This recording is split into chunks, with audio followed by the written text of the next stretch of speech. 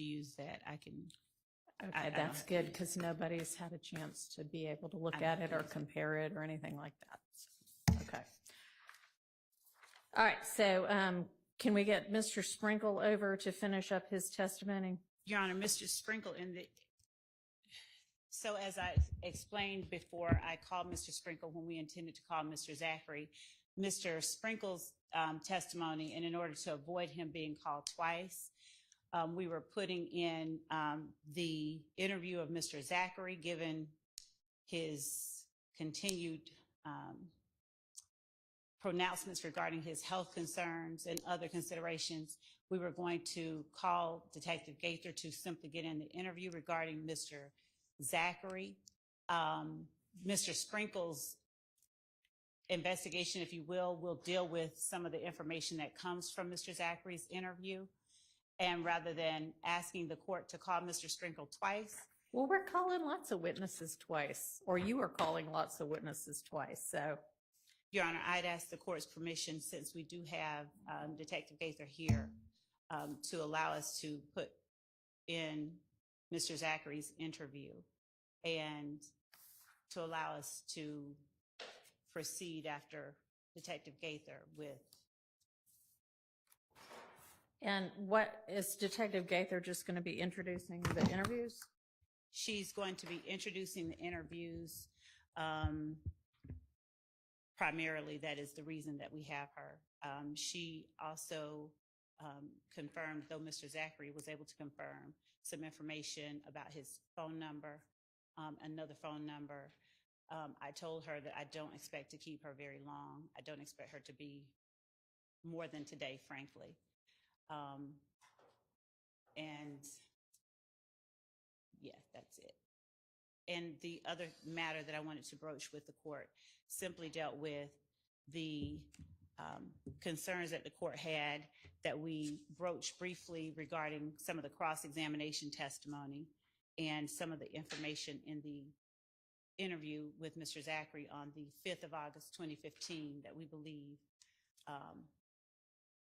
has addressed some of the concerns that the court had regarding. I'm sorry, but I don't know what you're talking about. So in my email to the court, I said that there were some matters that we would ask permission to address prior to playing the interview. Some of the portions of the interview that defense requested redacted, the court said that it needed sometimes foundational information before I went ahead and. Okay, and I think that Ms. Pressfield responded to everybody that we're not going to address that this morning before, and we know that the jury is going to be here and ready to go at 9, and I don't think there's going to be time to address all of that in the 5 minutes before the jury is here. Do you? Well, there is one that I think we can. It's the first one that we have listed. Okay, well, anyway, that is what I said we would address either at lunch or at the end of the day, correct? All right, and so for that reason as well, we're not really ready for Detective Gaither's testimony. So go ahead and call Mr. Sprinkle over and let's pick up with him, because we can't, if we need to do the whatever is or is not going to come in the interviews, and it's different from what we had already made determination about, and we left some things for determination. We have to figure that out during the lunch break. So, yes, Your Honor. Will the court permit me to step out and make that phone call? Yes, please. And also, Your Honor, so will the court be permitting me or allowing me to bring Mr. Sprinkle back after we get in the testimony? I mean, it seems to me like that's been kind of the way this case has gone. It's that people get called back 2 and 3 times. So sure, you can do that with him too. Excuse me. Okay.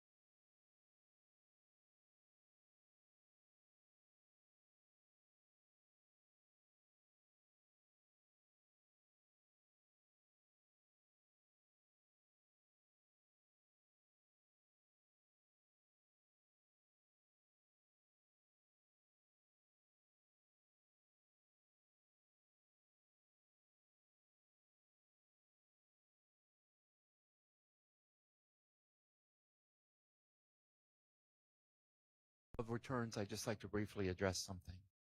Thank you.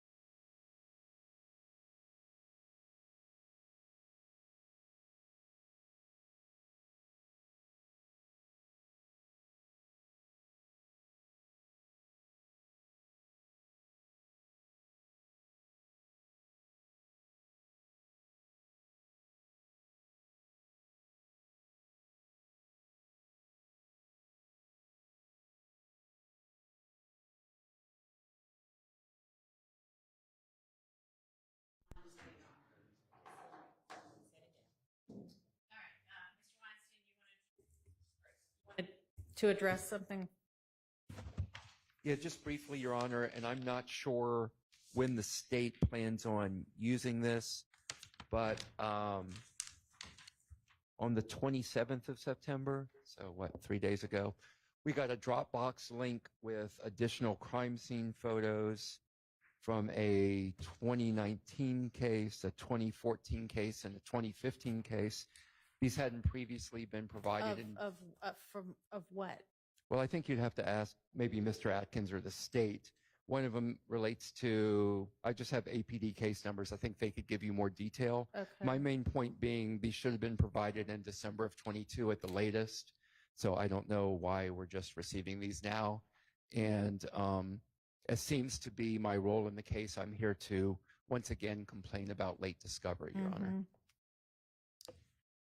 Ms. Love? Your Honor, I'd ask the court, since that is not something that will be broached this week at all, that the court allow us to address the matter when I have those files in front of me that Mr. Weinstein How is about you get referring those to. files at lunch? Seems to me like We we're can going to do have a that. lot to talk about over lunch.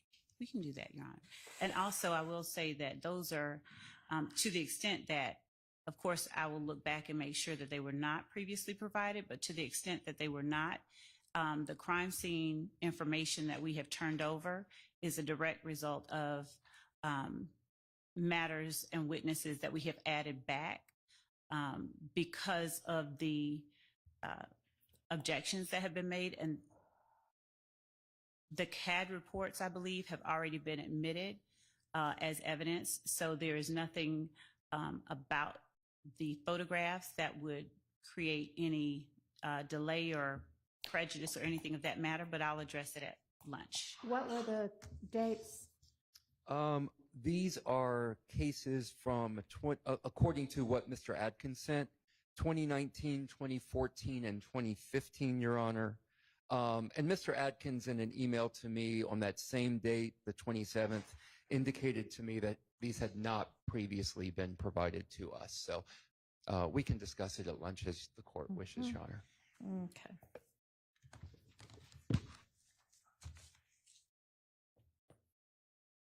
All right. Ms. Love, in your Sunday 6 p.m. email, you said that you were going to forward later in the evening to counsel and the court the portions of Mr. Zachary's interview that you were seeking reconsideration of based or because of, I guess, the way he testified. I'm not in receipt of that forward. Did you ever forward what the actual portions are? Your Honor, I think, no, I forwarded the transcript, the corrected transcript that I was seeking. But you didn't forward the portions that you had that either I had ruled out or you had agreed would be out? I did not forward those. There were, and yet that's what you expected everybody to argue this morning without even knowing what those were. Could you please forward those at your earliest convenience so that we will know by lunchtime what it is that we're talking about? absolutely. Excuse me, and I didn't receive the transcript last night. Well, she's agreed that she's not going to be using the transcript because nobody's had a chance to look at it. So Thank you, Your you Honor. don't need to worry about that. Thank you, Your Honor. But I don't know if somebody's going to be over here to assist you later in the morning, but as soon as somebody gets here, you need to get that taken care of, okay? Yes, Your Honor. All right, so is Mr. Sprinkle out there ready? He said that he needed 10 minutes from the time that I reached him. So Tell him, text him now and tell him he needs to get over here right now. he is, Your Honor. He is coming. He Text literally. him anyway and say the 10 minutes, he can't have any more time. He needs to stop what he's doing right now and come on. Because we have the jury waiting. Yes, Your Honor. And then while we wait, I guess you can go ahead and forward us those portions of the interview that you think need reconsideration, since we'll just be sitting here doing nothing otherwise. Yes, Your Honor. Thank you.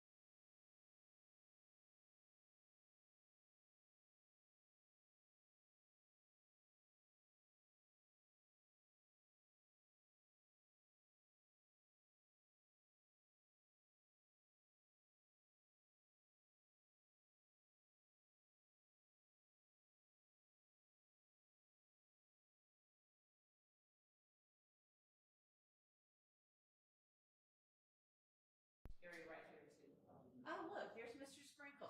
No, you may not. Let's get the jury in. Mr. Sprinkle, stand. Yes, Your Honor. Thank you.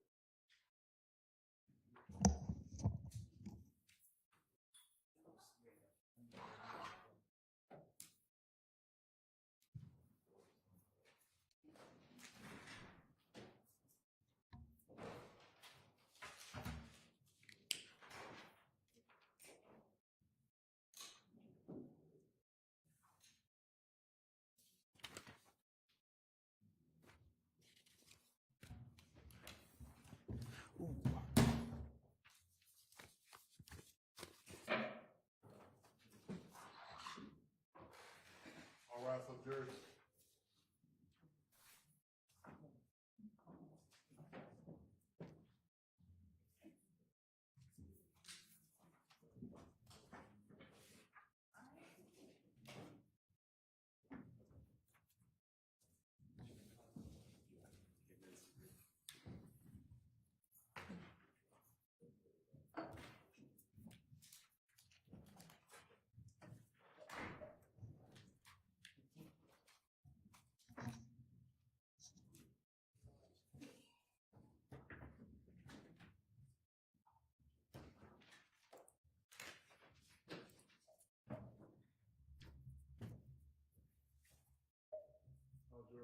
Thank you.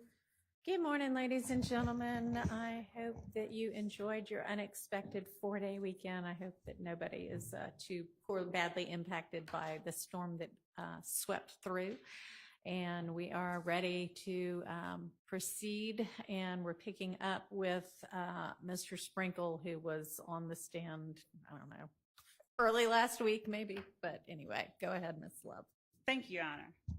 And good morning, DDA Sprinkle. How are you? Very well. How are you? I'm good, thank you.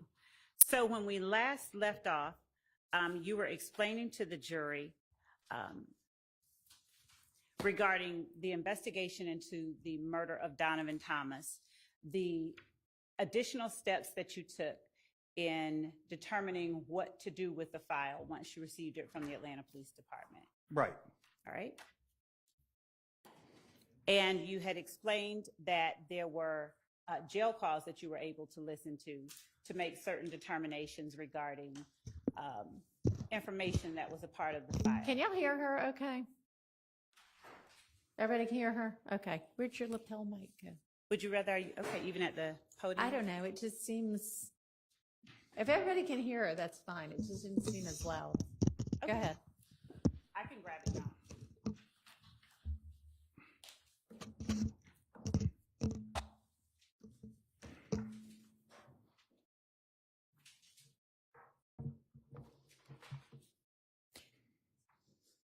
Maybe while he's answering, you can hook it up. I don't think I can do both of those. This is a difficult contraption. I'll talk into the microphone. Okay. All right. So, Mr. Sprinkle, with respect to Spencer Wright, or the person that Detective Thorpe spoke to before taking out the warrants, and the jail call that you listened to, Correct. Is my memory correct that you said that Detective Investigator David White was the person who then spoke with or went out and reached out to the person that Mr. Wright called from the Atlanta City Jail? That is correct. And the information that you received or that you were able to gain from that phone call made from the Atlanta City Jail, what impact did it have on your investigation into the murder of Donovan Thomas? It corroborated what I already believed, which was that Spencer Wright, who initially provided the name of Nicholas Robb. I'm going to object to that testimony. As to relevance, his belief is not relevant. Sustained. So as a result of the information that you got from that phone call, with respect to information that would assist you further in the investigation, what did you do after you listened to the phone call and had Detective White speak to Mr. Smalls? Well, I spoke with Detective White. Well, broadly, I just embarked on the investigation of the murder of Donovan Thomas, because at that point I was essentially I was certainly without sufficient evidence. Okay. I can no longer rely on that statement. All right. Now, at the time that you got the file, had Kenneth Copeland already been interviewed? He had been. All right. And when you reviewed that, those interviews of Kenneth Copeland, did you endeavor to speak with him anymore, or did you gain more information from the interviews themselves that assisted you in your investigation? Well, as the investigation, as the months went by, I did desire to speak with Kenneth Copeland, but that did not happen. He wasn't willing to speak with me. How many of his interviews did you have at your disposal? Well, I believe there were 3. There's one in particular from June of 2015. That was the 9-hour interview? That would be the 9-hour one, All yes. right. Did you set out to corroborate anything that you Objection, found? that's leading. I'm sorry. Sustained. Yeah, I didn't hear the objection, so that I can make Leading. sure. Oh, okay. With respect to the Kenneth Copeland interview, did you take it at face value, everything that you heard in the interviews, or did you do anything to decide how you would treat the information? Well, on listening to the interview and taking notes, I endeavored to corroborate as much of his statement as I could. Did that involve listening to other interviews and jail calls as well? Yes. Would you tell the jury what other interviews you listened to without talking about what was said in the interviews themselves? Sure. Well, there was the interview of Demiki and Garlington. There was an interview of Quindarius Zachary. And when I say there was an interview, I'm contemplating in my mind that there was only the one, but it is possible there were perhaps 2 or even 3 interviews, but I'm only recalling off the top. They may have all just run together as I listened to them. But as far as I know, there was at least one interview of everybody that I'm mentioning right now. Okay. And with respect to Quindarius Zachary, did you take part in a 2017 proffer of Quindarius Zachary or include that as a part of your file? I did, and it was recorded. I have it on a disc over here as well. All right.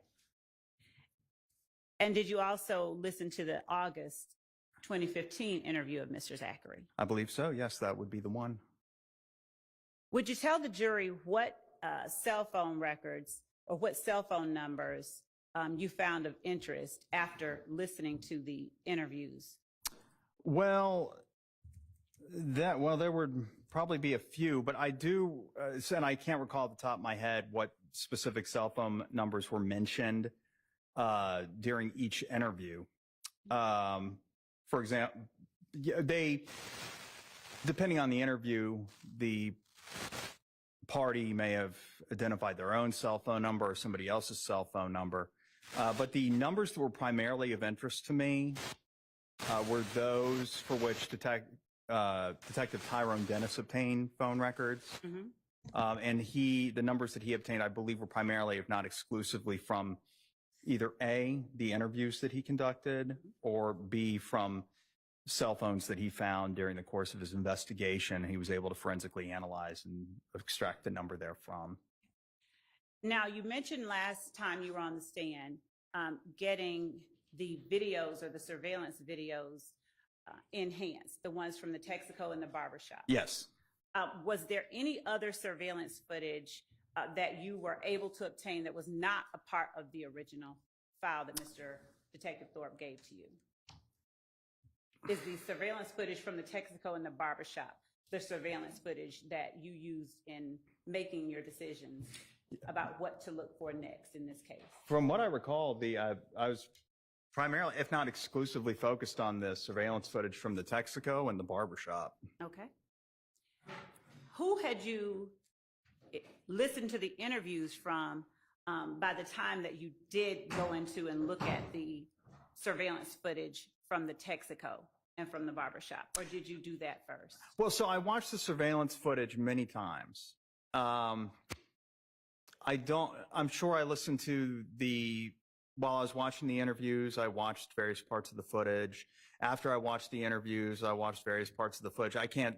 It wasn't as regimented as I had like a checklist where I watched the videos and then I watched the interviews, and I would keep revisiting things as I went through the case file. Other than looking for someone in a particular place like a park bench in the surveillance footage, what was it that the surveillance footage was able to give to you that you found of value in this investigation? Well, I'm going to object to the form of the question.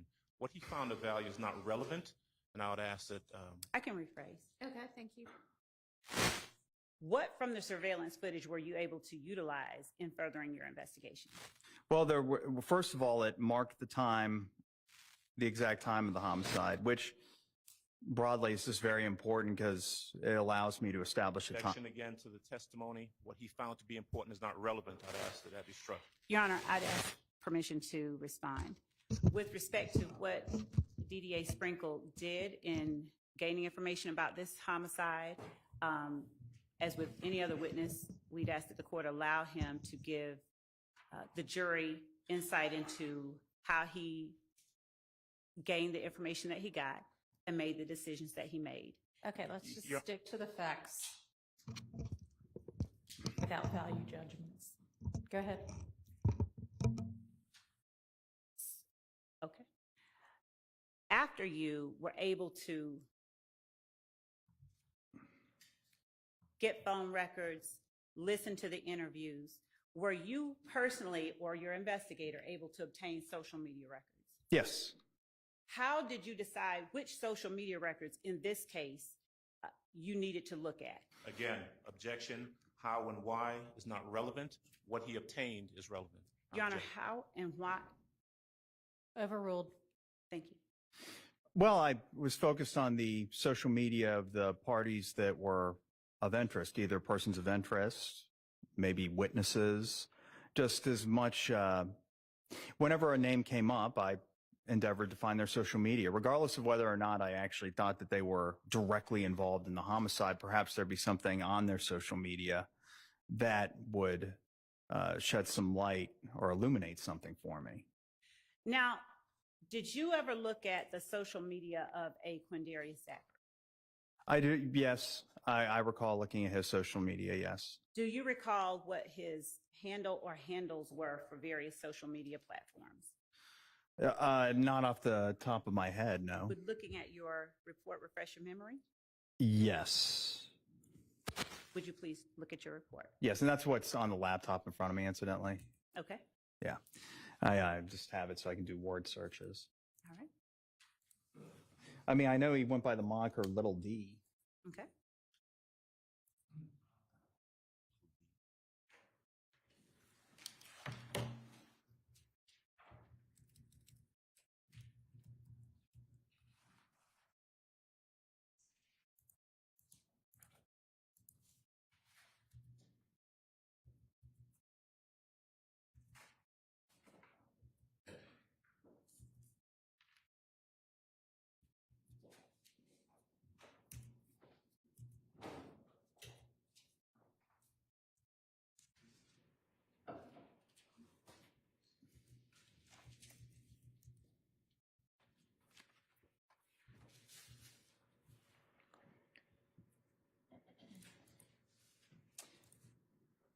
Yeah, I mean, unless you can point me to it, I don't know that I actually put like a screenshot or an image from Mr. Zachary's, any of his social media in my report. Okay. I'm going to show you what has been marked as State's Exhibit 360 Yankee.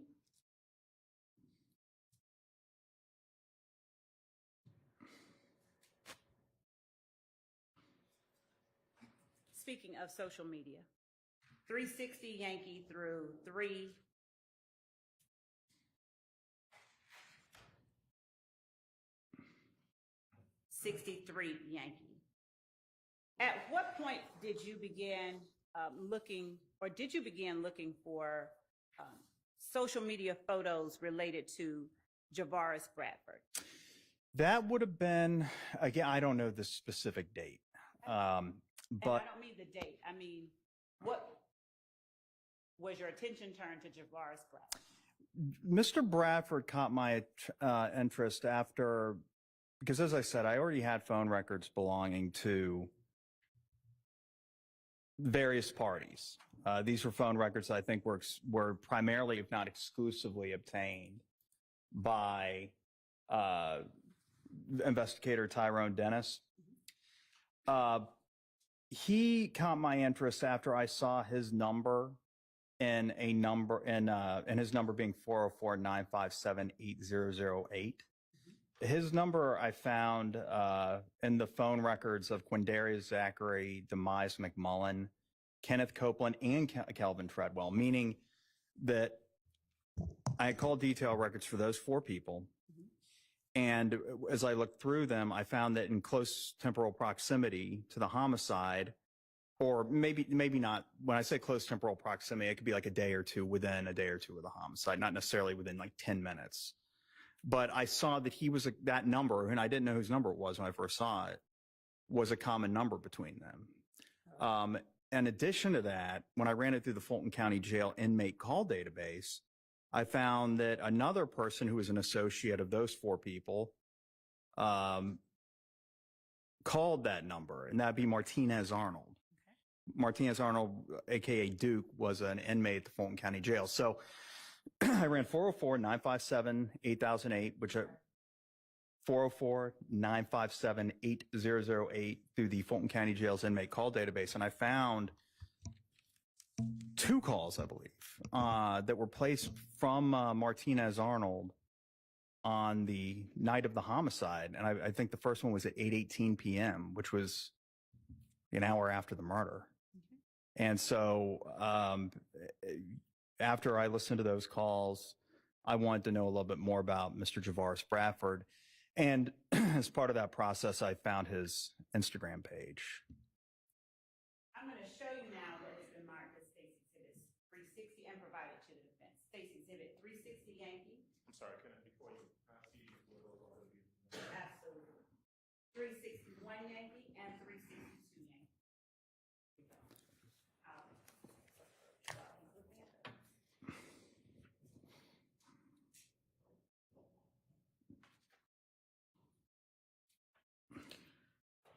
I feel like I asked y'all to share exhibits that you were going to use with witnesses prior to using them with the witnesses. Is that not happening?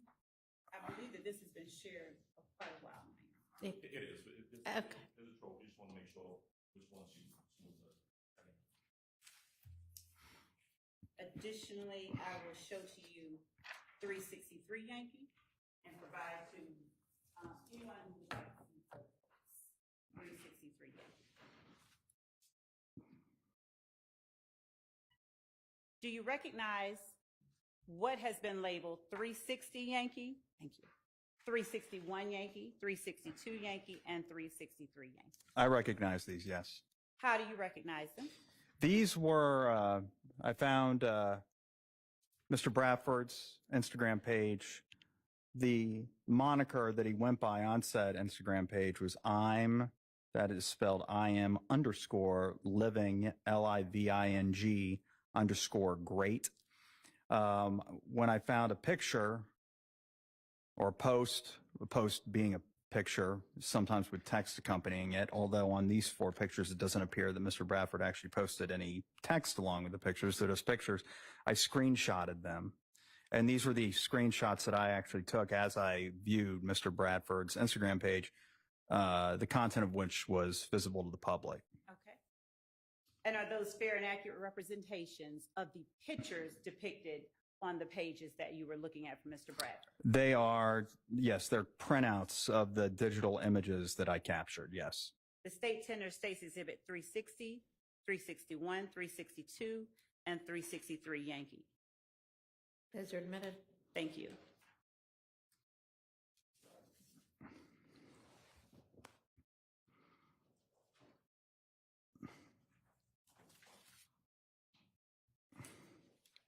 Now, looking at 360 Yankee, would you tell the jury what they're looking at in 360 Yankee and what relevance it had to what you did after you got these social media posts?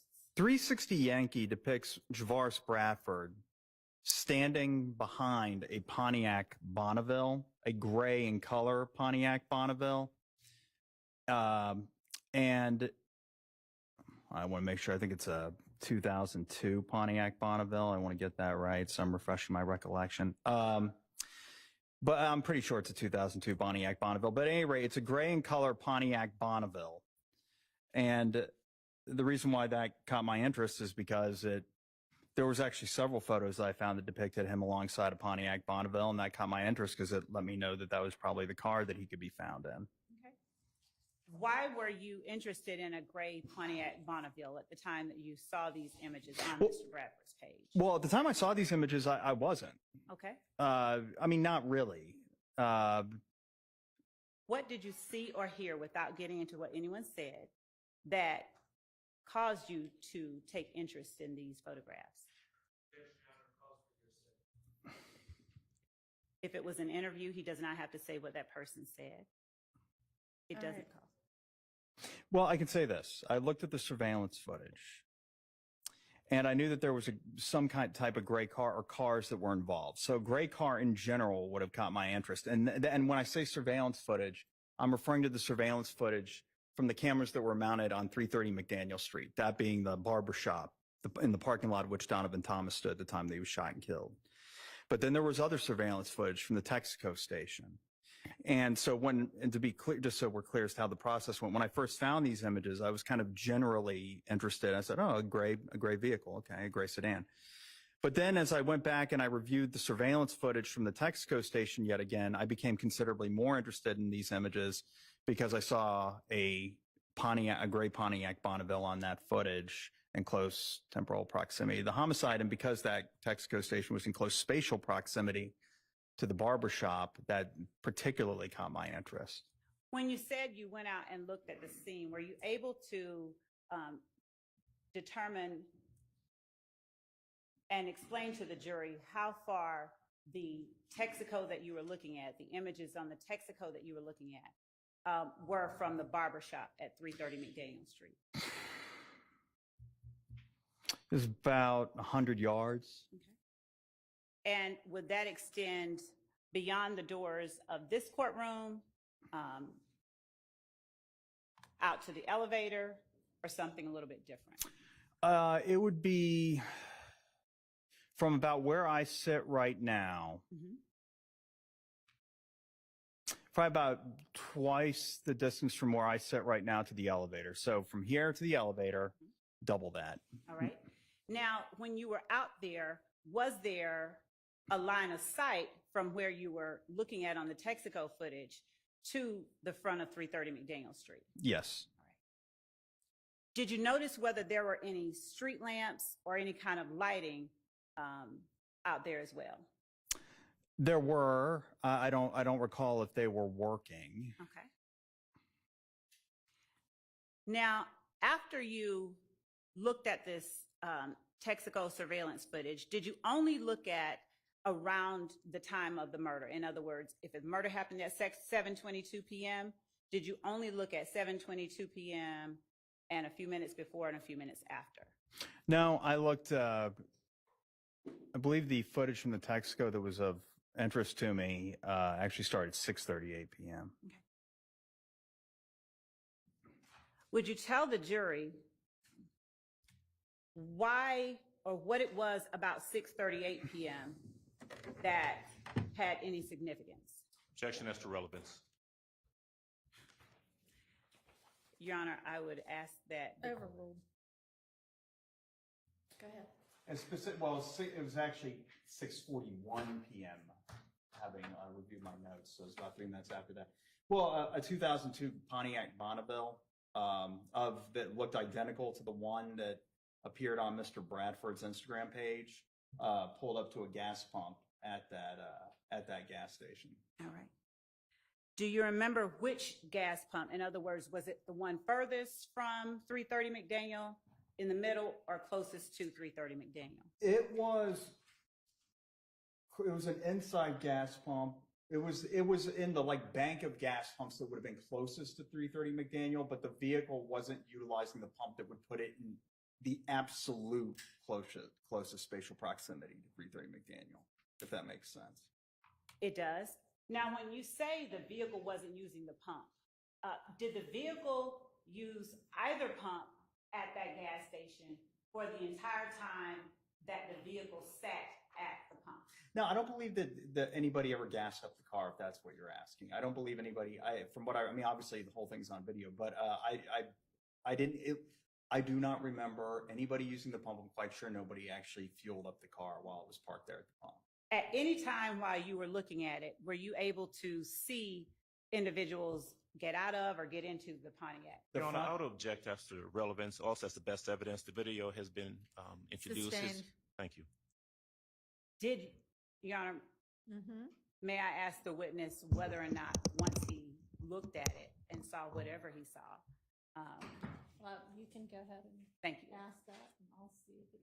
Did you recognize any persons that got, and not from knowing them personally, but did you recognize any persons getting into or out of that Pontiac? Objection as to relevance. The jury can make their own determination from the evidence that's already been admitted. Sustained. That you looked into further? Did you further look into anyone that you saw getting into or out of that Pontiac? Well, yes. Okay. Who, would you tell the jury about one person that you saw getting into and out of that Pontiac that I'm you going to looked object. further into? Same question.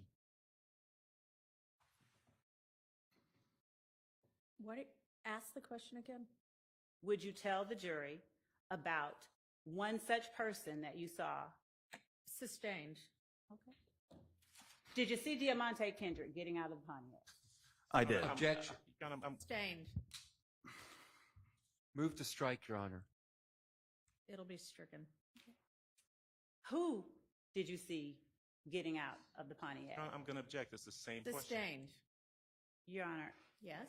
would the court allow me to either approach and explain or allow the state to get information we believe will be made valuable to the jury at a later I'm time? gonna In other object to words, that would the speaking court objection. please conditionally allow Approach. us?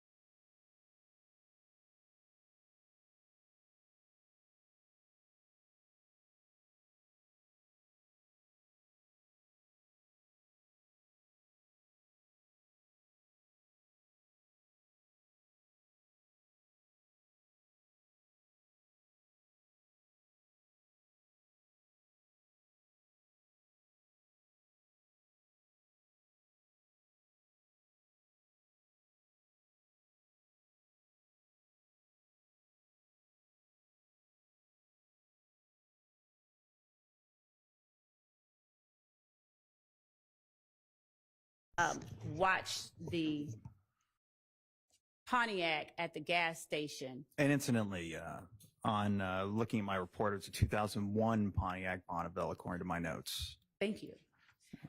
After you saw that 2001 Pontiac Bonneville at the gas pump, did you see, can you tell the jury who it was you believed that you saw getting into and out of the vehicle based on the information you had at the time?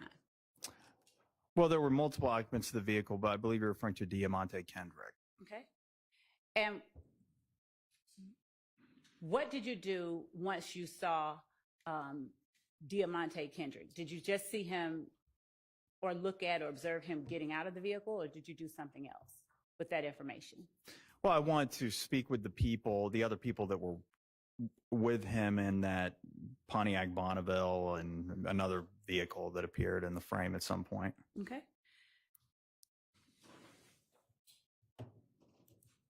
Now, when you say the people that were with him, were you ever able to make a decision about who you believed the people were that were with him in the Bonneville? I eventually determined who they were, and I spoke with them. Okay.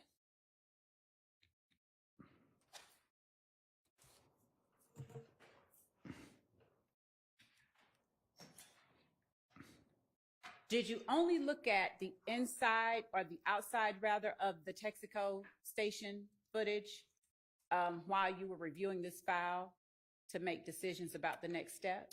No, there was footage from the interior as well, the convenience store that was adjacent to the gas pumps. Mm-hmm. I looked at that too.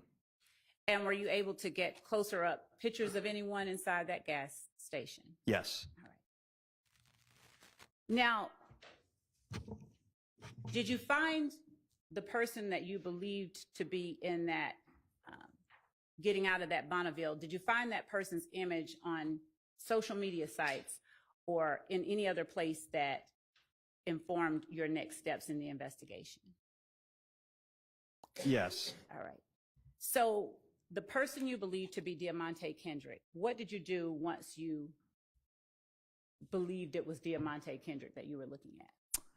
Well, I continued to watch the video, obviously, but I also, as I stated, endeavored to identify the other people. I mean, as you could probably determine by now, I thought there was an excellent chance that Javaris Bradford was also in the Bonneville. Objection to his opinion. All right. Overruled. Okay. And with respect to Javaris Bradford and Diamante Kendrick, was there anything about their actions while they were at Objection that to gas leading pump? question. Overruled. Was there anything about their actions while they were at that gas pump? Specifically, you mentioned another vehicle. Well, there were a couple of vehicles. They were parked at that gas pump for a good long while, for over 30 minutes.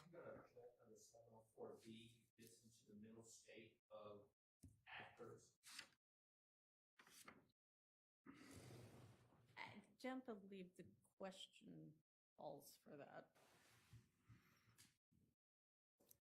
So Go ahead. is it, oh, okay. You may continue.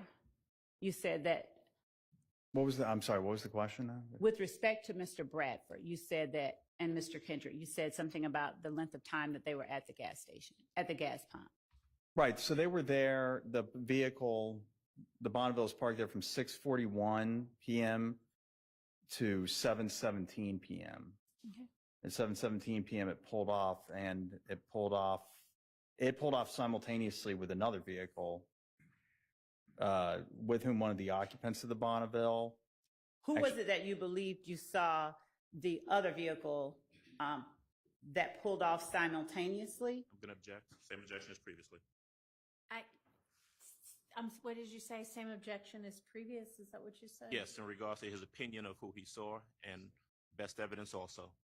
Your Honor, my question is, I hadn't finished it, but my question was, with respect to the vehicle that he saw driving off simultaneously, what informed the next step in his investigation in terms of what? You may ask that question.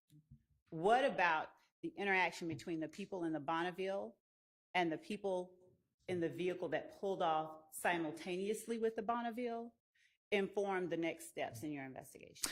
Well, one of the occupants of the Bonneville ran up to the other vehicle and had a conversation for about 30 seconds with the driver.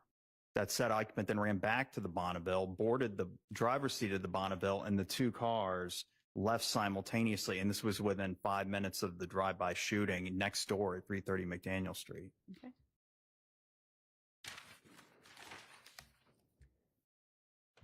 Did you do anything to determine what vehicle it was that drove off simultaneously with the Bonneville you believe to be occupied by Diamante Kendrick? Yes, I just looked at the video. It was clear enough. I could tell what kind of vehicle it was. All right. Did you do anything to obtain any records, registration, or anything else as it related to the vehicle that pulled off simultaneously with the Bonneville that you believe Mr. Diamante Kendrick occupied? Yes, I sent a subpoena to various rental car companies to include Hertz. All right.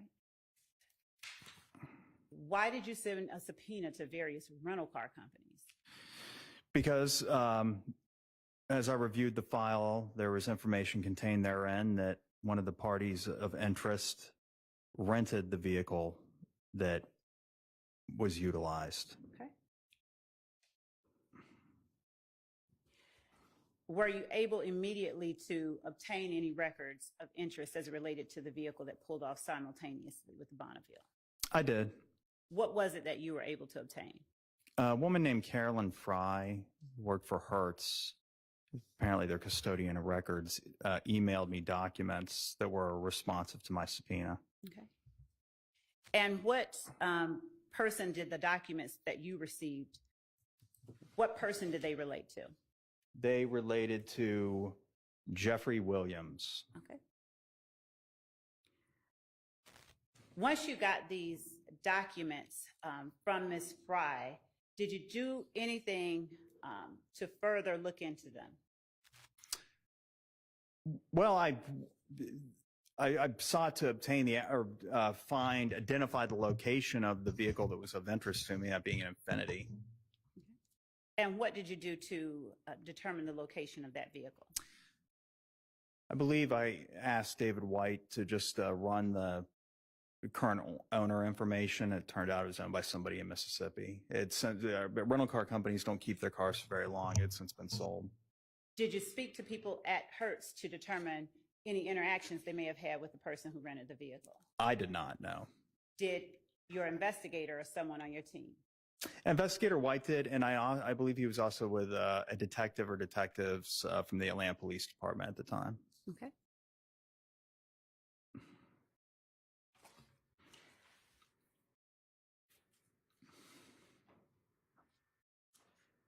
Once you got information about the vehicle that pulled off simultaneously, would you tell the jury if any other vehicle furthered your investigation into this matter? Well, there was, in addition to the vehicle, that Infiniti from Hertz, there was a 2009 Volkswagen CC that also pulled up near the 2001 Pontiac Bonneville, and a occupant of that vehicle exited the Volkswagen CC and boarded the Bonneville. So I was eventually able to determine who the two people in the Volkswagen CC were as You well. believe them to be? Go ahead. Well, yes, who I believe them to be, yes. And were you able to in any way confirm their identities? Yes, because I talked to them. Okay.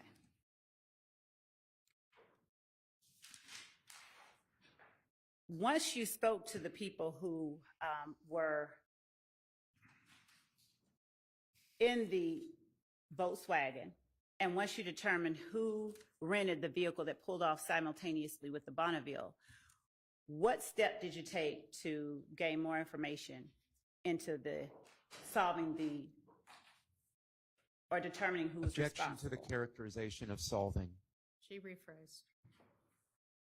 You may answer. Well, I tracked down those people that I at first believed to be on the footage, and then I interviewed them. Okay. Now, on scene at that gas station, did you ever see anyone that you believed to be Kenneth Copeland? No. Okay. And did you ever see, as it relates to either of those vehicles in that footage, anyone that you believe to be Kenneth Copeland? No, I did not see anybody that I believe to be Kenneth Copeland.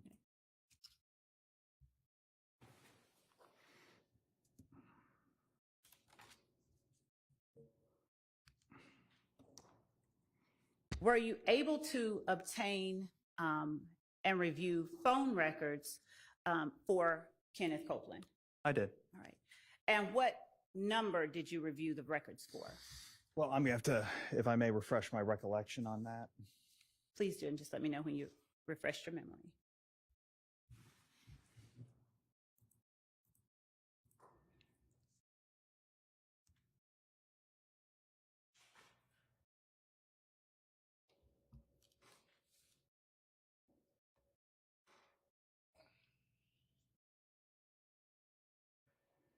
There we go. 678-278-5991. Did you obtain phone records for anyone related to Kenneth Copeland in order to assist in your investigation? And I'll be specific. Did you ever obtain any information regarding either a Deshaun Quarterman or a Rontrez Brock? Probably. I probably subpoenaed subscriber. I definitely know those names. And I definitely remember identifying their phone numbers. Okay. And if there's records in the file, then that means I sent a subpoena. I don't believe I got search warrants for those numbers. I don't think I had probable cause, but I was at least able to obtain, subscriber information and call detail reports. Now, did you speak with anyone or did you learn of anyone by the name of Sammy Davis during your time looking into this case? I did. Now, was that person already named in the file that you received from Detective Thorpe? No. How was it that you learned of the name Sammy Davis in this investigation? So I believe it was on September 26, 2016. I met with Mr. Donovan Thomas's mother. With that, go ahead. And You can go ahead. and she mentioned that I'm going to object to it. I'm sorry, go ahead. Sustained. Did you get information from Donovan Thomas's mother that led you to Mr. Davis? yes. After speaking with Donovan Thomas's mother, did you see anything on the news media or television that was of interest to you? There was some news footage. Hearsay. Avoid hearsay in your response, please. I don't know if he's going to say it that way or not. Go ahead. You can go ahead and answer without saying Yes. what anyone said. What did you see? Did you see footage of people being interviewed after the murder of Donovan Thomas? Yes. All right.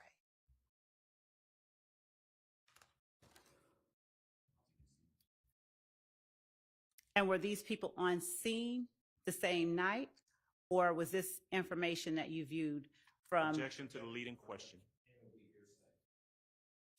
Sustained. What time in relation to the murder were these people being interviewed? By time, I do mean date-wise. Was it months after, close in time, temporally? As far as I know, after the murder that night. That same night? Yes. Okay.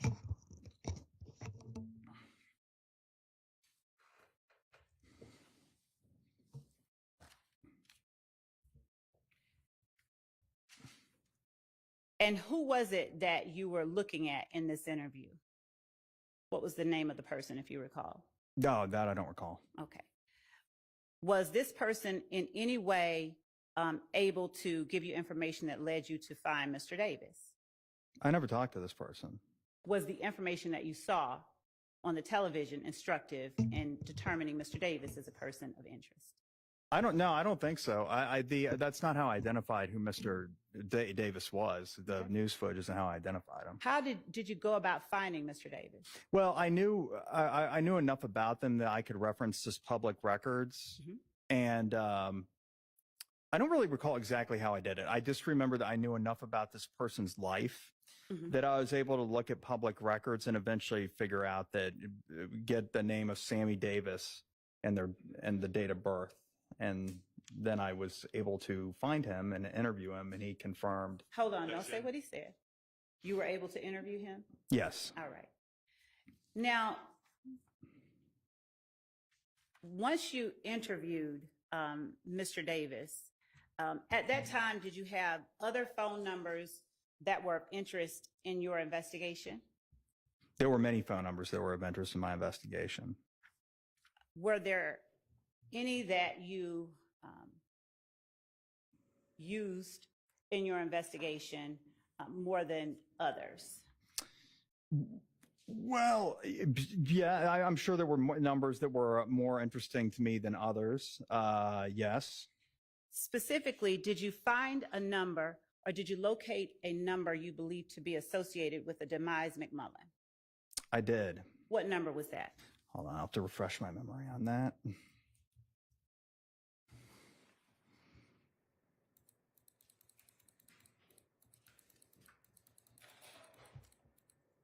we go. That number was 470. Your Honor, I'm actually going to object to that testimony. Any information that he received from hearsay would be inadmissible. I'd object to it. From what would be? Hearsay. Your Honor, Sustained. I'm actually asking not whether it was. I asked him whether or not he found a number that he believed to be associated with this person. That would be hearsay, Your Honor. It's not talking about what anyone else said. He hasn't even gotten into other things that he did to To the extent look that into that number. To the extent that he received that information from someone else, and to the extent that it's being offered for the truth of the matter asserted, specifically that that number belongs to a certain person, that would be hearsay. It is big, Sustained.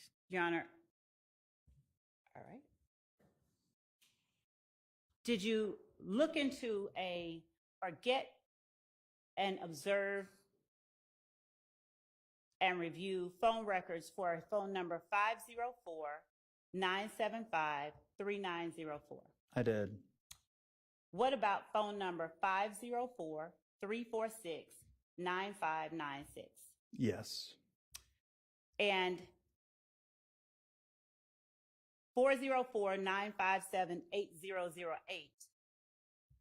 that you talked about previously, was that another number that assisted more than others in this investigation? It did. All right. Did you look at and review records for 678-542-3145? Oh, yes. And what about 470-262-2643? Yes. Now, were you able to review any other case files to get information that aided you in the investigation of the Donovan Thomas murder? In other words, were there other incidents that you looked into obtaining information from? Yes. What incidents were those? There were several. And confrontation clause. I don't know whether that's going to be the case or not. I'm not asking for anything that anyone said. I'm asking about other incidents that he reviewed. I know what you're asking. I don't know how it's going to be answered. We need to avoid any confrontation clause violations or hearsay, but can't rule on that without.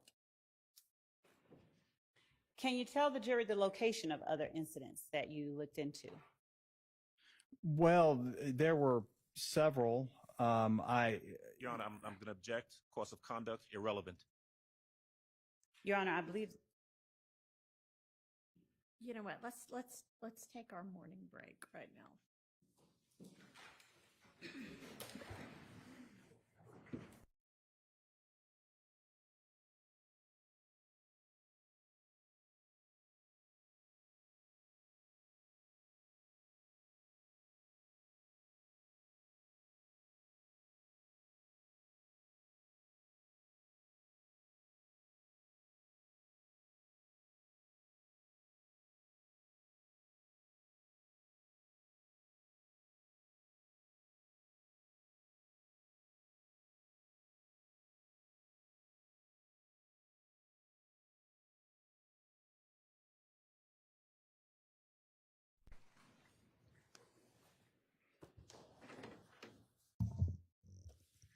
Mr. Sprinkle, can you step out?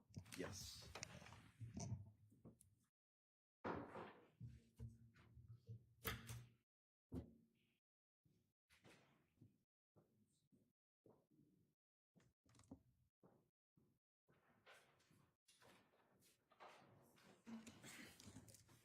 So I'm unclear where you're trying to go with this, which is why I'm not sure if those are valid objections or not.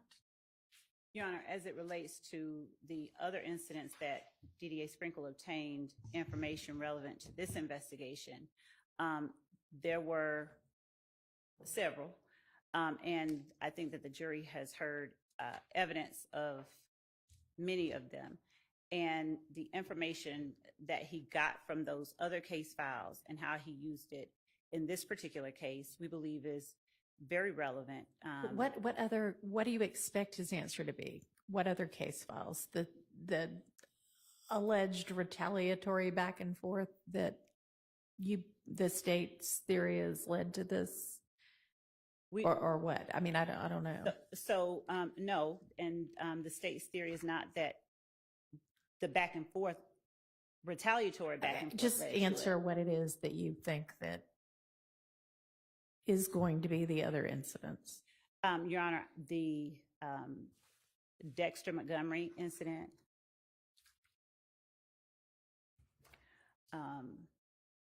the Adele Drive incident,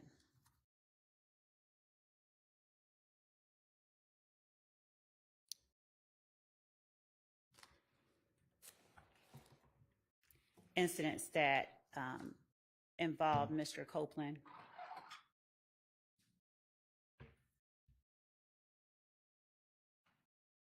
And the information that he was able to obtain and how he used that information. All right. And what are the objections? All right. So the objection is relevance. The objection is that it explains his course of conduct, which is not necessary and not relevant. I think the predecessor court heard at length the information about Dexter Montgomery. Several witnesses were called, detectives, investigators, witnesses from the prison system. And so the jury has heard that evidence before. Mm-hmm. They have heard the evidence about the Adele Drive shooting, both from officers who have come before the court and testified about it, as well as individuals who were there at the location. They have heard from Mr. Copeland for a long time, and both videos of him, detectives testifying about him previously, officers testifying about him previously. All of this information has been put in front of this jury previously. There's no relevance to Mr. Sprinkle at this point saying, again, regurgitating all of those and saying why they were important to him or important to the investigation. What importance they have, ultimately, they can argue in closing, but the jury's already this is already before the jury. And so if I did not say that this evidence would be cumulative, I'll add that as well. But for the most part, it is irrelevant, and his course of conduct and why he found it to be important is not relevant to this jury. Your Honor, may I respond? Go ahead. To the extent that what DDA Sprinkle did and why he did it is irrelevant, we would ask that the court not allow the inquiry into why any other witness, officer, investigator did what they did as well. We believe that it allows the jury to assess what happened during this case, assess the motives, the reasons why steps were taken, and to rebut the inference that the defendants are attempting to cause the jury to draw, that somehow or another anyone in this particular case was targeted. All right, I'm overruling the relevance objection and the cumulative objection, so he can say, I also looked at XYZ file and then move on from there. And Mr. Sharp, what was your... I was a little slow on the trigger, but I was also hoping to object to hearsay, and this is my concern. Ms. Love just said, I just want to ask about information he obtained about these other cases. And from my understanding of Mr. Sprinkle's report, he didn't firsthand work or make observations of anything. My understanding is he read police reports or perhaps, like in the case of Quindarius Zachary, he was in the proffer session, but all that is hearsay. He utilized information. Okay, so you need to be careful about how you ask the question. So if the question is, he already said I looked at other files, so what were those files? And then what did you do? Not what did you glean from those files or why did you care, but just the next step, okay? Yes, Your All Honor. right, anybody, let's take our restroom break for the day, for the morning. Won't make it be the only one of the day, and come back here and get the jury back.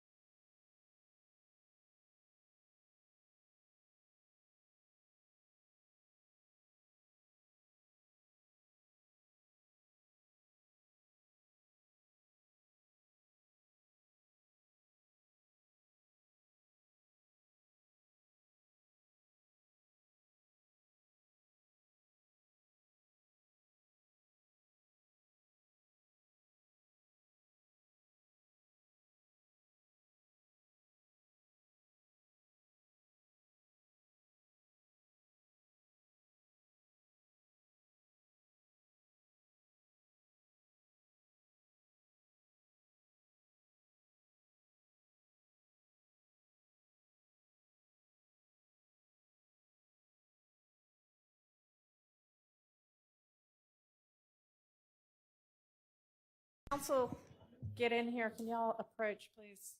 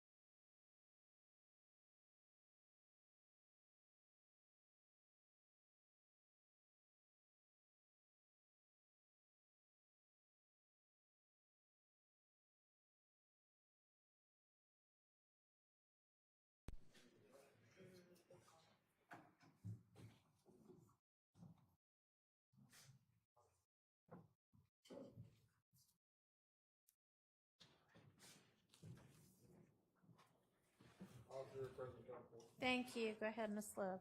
Thank you, Your Honor.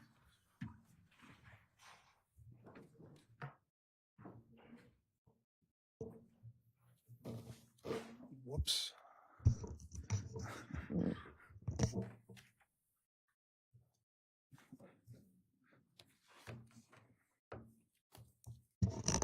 Mr. Sprinkle, we talked earlier about the numbers that you obtained records for and that you reviewed records for during the course of your investigation. Can you tell the jury whether you were able to find the number 404-621-4090 of any interest to you? 404-621-4090. Yes. Let's see. Yes. And did you compare that number, 401-621, 404. I'm sorry, 404-621-4090 to any other numbers? Did you do an analysis of that number in communication with any other number? Well, I did. I saw that number in the cell phone records for Kenneth Copeland. All right. Now, did you look at the time or whether that number communicated with the number that you had for Kenneth Copeland, 678-278-5991? Yes, I did. And would you tell the jury what time frames you saw that number communicating with 678-278-5991 that aided in your investigation? Well, so it's 6:58 p.m. on the night of the murder, that being January 10th, 2015. That number 678-278-5991, the same being the number for Kenneth Copeland, that number called 404-621-4090. And what times around the relevant time frame that you were looking at regarding the murder of Donovan Thomas, what times did that number communicate with the number for Kenneth Copeland?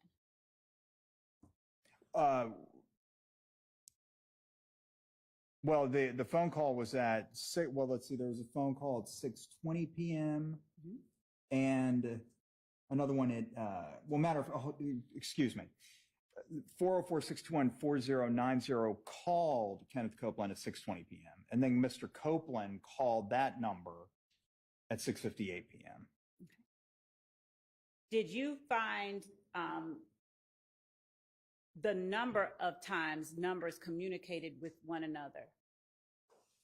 You mean like the frequency, looking at toll records and how many times a certain number was in communication with the number that is the subject of the toll records? Yes. Did you look at that? So a common call analysis, I'm sure I did. I generally do that in order to glean some sort of insight as to the identity. It's particularly useful when you don't know the identity of the person utilizing a certain number. If, for example, you have a number and you see that there's one number in particular with whom they communicate, the holder of the number communicates the most, you may be able to glean some insight as to who that number belongs to. And did you determine whether there was communication between 470-217-6080 and 504-975-3904 or 504-346-9596? So the phone number 470-217-6080, I believe you're referring to Demise McMullen's number. So without getting into who you believe the number belonged to, would you just answer the question regarding whether or not you saw any communication between that number and the 2 504 numbers that I just mentioned around the time of the murder?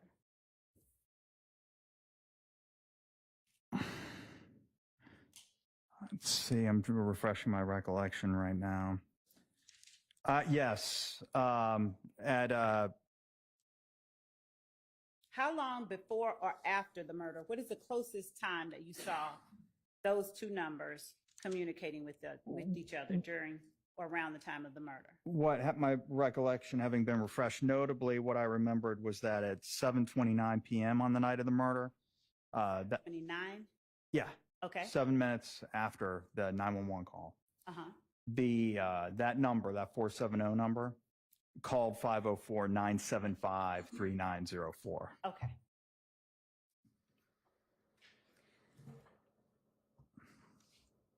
Do you look at any other records in comparison with one another to aid in your investigation? Yes, there were numerous phone records that I inspected during my investigation. What records did you compare or look at in relation to one another that aided in this investigation, if you would give the numbers? Well, let's see here.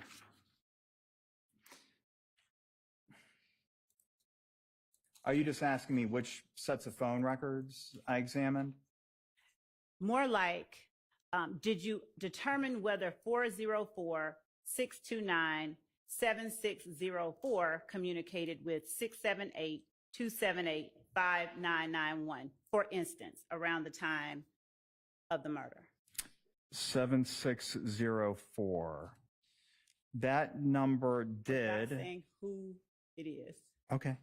That number, the 404-629-7604, called 678-278-5991 at 6:27 p.m. on the night of the murder, that being January 10th, 2015. And did those two numbers, did that 7604 number show up with any high or low degree of frequency in the 5991 records? Yeah, from what I recall, it did. That was somebody I believed was a close associate of the holder of the 5991 record. Say that again. I believe that number you cited, the one that ends in 7604, is a close associate of the, or at least I believed to be a close associate. Objection to his belief. Did you look at it as if it were, did you analyze that number as if it were a close associate? Yes.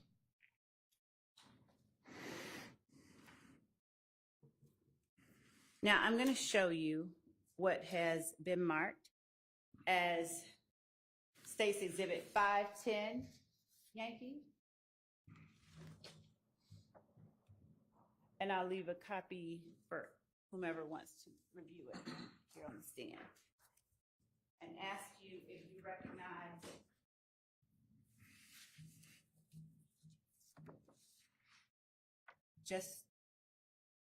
do you recognize the picture and the date? I do. Okay. Did you obtain that particular picture and posting during the course of your investigation into the murder of Donovan Thomas? Yes. Okay. Is that a fair and accurate depiction of the photograph, date, and caption that you observed? Yes. The state tenders State's Exhibit 510 Yankee as evidence. Submitted. Yes.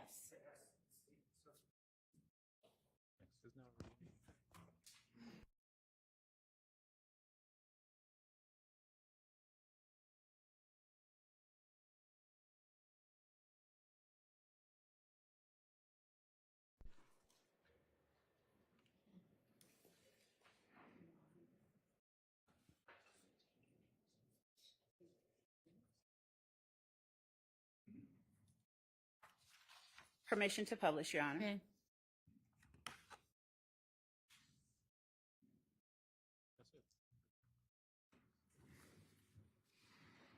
Looking at State's Exhibit 510 Yankee on the screen, whose social media account did you observe this photograph, caption, and date to be on? Shannon Jackson, who also is known as Shannon Stillwell. All right. And what is the handle or social media handle of this account? OG_Bool, spelled BOOL. And are you able to tell the jury, if we can zoom in a little bit so that it can be seen a little bit, the date and time of this posting? January 10th, 2015 at 9:58 p.m. And what is the caption? Overlooking the city with a lot on my mind, followed by a series of, and when I say series, I mean 4 emojis that depict faces. Now, at the time that you saw this, did you know where it was that this picture was taken from? It's like the inside of the Sky House That would be condominium. based upon hearsay, Your Honor. I would object. Sustained.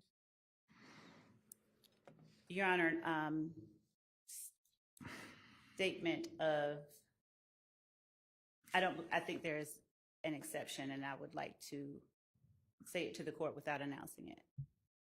Come up.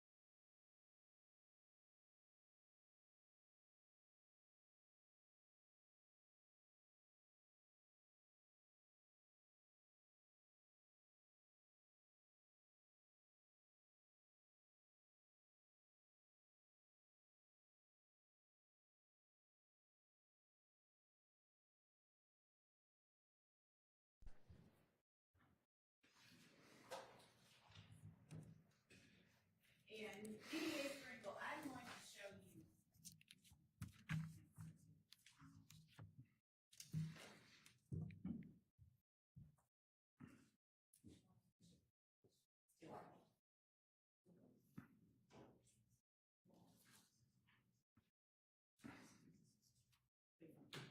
I'm going to show you.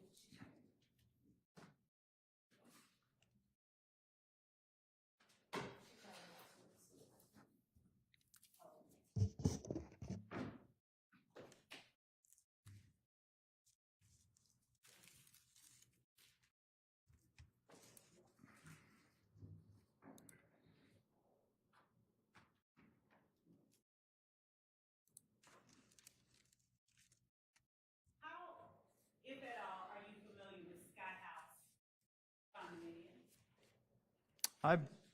I've been there before. And based on what you know about Sky House condominium, are you able to tell the jury with respect to 510 why, where it appears that that photograph was taken? Your Honor, I'm going to object and ask for some additional clarification. Knowing where a location is versus where a window is, the two different things. I'd ask for further clarification. Again, I don't know what he's going to say. He says he's been there. Can you develop that further before he testifies as to the question, like develop that he has the foundation to testify to that? Yes. And I'm showing you what has already been admitted as Defense Stillwell Exhibit 4-4. Would you look at Defense Stillwell Exhibit 4-4? Okay. Is the photograph in Defense Stillwell Exhibit 4-4 the same photograph that is in State's Exhibit 510 Yankee? It is. Is there a date on Defense Stillwell Exhibit 4-4? Yes, it appears that there would have been, but, and I can tell because there's a little pop-out bubble that indicates that there was, but anyway, there wasn't enough toner in the printer. The jury. Sustained. So, DA Sprinkle, when you pull social media records and you look at the actual records, is there anything about the record that will show you the date that a posting was made? Yes, so this Defense Exhibit 44 that you just handed me, so if you go to Instagram and you mouse over the information in a post that displays how old the post is, in this case, It does what? for example, on Defense 44, it says 109W, with W standing for weeks. If you're actually at a computer and you stick your mouse cursor, position it over 109, a date will pop up. There will actually be the date when it was posted. Here I see a box immediately below 109W, except the box has nothing in it. Okay. So that looks to me like that would, if you were to screenshot it, take a picture of your screen digitally, while you're mousing over that, and I know this because I've done it many, many times, then you should see the date of the post. I know that because that's how I capture posts on Instagram. Here, I don't see that. I don't know if there wasn't enough toner in the printer or what's going on. But I'm going to object. That's a speculation then. About the toner in the printer? There's no foundation for him he's certainly not an expert on mousing over a date. I would object that there's no foundation and that it causes speculation. Do you want to, sustained at this point? Is that a picture? Well, Your Honor, I have an objection as well. Seeing as now a foundation's been laid, I'd ask the court to instruct the jury as to why that box is blank. Overruled. And, Your Honor, if I may ask for assistance from Mr. Kokomo, to display Defense Stillwell. You'll come up here for a minute.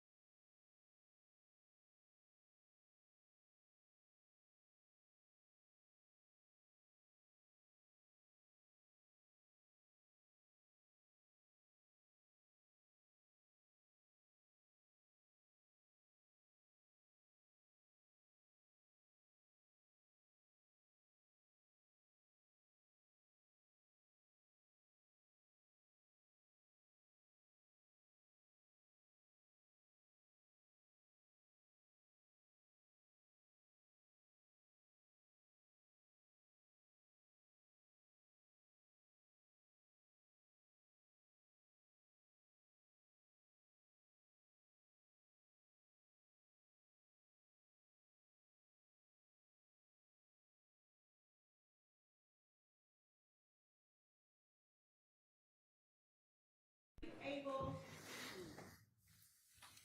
to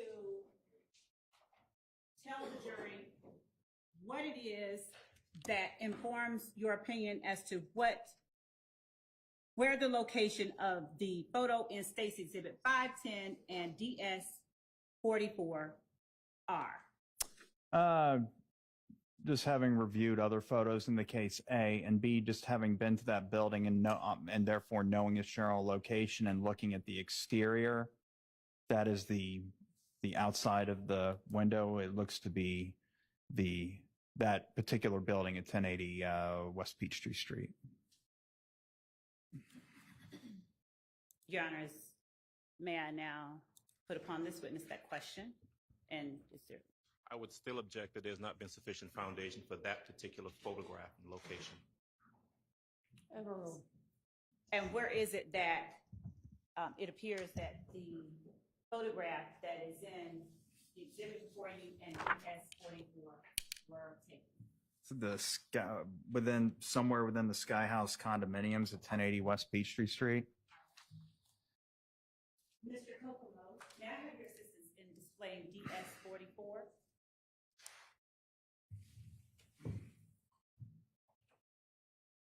Now, DA Sprinkle, will you please tell the jury whether these two photographs, 510 Yankee from State's Exhibit 510 Yankee and Defense Stillwell 44 are captured from the same social media site?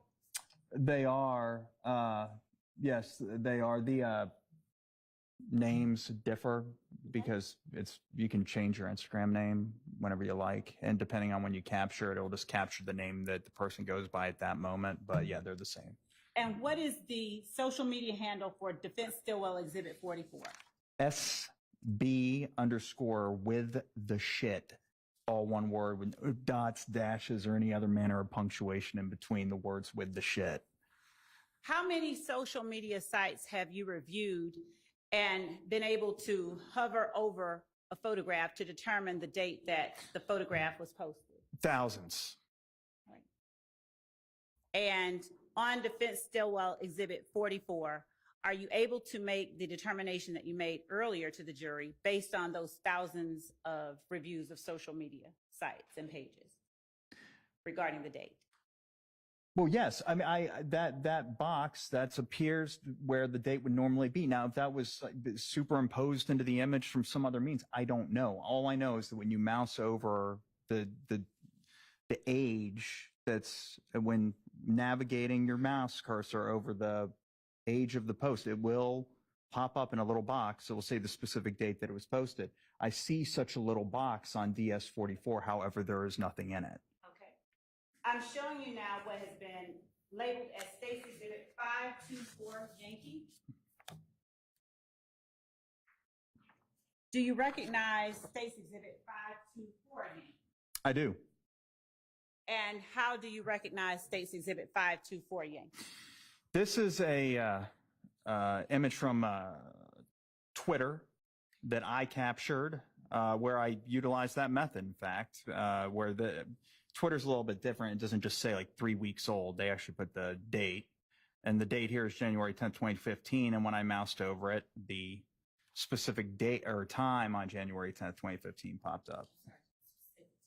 Specific time on January 10th, 2015 popped up. Your Honor, the state tender State's Exhibit 524 Yankee as evidence. Can I see that? That's admitted. Thank you. Now, before we publish State's Exhibit 524 Yankee, would you tell the jury who it is that is depicted in 510 Yankee and Defense Stillwell 44? That's Shannon Stillwell, aka Shannon Jackson. Okay. So go ahead and publish 524 Yankee.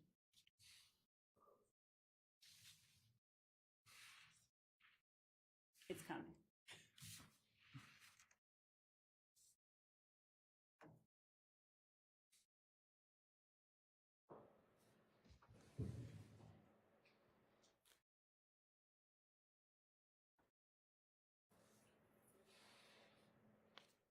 And while we are publishing that, would you tell the jury who is depicted in State's Exhibit 524 Yankee?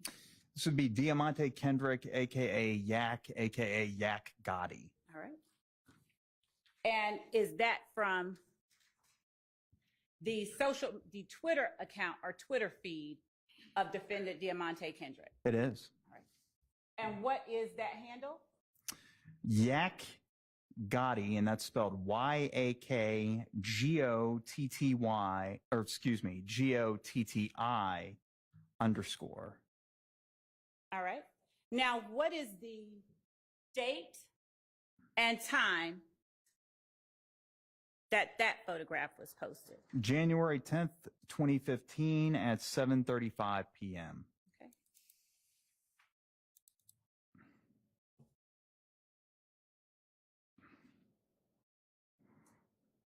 All right. And is there a caption to this photograph that is depicted in 524 Yankee? If I see that real quick. There is. Y'all ends know me, Santana voice. Hashtag maniac back. All one word, spelled MANIACBACK with no punctuation in between the maniac and the back.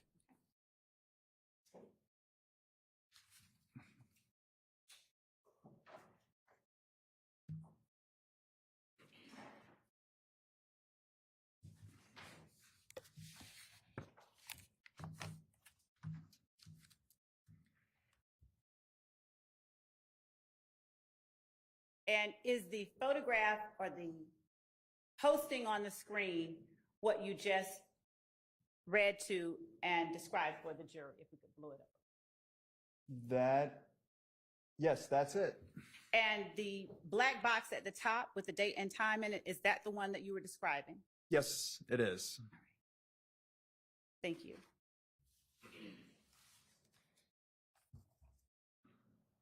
Were you also able to get the Twitter feed for a Quindarius Zachary? I did. I found that as well. All right.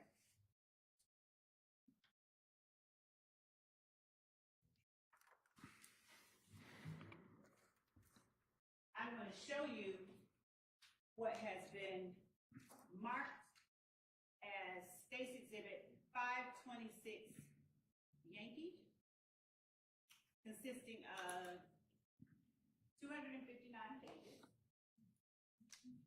And I'll ask you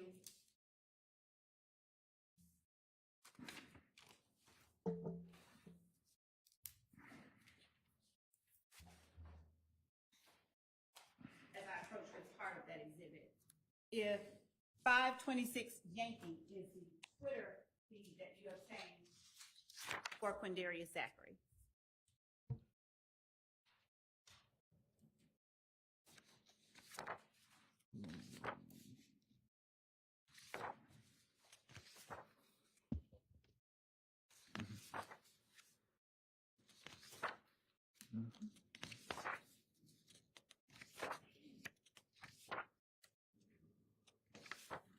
Here's the one. If you could just look at it and compare it with what you have. All right.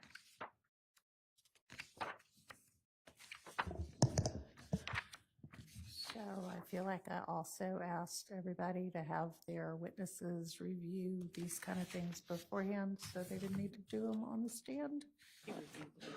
Okay, so if you previously reviewed this for your testimony, you don't need to do it again now. Does Okay. 526 Yankee appear to be the Twitter feed that you captured for Quindarius Zachary? Yes, that I saved. Yes, it is. All right. And is that a fair and accurate reflection of the Twitter feed that you captured and saved for Quindarius Zachary? It is. State tenders 526 Yankee. Is We that would correct? object on a variety of grounds. Number one, that it is hearsay. Number two, that it violates the confrontation clause. And number three, that there's been no authentication that these are legitimate Twitter records. Okay, well, There's- that's not anything that we can sort out in this instant. If the court will allow me, I have a Why response. don't we move on to something else for a little while, and we'll deal with that over lunch as well. Yes, Your Honor. Would the court allow me to No, we'll deal with it Okay. over lunch. will do, Your Honor. Thank you. So DDA Sprinkle, when you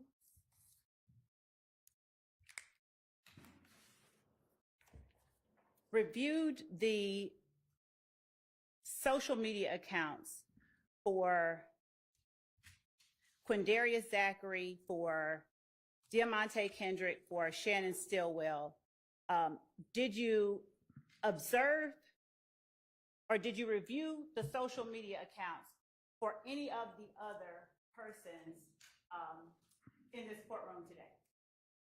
Yes. Whose? I believe, And if you need to refresh your recollection, please do so. okay, I believe Jeffrey Williams, Okay? I looked at his.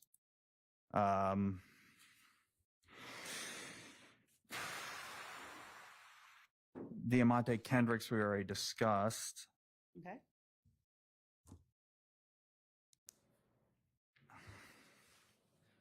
Shannon Stillwell, or Shannon Jackson. Okay. That's all I can remember for right now. Have you reviewed the social media account for Rodelius Ryan for any reason at all? Yeah, I believe I did. It wasn't with regard to this investigation. no. It wasn't in regards to the Donovan Thomas investigation? No. Okay. Now, what information did you use from the social media accounts you just described to the jury that aided in your investigation?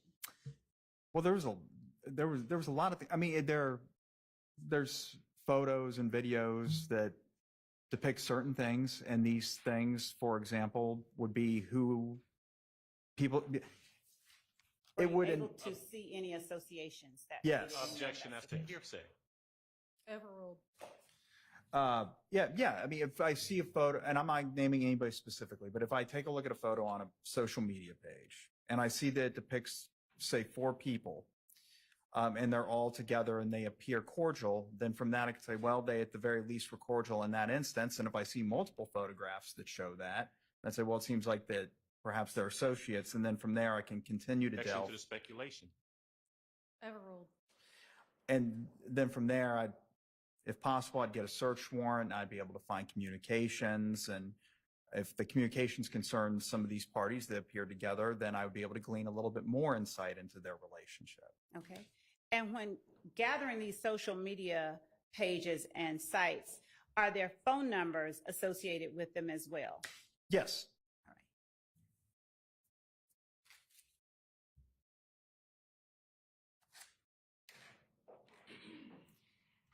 Did you look at any particular locations of interest as it related to those phone numbers that you gathered during your investigation?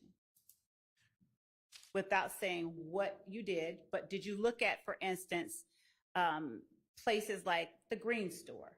I did. All right. And did you look at, for instance, places Objection like to the leading question. Sustained. Did you look at residents?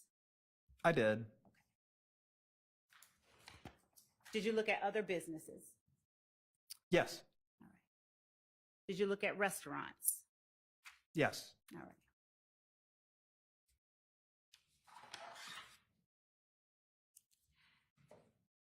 Now, when you said that you have been to Sky House condominiums before, do you have to do anything to get inside? I believe there was some. I believe there was some sort of controlled access. To get inside. I don't remember. I think it was Investigator Marissa Viverito. I'm going to show you, we're looking at a portion, page 153 of a report that you did. Refresh your recollection. Sure.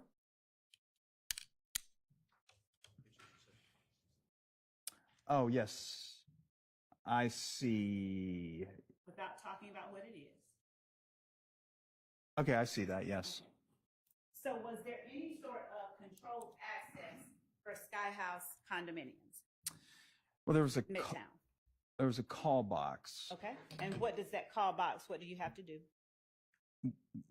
Well, you would call it in order to get access to the building. I just can't specifically remember if when I went there, I was required to do that,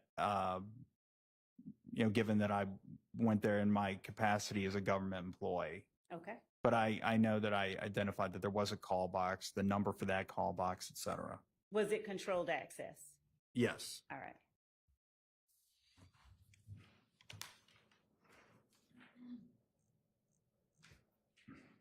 Did you also look at the phone records for a 404-823-8553? And I'll ask you to, if you need to refresh your memory, I'll show you page 155 of the report that you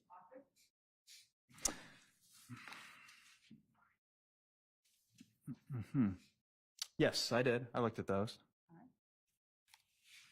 And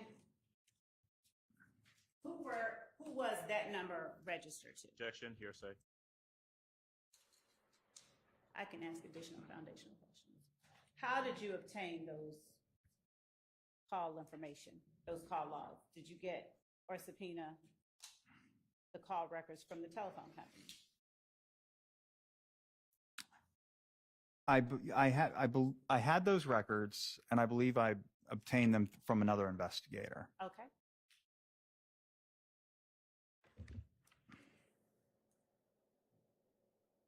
Now, would you tell the jury whether, when you spoke of looking at other incidents, whether any of those other incidents involved a artist by the name of Lil Wayne? Yes. And what incident was that you looked at? There was a instance. Objection, that's going to call for hearsay. Overruled. You may answer. There was an incident in 2015 in which that Lil Wayne, I believe his name is Wayne Carter, when his tour bus, while traveling along the interstate, sustained ballistic damage from a firearm. Okay. And did you obtain or look at any phone records provided by the lead detective in that case? I did. All right. What phone number was that? That was the number that. Just give me the digits. Objection to hearsay. For the digits. The phone number involved? So it, Yes. the sustained. Your Honor, it's not making an assertion, we're just asking if you got a phone number, not who it belongs to. You can ask a different question, but the phone number you asked, the question that you asked called for hearsay. All right. Did you identify any numbers of interest while looking at that investigation? I did.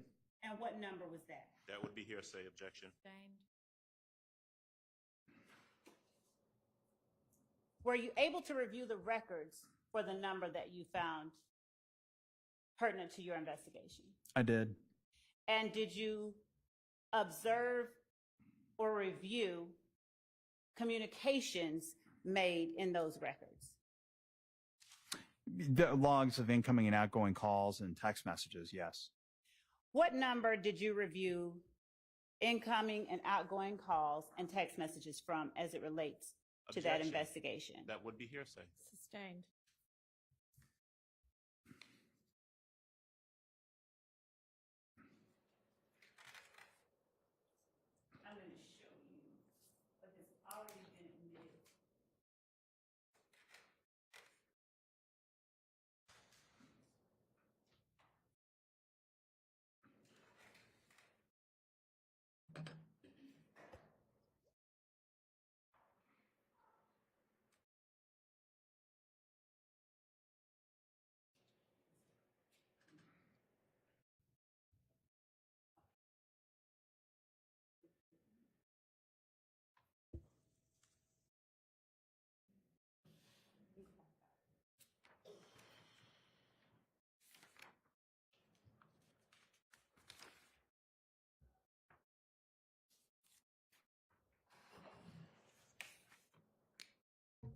did you review the records for 770, or did you see in any of the records that you reviewed for 504-975-3904,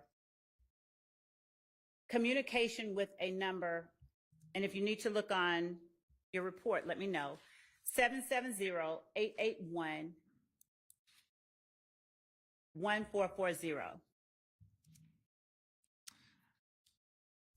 I did. Okay.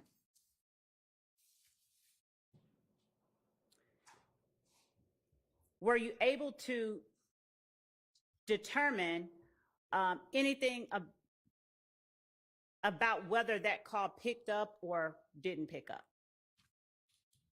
Well, yeah, it appeared to me that the call was answered. Okay. Actually, I take that back. I don't know that. I can't tell that it was answered. No, it's not apparent to me that that call was answered. No, I could just see there was an incoming call. Okay.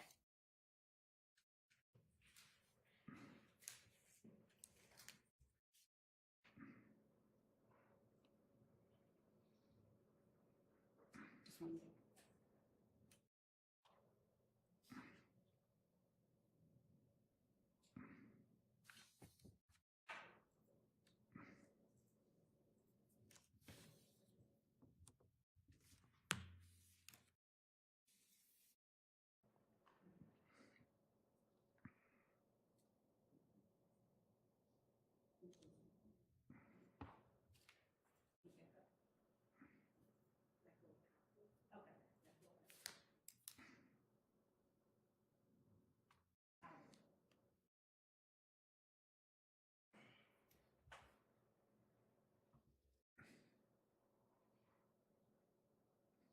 I'm going to now show you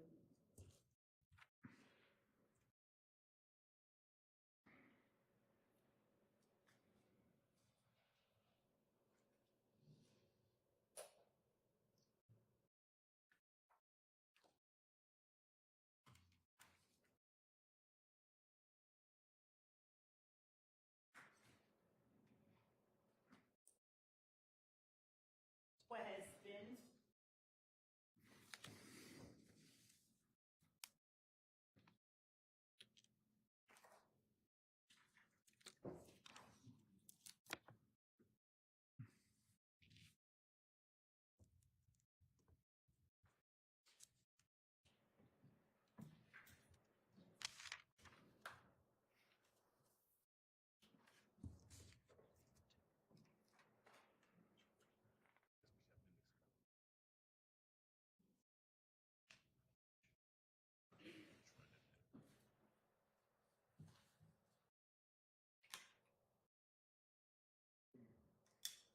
Did you ever have an occasion to speak with anyone by the name of Kenya Morton without saying anything that that person said? I did. Okay.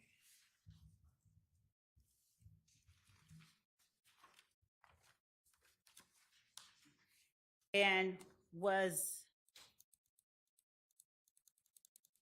did you have an occasion to speak with anyone who answered to a nickname Bushi?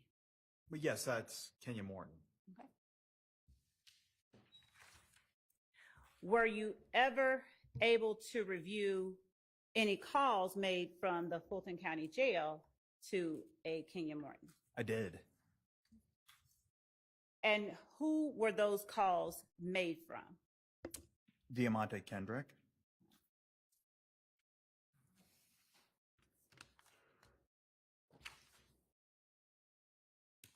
Were you able to review calls from the Fulton County Jail that involved a defendant Williams, a person identifying themselves as defendant Williams' sister or Dolly? Yes. Okay. And who were you able, if you can recall, who were you able to review calls between Dolly that Dolly had Objection, conversations that's going to be with? hearsay. Sustained. were there any particular PIN numbers associated with persons who communicated with Dolly? Yeah, it was Martinez Arnold. It'll also be hearsay. Sustained.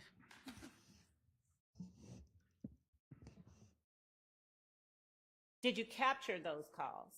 Yes. If you mean by capture, or if you mean did I save them and preserve them, yes. And did you bring to court with you recording discs that contain the data that you captured as it relates to phone calls and jail calls in this case? I brought multiple discs Okay. that capture with the jail call recordings on them. Okay. And which recordings did you bring to court with you that you captured? Well, so the last time I was here, last week or the week before, there was calls to 404-957-8008. Mm-hmm. And I believe you have those. 'Cause, Mm-hmm. let's see. I also have calls to a 404-629-7604. And these are calls from the Fulton County Jail to those numbers? Yes, this would be a call or calls to the Fulton County Jail to 404-629-7604. 404-629-7604. Okay. I have calls associated with inmate Antonio Sledge. And what number was? Oh, those are those are just all calls that were either placed from his account or numbers that he called frequently. Okay. I have calls. Shannon Jackson, aka Shannon Stillwell, calls either placed from his account or numbers that he called frequently. Okay. I have calls for Demekion Garlington, same thing, where they're the calls either placed from his account or numbers that he called frequently. Calls from Kenneth Copeland. These were actually placed from the federal facility, the federal jail in Clayton County. And well, it's not just Kenneth Copeland; it's other numbers that are of interest. Okay. And I believe that's it. Okay. Apart from the ones that I already handed to you last time I was on And the are stand. those that you handed to me last time in front of you to your right above the exhibits? Right in front? Oh, here we go. Yes. Yes, there are two. There's the Spencer calls that Spencer Wright called from the Atlanta City Jail and calls to 404-957-8008.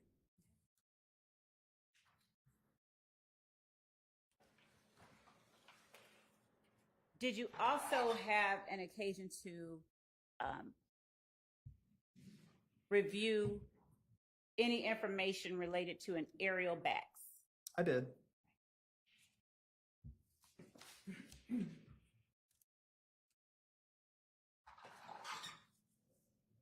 Did you ever speak with Ariel Bax? I did. All right. And when did you speak with Ariel Bax? That would be on, matter of fact, I have that right here as well. That, and I'm going to refer to the disc with the interview to refresh my recollection. That would be on August 31st, 2018. Okay. Did you see any communication going back to cell phone records between a number 470-262-2643 and 504-975-3904? And if you would refer to page 91 of your report if you need to refresh your memory. The 2643 and what other number was that? 3904. Yes. Yes, I did.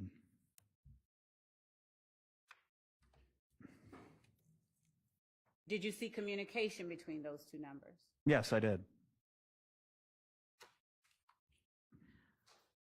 Were there more than one calls exchanged between those numbers? Yes.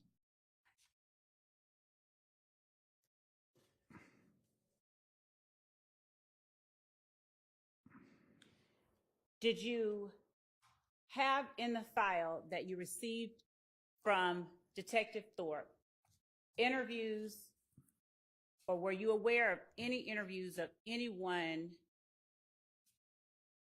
else that was conducted on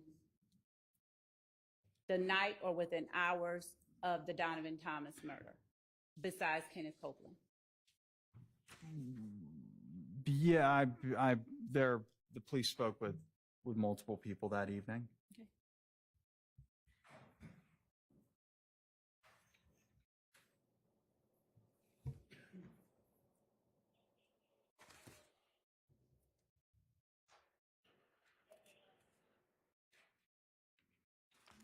Just 1 second.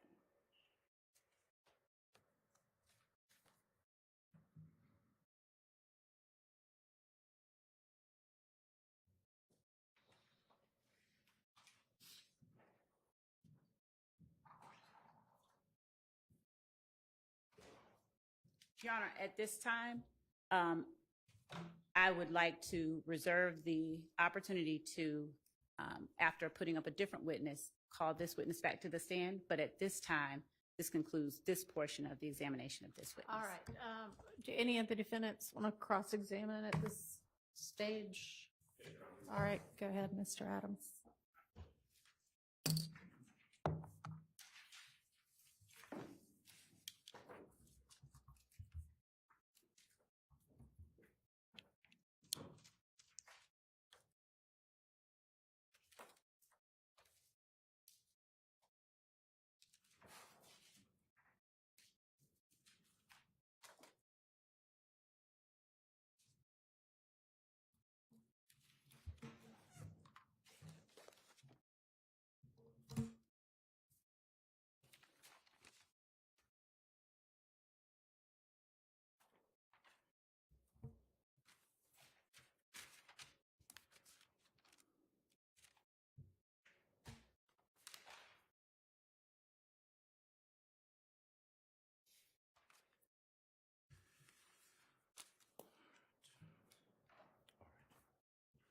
Mr. Sprinkle, good morning, sir. Good morning. How are you? Doing well, doing well. All right, as I understand it, and you and I have met before, is that true? Yes. All right. You are a deputy district attorney with the Fulton County District Attorney's Office. I am. You have been so employed, as you've indicated in your testimony, for since 2013. Does that sound about right? 2011. 2011. Okay.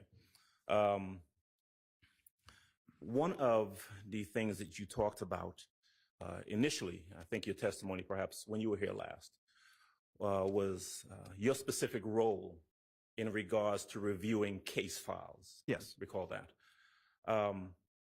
I heard you say, and you tell me if this is accurate, that sometimes when a file comes to you from an investigating agency, that it is not always, in your words, complete. Yes.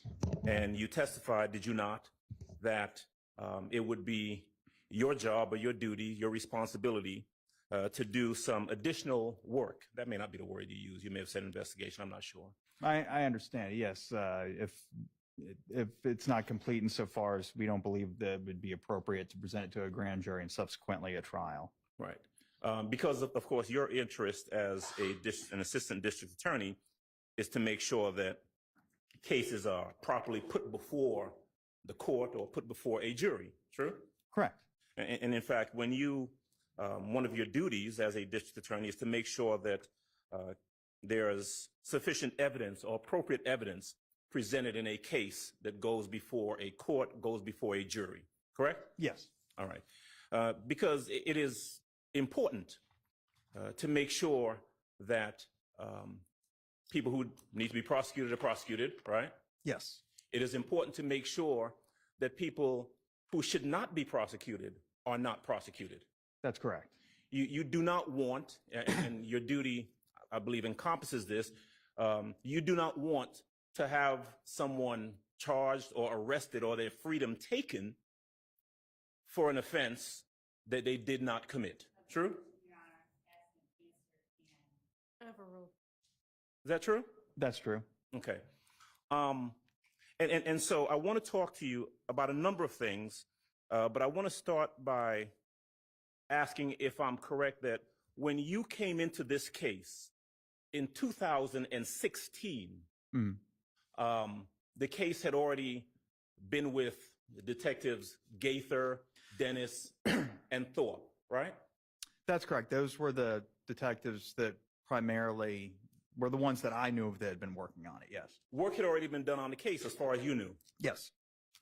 In fact, people had already been arrested in this case. Yes. And I'm talking specifically about Donovan Thomas's murder. That's right. All right. Because that's what you were looking at. That's right. And so you knew by the time that you came into this that there were 4 people who were sitting in the Fulton County jail who had been charged by the detectives whose name we've just referenced with the murder of Donovan Thomas. That's You knew correct. that. Kenneth Copeland, Shannon Stillwell. Who else? Antonio Sledge and Demiki Garlington. All right.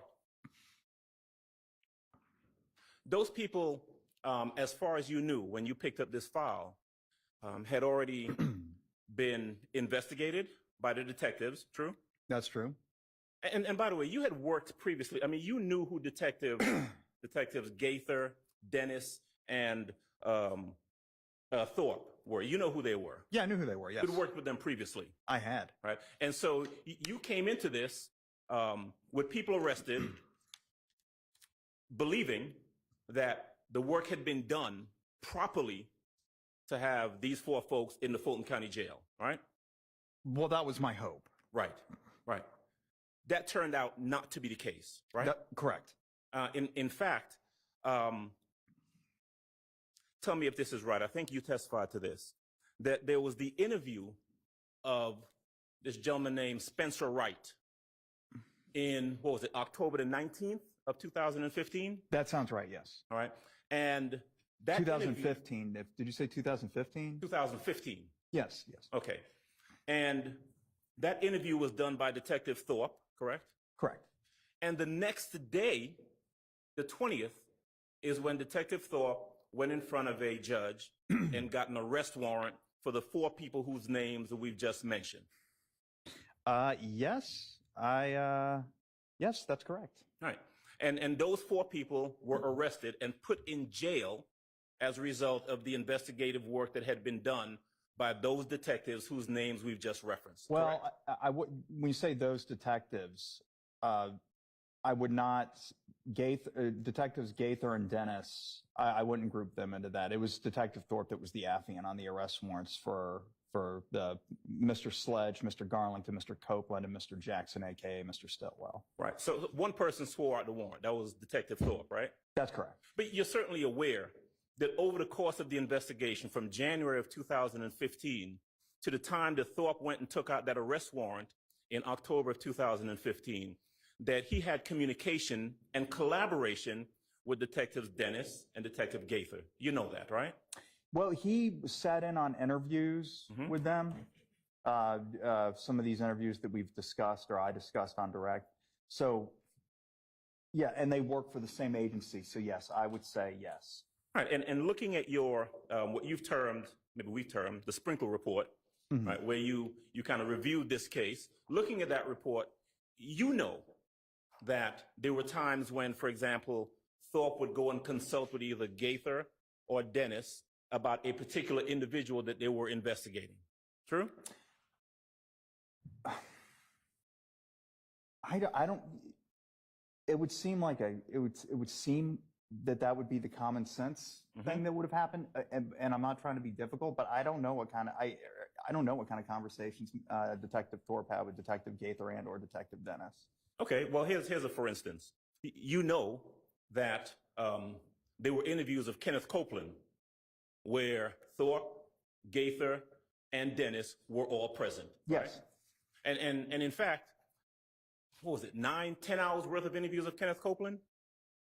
There was one interview that was over 9 hours long. So, and there were multiple interviews with him. So it was over 9 hours. It suffices to say. Right. So getting back to my, the question I asked a little while ago, you certainly had information that these 3 detectives, Thorpe may have been the one who took out the warrant, right? Yes. But these 3 detectives were in contact and communication with each other in regards to Donovan Thomas's murder. You knew that. Yes. Right. And ultimately, what happened is that they arrested the wrong people, didn't they? Vagueness and the word they. Okay. Ultimately, the Detective Thorpe with the Atlanta Police Department, after consulting or talking to Gaither and Dennis, took out for these 4 individuals, charged the wrong people with the murder of Donovan Thomas, correct? To that question, Your Honor. Sustained. When you, one of the things that you did when you first began to kind of look into what had happened in this matter is that you realized, and you said this in your report, if I'm wrong, maybe I'm reading it wrong, you correct me, okay? Okay. But one of the things that you said in your report is that it seemed as though the arrest of these individuals, by the way, these folks were arrested. I mean, they weren't just like suspected. They were actually put in jail, right? We got that. Okay. Go ahead and ask your question. All right, get in there. You said that this was almost entirely based on the statement of Mr. Spencer Wright, Yes. right? Yes. Okay. And it turned out that Detective Thorpe, or whoever else was involved, did a ridiculously poor job of vetting or looking into Spencer Wright's statement. Isn't that true? Well, there was surveillance video that Mr. Wright said he was a specific place, and there was video that would have showed whether or not he was there. That apparently was not inspected very closely prior to obtaining arrest warrants. Right. Well, in terms of not investigated fully, Spencer Wright, Thorpe spoke to Spencer Wright on the 19th of October, right? Yes.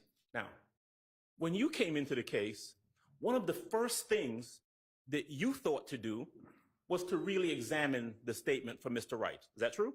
Yes, And you did so, I did. and you spoke to him. I did.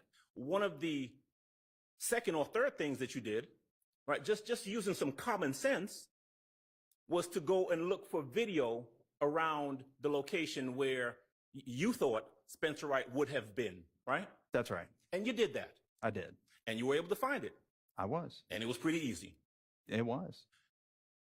Detective Thorpe, before arresting folks based on your words, almost entirely the statement of Spencer Wright, never took the time to even go look for video where Spencer Wright supposedly would have been, did he?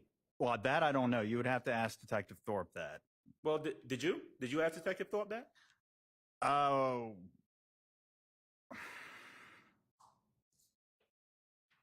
I'm sure I did.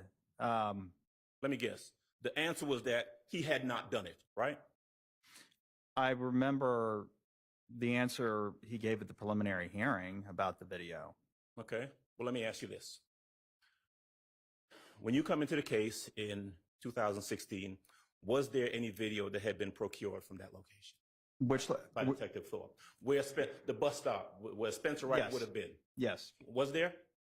there was a video camera, and in the viewable area of that camera was the bus stop where Mr. Wright said that he was standing at the time of the homicide. Right. Had anyone gotten that video? Yes. Who did? It was yeah, the specific investigator was probably either Frederick Page or Teague, Jason Teague, but Okay. ultimately it wound up in the possession of Detective Thorpe. Okay. Before these 4 individuals were arrested or after? Before. Okay. And so even having the videotape that you looked at Mhm. and that you made a determination was pivotal in the arrest or in the case, even having that information, Detective Thorpe still went ahead and swore out the warrant for the wrong people on October the 20th? That's right.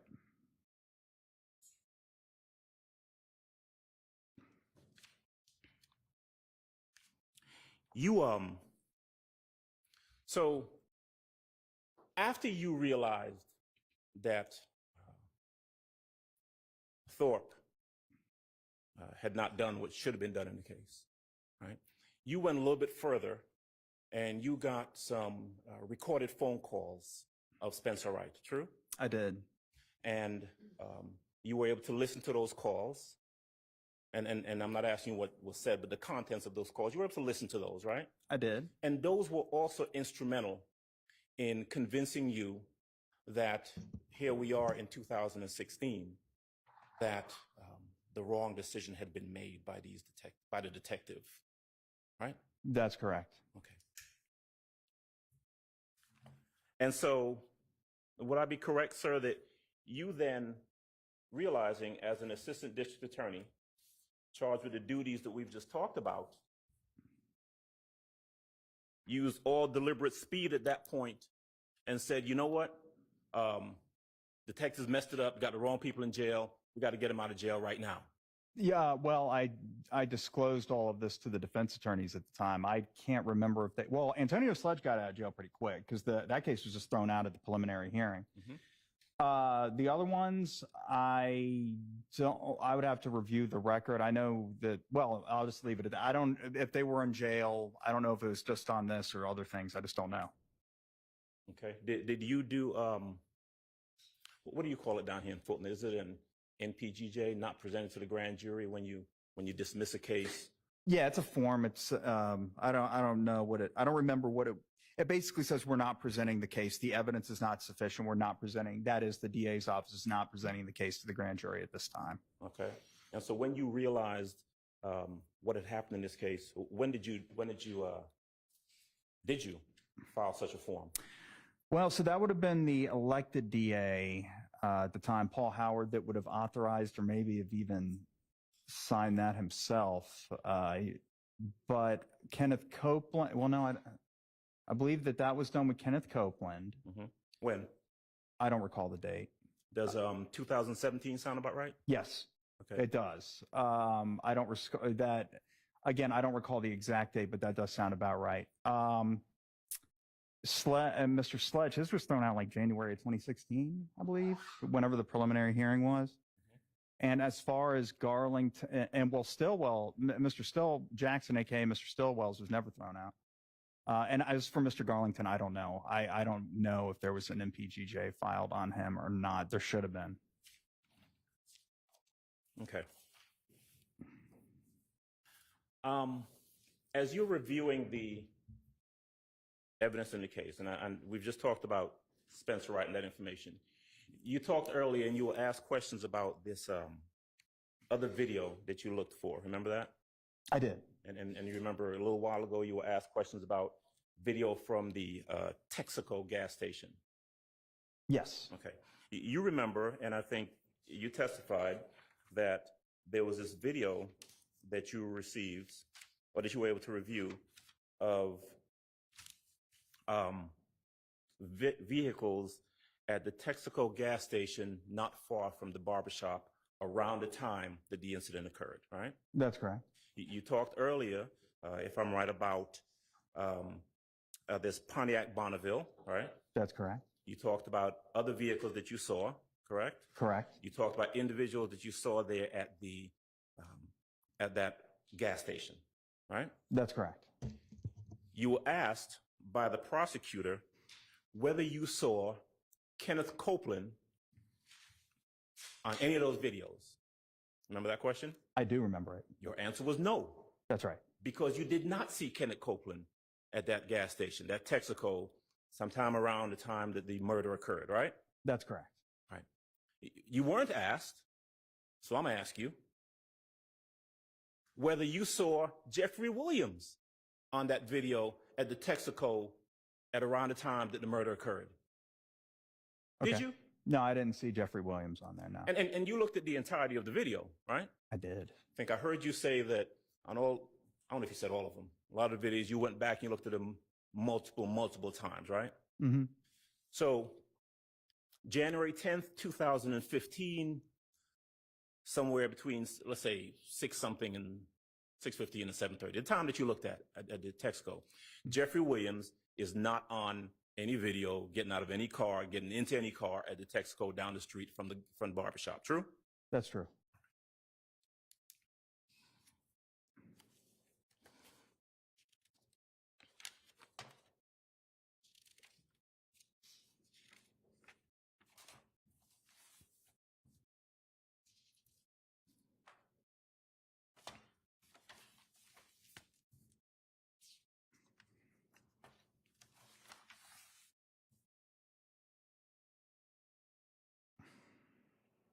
Okay.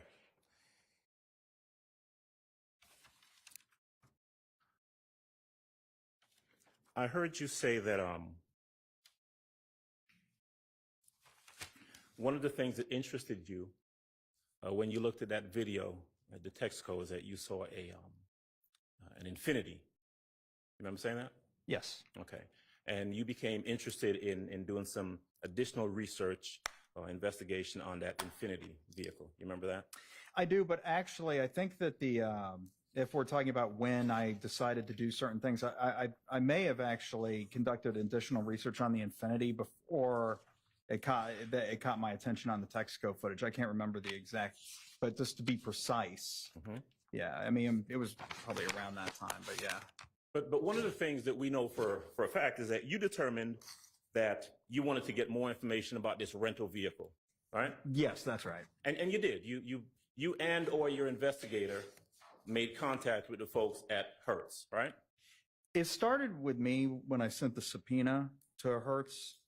And then after that, after receiving some documents from a woman named Carolyn Fry, then I asked David White to travel to the location where the vehicle was rented and speak with the staff at that location. Okay. So let me ask you some very specific questions about any information that you gleaned about that rental vehicle. You testified earlier that one of the things you were able to determine is that the vehicle was rented in the name of Jeffrey Williams. Is that what you said? Yes. Right. You were not able to determine who it was that actually rented the vehicle, just that it was in the name of Jeffrey Williams. Isn't that right? It was in the name of Jeffrey Williams, his driver's license number, and a signature. There's a signature as well. Now, tell me the date that that vehicle was rented. From what I remember, January 7th, 2015. All right. So that would have been 3 days before January 10th of 2015, correct? That's right. All right. Now, tell me, if you can, who had possession of that vehicle on January the 8th of 2010? 2015? What did I say, 2010? 2015, yes. Yes. I don't know. You don't know who had possession of that vehicle on January the 9th of 2015? Do you? I do not know. And you certainly don't know who had possession of the vehicle, no personal knowledge of who had possession of that vehicle on January the 10th, 2015. If we're talking about actual possession, the Actual person, possession. then no, I do not know. Okay.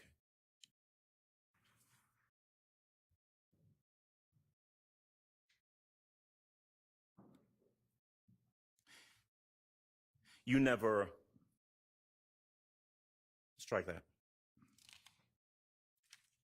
By the time you came into this case, that rental vehicle, I mean, it had been at this point, what, a year since the incident? We're talking January of 2016 is when you're in this case? Yes, I obtained the records from Hertz in 2016. It would have been over a year. It would have been around April of 2016 when I obtained the records from Hertz. Okay. Now, I want to ask you about some of the things you did not do. Okay. Okay. You referenced earlier there were a lot of numbers being phone numbers being kind of, I don't want to say thrown at you, but put in front of you in terms of, well, you were able to get information on this phone number and that phone number, the frequency of communication. Is that, you remember those questions? I do. And you did in fact have the ability to procure phone records by way of either subpoena or search warrant or court order. That's correct. Okay. You were able to get a lot of different phone numbers on people that you thought or individuals you thought might have been of some interest in the case. Is that fair? That's fair. Okay. You also, when you get those, when you request those phone records, you have the ability to request cell site or cell tower information, correct? That's correct. Now, and I know you're not an expert, but you are familiar with utilizing, maybe with an expert, cell site and cell tower information to try and make a determination as to where someone might have, or where a phone might have been at a particular time. True? Yeah, I'm pretty familiar with plotting cell phone records. I'm not like an FBI CAS team member or anything like that, but I can hold my own. Right. So having listened to Kenneth Copeland's statements, and you did that, all right? Mhm. Having listened to his statements, one of the things that you would have wanted to do, I presume, I'm asking, is try and determine whether or not you could corroborate certain information in his statement. Is that about right? That's about right. All right. He gave, like we said, at least one 9-hour statement, and he gave a lot of statements. There was a lot to listen to from Kenneth Copeland. Yes. And he gave information that you would have used to follow up in your investigation. That's correct. Right. The name Demekian Garlington came up in your investigation. Is that right? Yes. Right. There was this reference in listening to Kenneth Copeland's statements. There was this reference to a conversation, phone calls that he would have had with Garlington, right? That's correct. And it would have been some interest to you to figure out whether or not what Kenneth Copeland was saying, not just about that, but everything was corroboratable, was true. Yes. Right? Or whether Kenneth Copeland was lying to y'all, lying to the detectives, not y'all, because he had already been interviewed, right? Right. That's right. Because you considered him to be a pivotal witness in the case, Yes. right? And some of the things that he said, you would have considered to be pivotal things that you wanted to follow up on, right? Yes. And if you have a witness, just like Spencer Wright, for example, if you have a witness who you think has pivotal information, but that witness is proven to be a liar, that's something that you want to know in regards to the investigation. True? That's true. And one of the things you could have done in regards to Kenneth Copeland and any statements he said, phone calls he said he may have had with someone named Demekian Garlington, is you could have gotten Garlington's phone records to determine whether or not those communications took place, right? That is correct. And also where Mr. Garlington was to see whether that comports with what Kenneth Copeland said, right? That is correct. Now, you got Kenneth Copeland's information, his phone information, right? I did. You got his location, so you knew, or at least the phone, where that phone was at certain times on the night of January 10th, 2015, right? Well, to be specific, what you see with tower data is the tower and the side of the tower that the phone Sure. utilized. That can be a pretty large area. In a city with a lot of cell phone towers everywhere, you get a little bit of a better idea, but I just want to make sure that we're clear that it's not the exact location of the phone. Sure.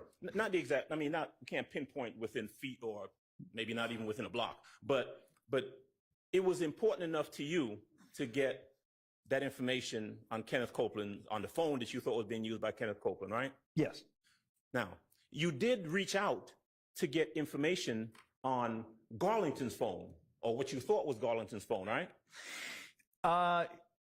There was a number that I thought may have been Garlington's number. Sure. And I believe I referenced that in my report. And correct me if I'm wrong, I believe it was maybe a Sprint number, or maybe I can't remember exactly. It wasn't in his name.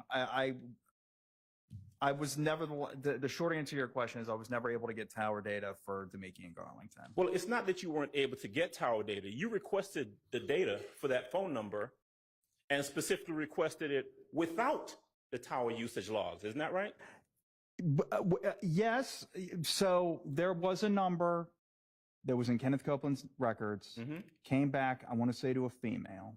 Now, and I remember, and this is, I'm thinking, and unless there's something that can refresh my recollection, from what I remember, I couldn't prove.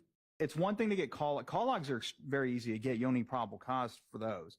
But to get location data, you need probable cause. And I remember, from what I recall, I didn't think that I had probable cause to get tower location data for this number. Usually I'll try to do something like there's a number of things. Like if I find a jail call to the number and I hear the voice that picks up, I say, oh, well, that corroborates that number is in fact that person's number. Or if somebody cites it on their Instagram page and says, call me on this number, that's going to get me to probable cause that that's that number. But if it's just that it's in temporal proximity. And I think there was another issue with the retention period of the number. I don't, all I know is I didn't think I had probable cause. I never got probable cause to get the tower records. Let's work backwards a little bit, right? Mm-hmm. Let's start with this. When you sent out the request for the records that you thought was a number to Demikian Garlington, Yes. you requested those records specifically without tower usage logs, right? I did. Okay. Now, you had previously requested records for what you thought was Kenneth Copeland's phone number with the tower usage logs, right? I don't know that it was me that did that. It may have been investigator or Detective Dennis that did that. Right. But one thing that you knew, I mean, you honed in on the fact that there was supposedly this call between Kenneth Copeland and Demikian Garlington, and they were supposed to be at a specific place on the night of January 10, 2015. Isn't that right? That's correct. Right. And so you had listened to Kenneth Copeland's statements, and you knew from Copeland's statements that he made reference to a Garlington, who was an important witness to you, right? It was. Right. You knew that Copeland had made reference in his hours of statements about this conversation and the location of Garlington, who was an important witness. You knew that. That's right. Right. And so you still didn't think that that was enough for you to go ahead and try to verify whether Kenneth Copeland was lying through his teeth or not by getting Garlington's tower usage logs. I will say one other thing. Your Honor, may we approach? Yes.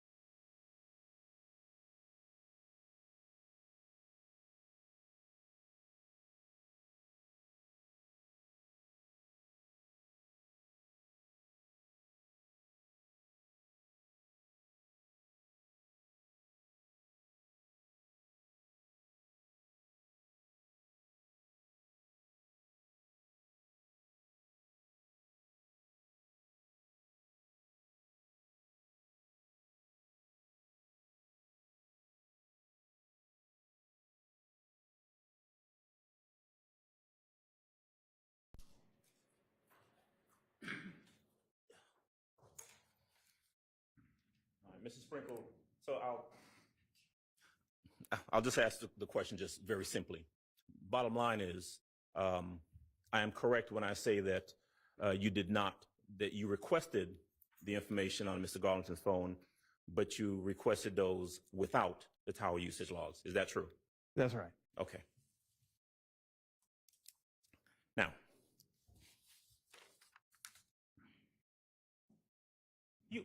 I want to ask you something about a picture that we looked at a little bit earlier. All right. Remember the picture that the state put up? I think it was States 510 and DS 44. You have those in front of you? I do. Do you mind if I step up and take a quick look at them? May I, Judge? All right. May I, Mr. Sprinkle? There you go.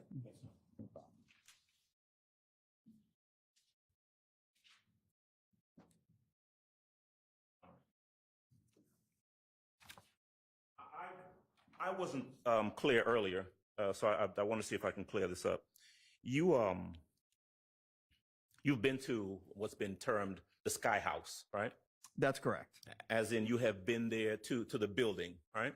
That's correct. Have you been inside to the individual units in there? I have not. So you've not stood inside of the Sky House in front of a window and looked out the window to observe what the skyline that you can see or what the view is you can see from a particular window, right? That's correct. Okay.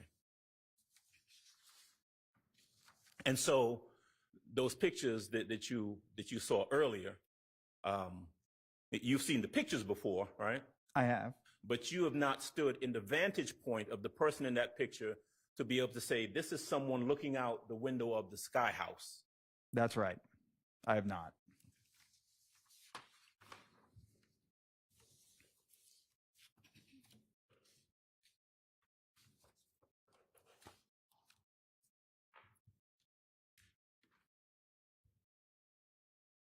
Now, although the bulk of the work that you did was in regards to the January 10, 2015 shooting of Donovan Thomas. Am I correct about that? That is correct. Okay. You were asked a couple of questions about some other matters. Specifically, you were asked some questions about this Lil Wayne tour bus shooting business. Is that right? That's right. Right. Would I be correct in saying that what you know about that is information that you received from Detective Raisi and any other detectives or investigators involved in the case? Yes, Detective Raissi, David Racy. He, last I heard, was with the ATF. Okay. You spoke to him and you got some information from him, correct?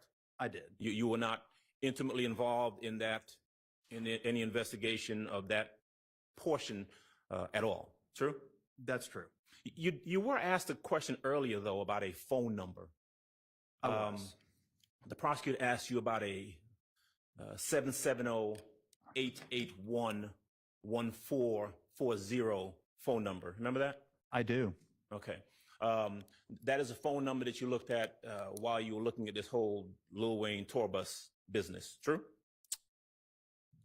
I don't know if that, I don't know if that number caught my attention because of the Lil Wayne tour bus Okay. incident.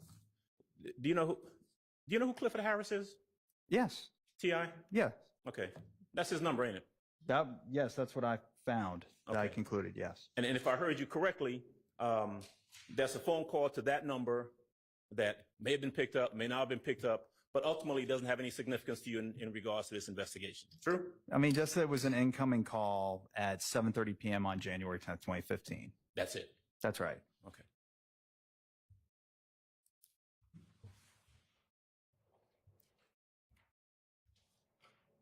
Oh, you know what? Let me jump back a little bit, if you don't mind, to the whole Sky House business. One of the things you were asked was whether or not there is controlled access at the Sky House. You remember that question? I do. Your answer ultimately was yes, right? That's correct. But the truth is, you referenced that there was what you believe to be a call box at that location. That's right. There was a call box, a number that I identified. I just can't recall. There's obviously going to be controlled access. Why do you say obviously? Well, I mean, to get into the individual units, and there was a call box for which I identified a number. I just don't recall where the controlled access point was. Like, do you need one to get into the parking garage? Do you need one to get into the building? I just don't remember. From my personally going out there, I just don't remember. Sure, and that's really what I want you to testify to, your personal knowledge. The truth is you don't have any recollection as to whether or not there's any particular way to get in a gate, or whether there is a gate that you have to get buzzed in or anything like that. You don't know that, do you? That I don't remember. I don't know if it's like the building, the door to the lobby was open, and then from there, or you had to get buzzed up. I just don't remember. Okay. So the truth is, you know, in talking about the Sky House and the access to the Sky House, you're really not in a position to tell this jury that, yes, there's a controlled access and there's a certain way to get in there. You just don't know. I just don't remember. Like I said, I'm sure I know that there was some sort of control. I just don't know if it started at like the lobby door or in the parking garage. I just don't know. Okay.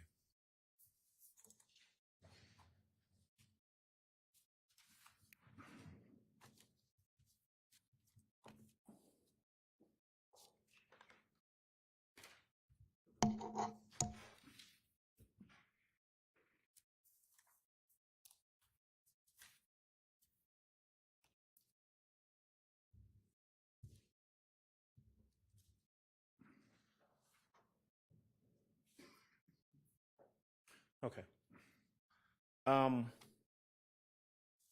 Do you recall, you had an opportunity to listen to statements by various individuals in this case. Now I'm going to hone in on Quindarius Zachary. You had a chance to listen to his statement? I did. Okay. And you're aware that Detective Dennis had a conversation with Quindarius Zachary, is that right? He and I both, well, there were a couple of them. During one of them, he and I both did. You sat in, right, on one, but that's not what I'm getting at. I'm asking whether or not you had an opportunity to listen to any statements between Mr. Zachary and Dennis prior to your involvement in the case. Yes. Okay. Judge, may I have one moment, please?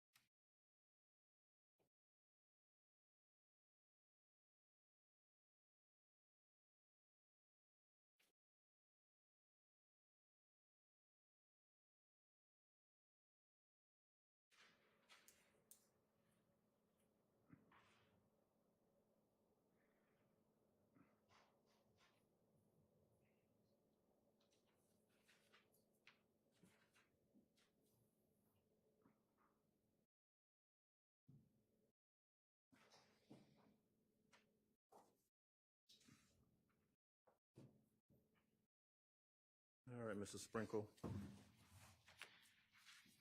give it a second, I have a chance to gather some more stuff. All right. I want to ask you about phone calls. Okay. And specifically about phone records that you were able to examine. Now, you obtained records for numbers that you believe belong to Jeffrey Williams. Is that right? And I'm talking now, I want to hone in, right? I'm speaking specifically in January of 2015. That's right. Okay. You obtained numbers that you believe belong to Jeffrey Williams. Yes. Okay. You obviously, as we've discussed before, obtained numbers that you believe belong to Kenneth Copeland. Yes. Well, Kenneth Copeland, I believe that was somebody else. But when you say you obtain, I'm speaking. What I'm saying is I reviewed records. So either I or a DA's office investigator obtained them, or some law enforcement investigator obtained them, or if I obtained them via subpoena, et cetera. Sure. And I don't. And listen, feel free to correct me if I'm wrong. And when I'm saying you obtained, I'll tailor it. You had a chance to review. Yes. So, okay. You had a chance to review phone records that you believe belong to, as we talked about before, Mr. Demekian Garlington. Is that right? There were records for Demekian Garlington. Yes, but they didn't cover the night of the murder. But yeah, yes, there was also, and I think we talked about this already, a number that I found in Mr. Copeland's phone records that I believed was Demekian Garlington's, but I never got to probable cause. So here's my question, right? Focusing now on Jeffrey Williams, the number you believe belonged to Jeffrey Williams. There were a few. And Kenneth Copeland, all right? Okay. There are, and I'm talking now about the night of the murder, January 10, 2015. There are 0 calls. I mean, 0 as in nothing, none, zilch. 0 calls between Kenneth Copeland and Jeffrey Williams. Isn't that true? That sounds correct to me.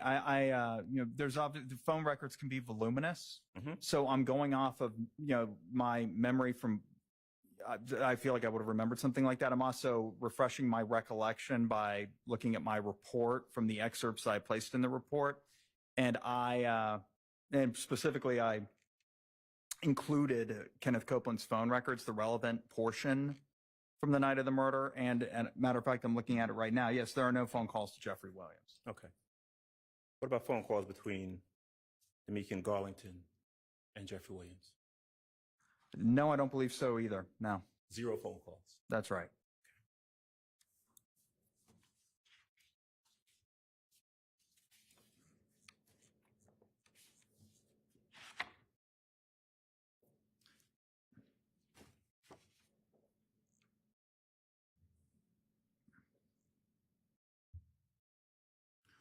Wiretaps. Did you have the ability to seek any wiretaps in this case? No. We certainly had the ability to seek it, but we never did. Okay. And I'm talking specifically, and you said we, but I'm speaking specifically now about Jeffrey Williams. No wiretap of any phone. You never sought any wiretap of Jeffrey Williams' phone, did you? No, we never did.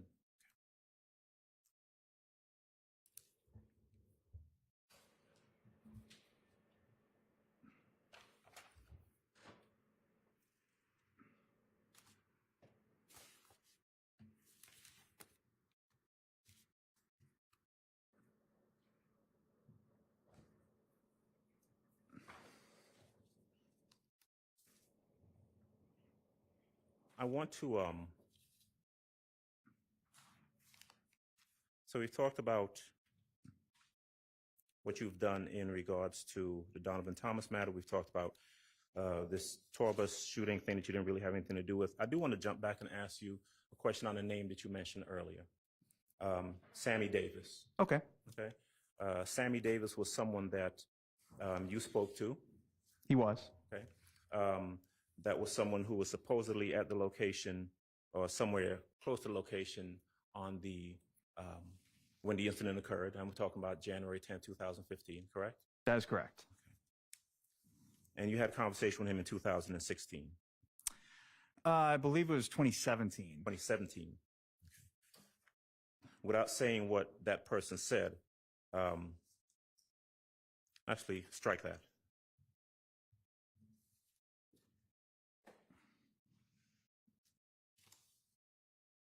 One moment, please, Judge.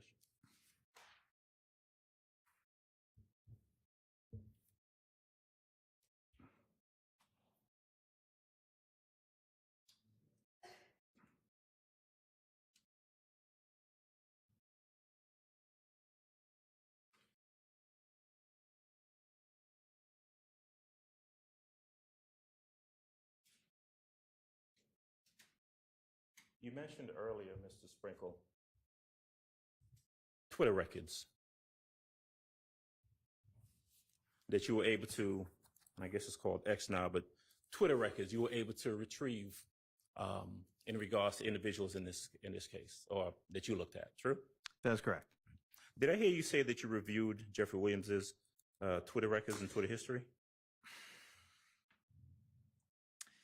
I was aware that Mr. Williams had a Twitter page. I don't recall how closely I examined his Twitter page, though. Okay. So you would not be in a position to tell this jury that there's anything about his Twitter page that you reviewed in regards to January 10th of 2015? Well, if I did, it's not something that made an imprint on me such that I remember it. So I would say no, there was nothing. Right, and because you are charged with reviewing and making determinations about what you think is important or pivotal in the case, if there was something there, that would certainly stick out in your mind. Yes, And it does not. that's right.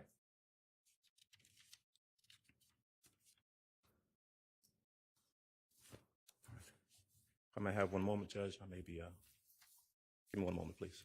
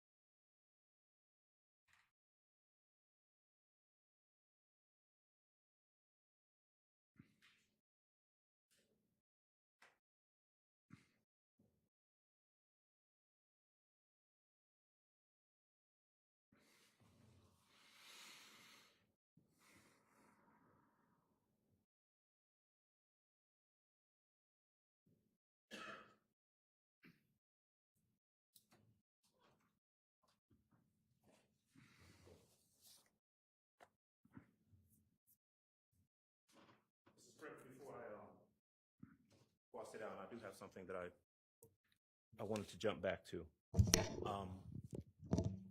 Remember we talked a little while ago about Mr. Copeland giving a statement about a conversation between he and Garlington the night of the incident? Yes. Okay. You recall from listening to Copeland's statement that he references that the night of the incident, he's supposedly at the McDonald's and he makes a phone call to Garlington, right? Yeah. That's right. And you recall from his statement that Copeland also says that he ended up in a vehicle with Garlington and McMullen. You remember that? I do. Okay. Now, looking back again at judging the veracity of the statements people give to you, specifically now Copeland, you were able to determine that at the time when Copeland says that he is in a car with Garlington, that Garlington's phone, or the phone you think is Garlington's phone, is actually calling Copeland's phone at that time. You remember that?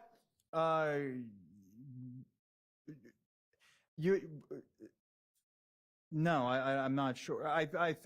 You must be referencing Mr. Copeland's cell phone call data records, and there's a phone call at a specific time that somehow occurs at a time when I don't know. Is that what you're talking about? That is. Let me see if I can break it down anymore. Copeland gives a statement saying that he spoke to Garlington on the night of the incident, right? Yes. Copeland gives a statement saying that at some point he's in a vehicle with Mr. Garlington and Mr. Demise McMullen. True? That is correct. All right. Looking at the phone records, at the time when Copeland says he is in a car with McMullen and Garlington, you actually see phone calls between Garlington's number and Copeland's number when they're supposedly in a car with each other, right? Well, so first of all, what number are we talking? Would you like me to say which number I believe may have been Demeke and Garlington's? Sure. Go ahead and tell me what number you're talking about. It was 404-621-0102. That would have been the pretty much the only number during that immediate aftermath of the homicide with which he was in contact. And there were routed calls. Well, I won't get into that, but I had some what I believe to be limited tower location data for that 404-621-0102. But the calls, there was an inbound call where that Naisha, 404-621-0102 rather, 621-0102 called Kenneth Copeland at 7:51 p.m. and 36 seconds on January 10th, 2015. Right. Now, you'll see, now again, if in fact that was Mr. Garlington's number, there were some routed calls that were but a routed call is not necessarily a communication between the two numbers. It could be an attempted call that wasn't completed. So, but as you would have to ask Mr. Copeland, about those phone calls and where he was, and if Mr. Garlington was actually in the car with them, or he was inside, the convenience store or the McDonald's or wherever it was they said they were. I don't know. I just don't know. Well, okay. Let me ask you if you know this. All right. Again, we agree that according to Copeland, McMullen and Garlington are in a car together, right? That's what Mr. Copeland said. Yes. Okay. And there is a phone call. Let's not talk about Copeland. Let's talk about Garlington and McMullen. Mm-hmm. There is a phone call between Garlington's phone. That's the one that you've referenced, the 0102, right? That's right. what you believe is Garlington's phone, right? Is that yes? And there is a phone call that connects between Garlington and McMullen's phone at the time when they're supposedly in the car together, according to Copeland. That, again, I don't know where I know that they were in close temporal proximity, or spatial proximity, I should say, at the time of these, according to Mr. Copeland. As to whether they were actually in the immediate confined space and they hadn't parted ways temporarily and one is calling the other, I don't know. You would have to, again, I don't know if they were within 3 feet of each other at the time of these phone calls. All I know is that they were within 3 feet. They were very close to each other during this time period, at least temporarily, and if they were walking around a parking lot, I just don't know. Safe to say that verifying anything that Mr. Copeland says is true proved to be a Herculean task for you, huh? Well, I just tried to find things that were obviously inconsistent. Like, for example, with Spencer Wright, where I just looked at the video and I saw nobody was at the bus stop. I said, well, that's obviously a pretty big inconsistency in a statement. That's all I was trying to do with Kenneth Copeland. And I didn't, as far as the phone records are concerned, I didn't see anything that was wildly inconsistent or that completely contradicted him at all. Something you said earlier when we were talking about the phones, you said that you're not an expert, but you have pretty significant experience with kind of looking at cell tower locations and if not plotting, at least trying to make a determination, reading those records. Yes. To determine where a particular phone may have been at a particular time, right? That's right. And it's fair to say, again, without asking you for an engineering or technological type answer, that those records that you look at that give you the distance or location of a phone is not an exact science. It's within miles, right? It could. Potentially. Yeah. It could be. In a populated area with a lot of cell phone towers, it'd be very odd to use a tower that's miles away from you. That may be something more in a rural area that you might see.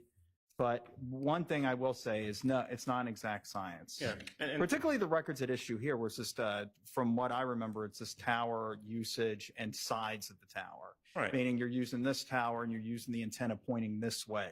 That's a big area. And of course, we're talking about the city of Atlanta, which is very populous.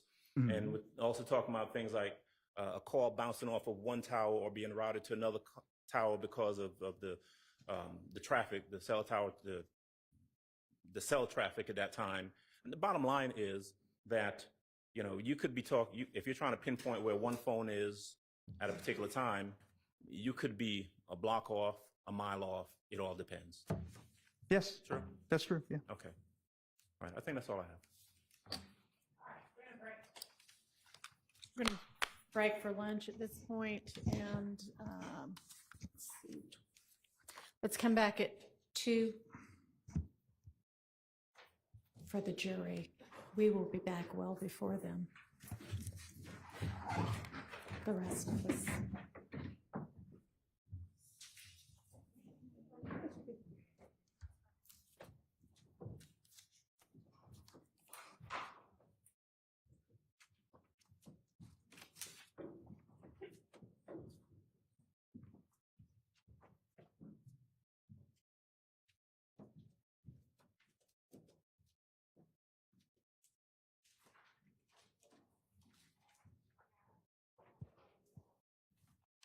All right, Mr. Sprinkle, we'll see you back at 2 also. Okay, I know that the defendants' lunches are here, and I'm going to propose that we take a short break for them to eat and for maybe us to eat, I don't know, but that we come back in about a half an hour. Let me get a little bit of clarification. So I know that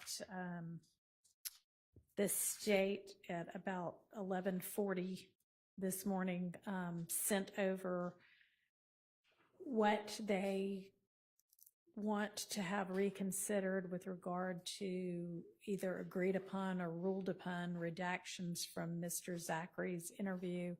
And I'm not quite clear exactly what, are you saying that all of these things were previously either agreed or ruled out as redacted and you want each of them to now be reconsidered? And I don't want to get into the substance. I'm just, is that, you sent like several different ones. Is that what it's going to be with regard to each of them? Some of them, the court said that it needed Foundation. Yes. Okay.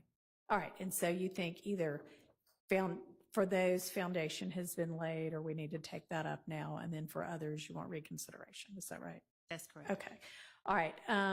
Now I had held a ruling on Mr. Zachary's Twitter feed that was states 526. Are you intending to introduce that such that we would need to take up the various objections that I believe Mr. Adams made, or no?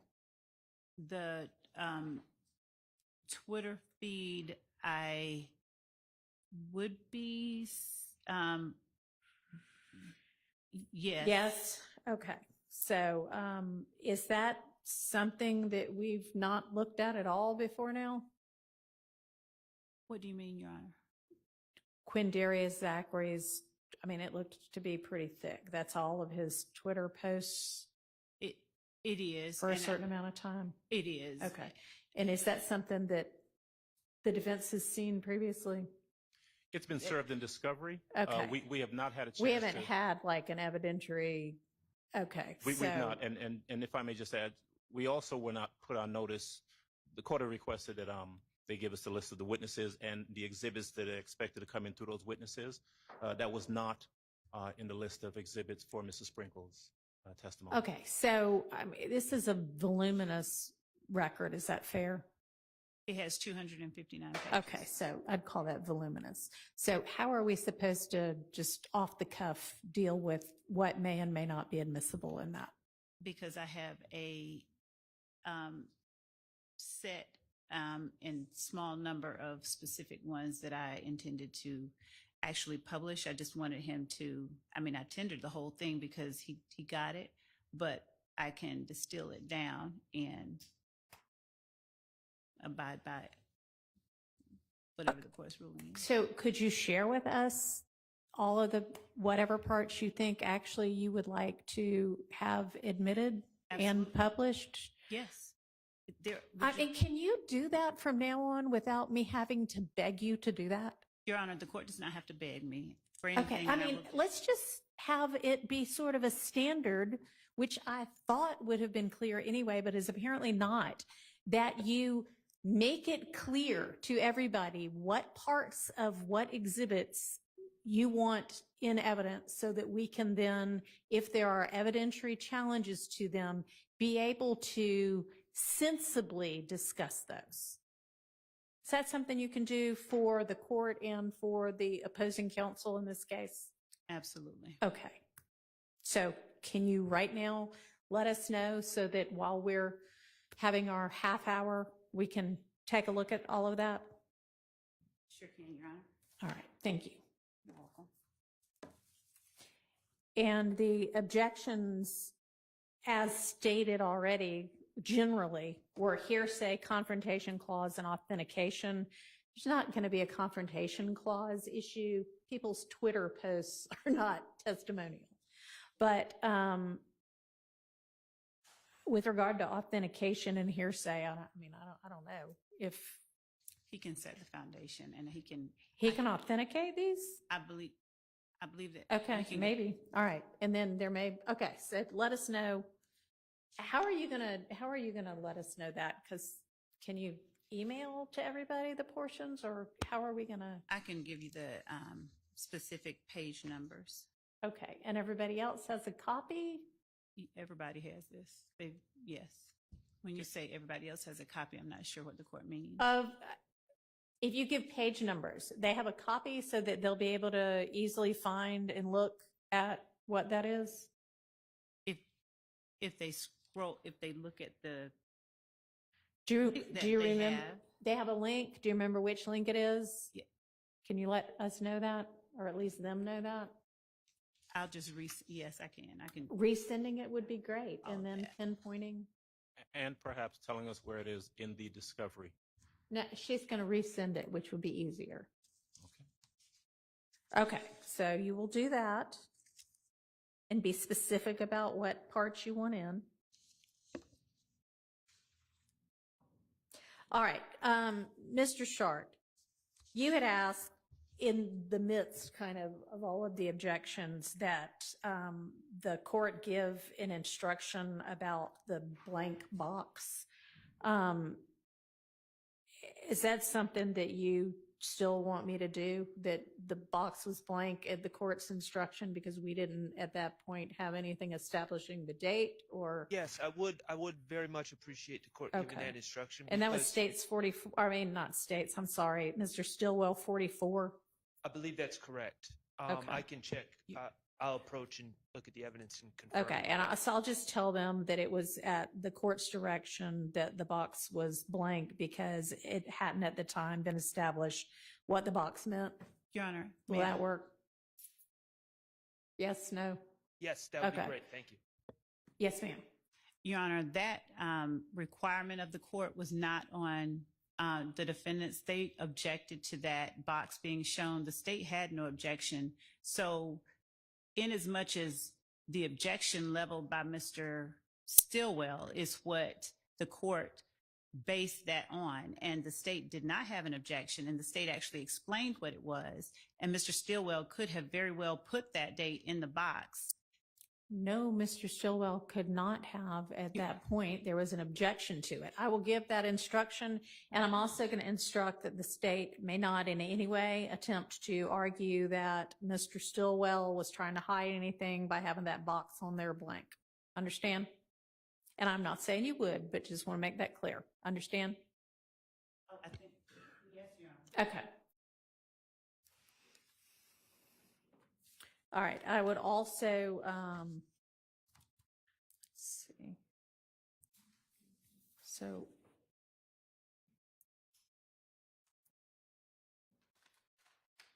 we're going to deal with the Twitter feed issues and the reconsideration of Zachary's things.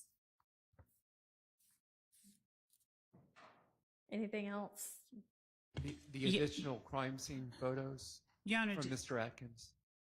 I don't know if we'll get to that or not. Okay. When would that be coming in?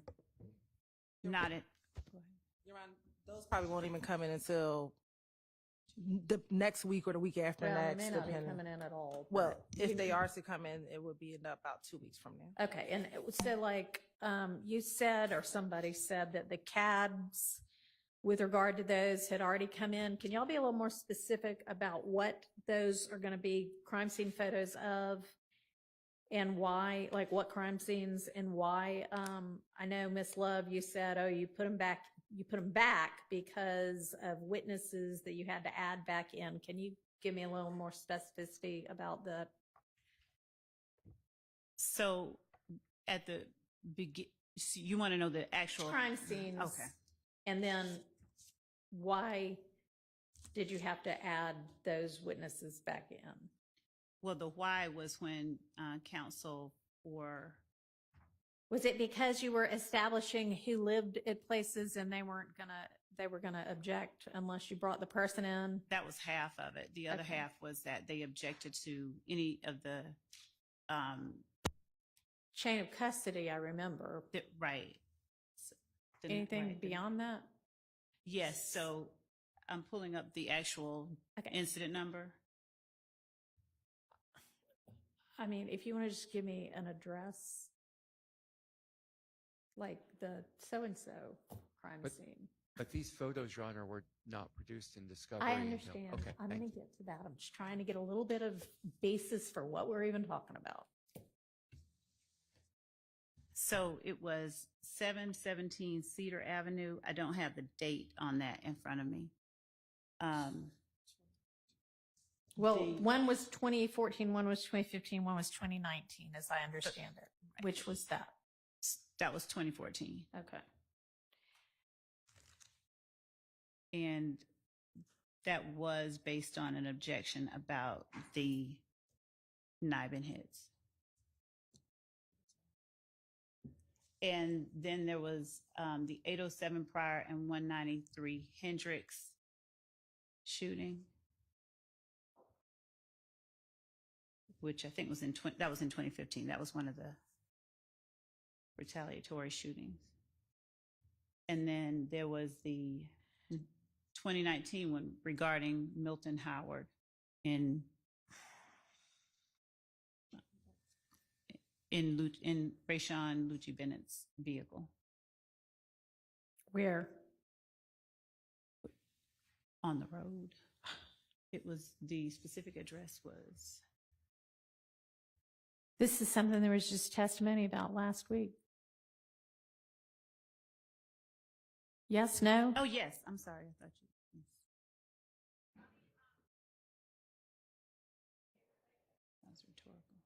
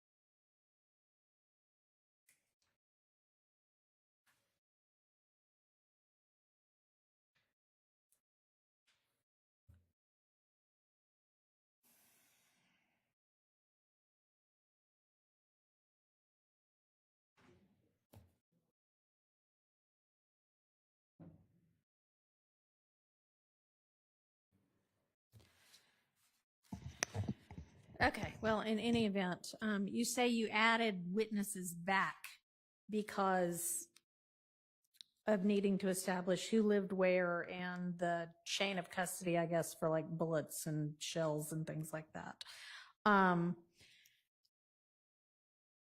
But if the photos themselves were never provided, which is what Mr. Adkins represented in his email, then why should they come in now? Your Honor, so as it relates to the scene, we believe that it's relevant information that does not unfairly prejudice anyone, as the incidents themselves are very much a part of the discovery that we've provided. But the crime scene photos aren't, right?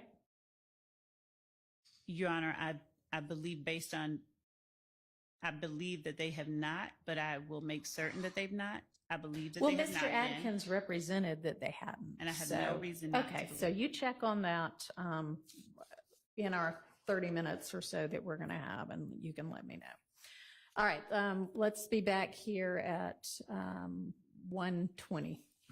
Your Honor, Yes. I know that Mr. Sprinkle had no more questions on direct by the state, so I will put in writing. He mentioned some phone calls, jail calls. The state mentioned with him, but they didn't put him in. I have some objections to portions of those jail calls, and I'll put it in writing for everybody. I just wanted to make the court aware, just in case the state wants to, on redirect, somehow get into those jail calls. Are you going to get into the substance of jail calls with Mr. Sprinkle? Not today, no. Okay. Ever with Mr. Sprinkle?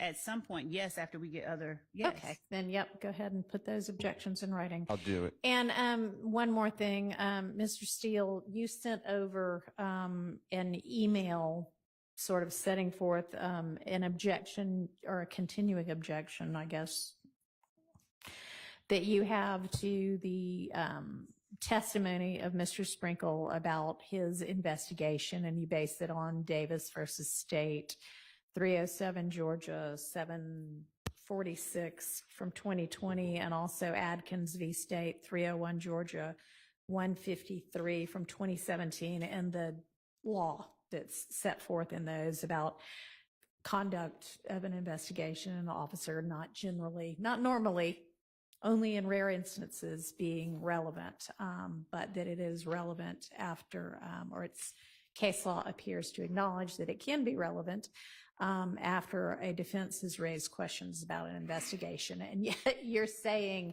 at the same time that your co-counsel is asking Mr. Sprinkle questions about his investigation that you don't believe that it is relevant here because the defense hasn't challenged Mr. Sprinkle specifically.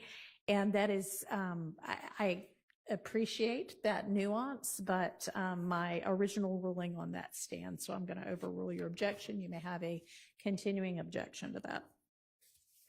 All right. See y'all back at 1:20.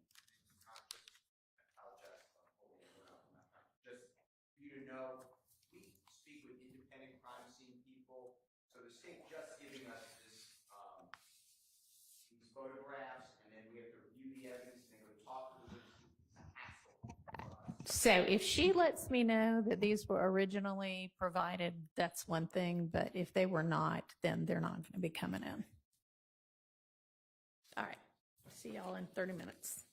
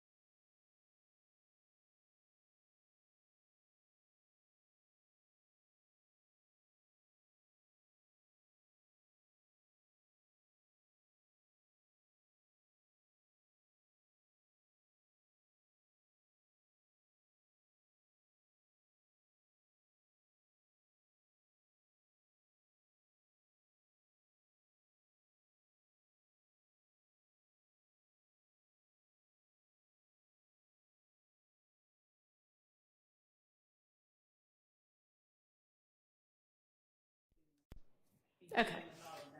All right, so those are out unless we find out that they were in fact served. So if you find that out, then you can bring that back up to us, okay? All right. Okay, so then this Zachary transcription, that would come in through Detective Gaither, is that right? You mean the Zachary? The things that you're asking for reconsideration of, or whether you've established the foundation for, would those be introduced through Gaither?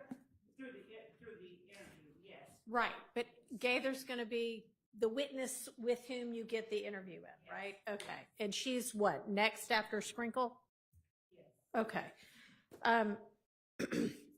Who else is going to have questions for Mr. Sprinkle, if anybody? 15 minutes. Okay. Anybody else? 5 minutes? Okay. All right. And then brief redirect, maybe? Okay. So then I'll look at this Zachary document that Ms. Love shared. And so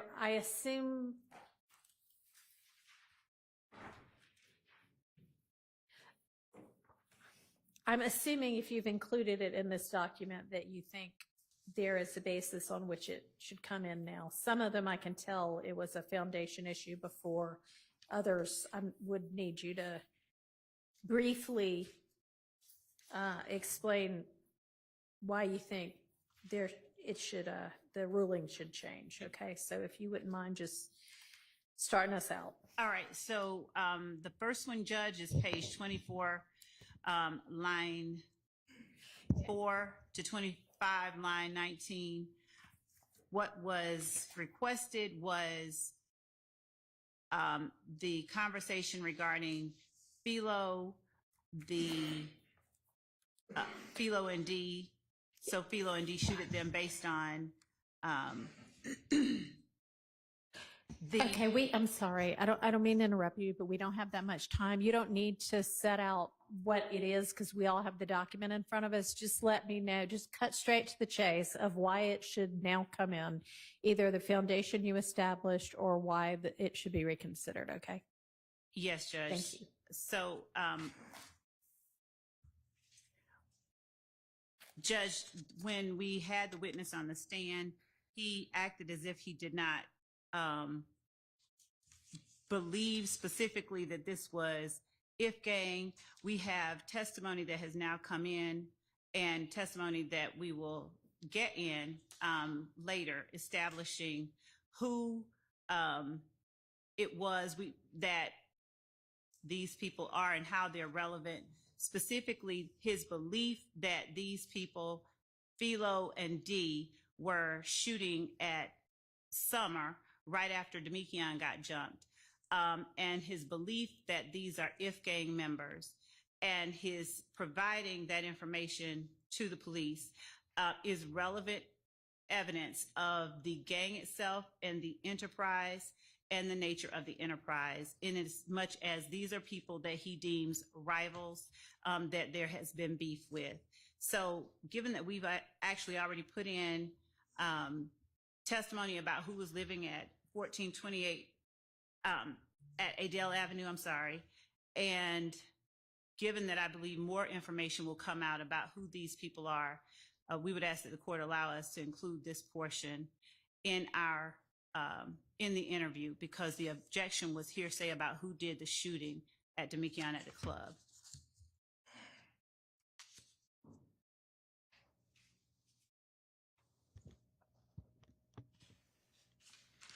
I'm so confused.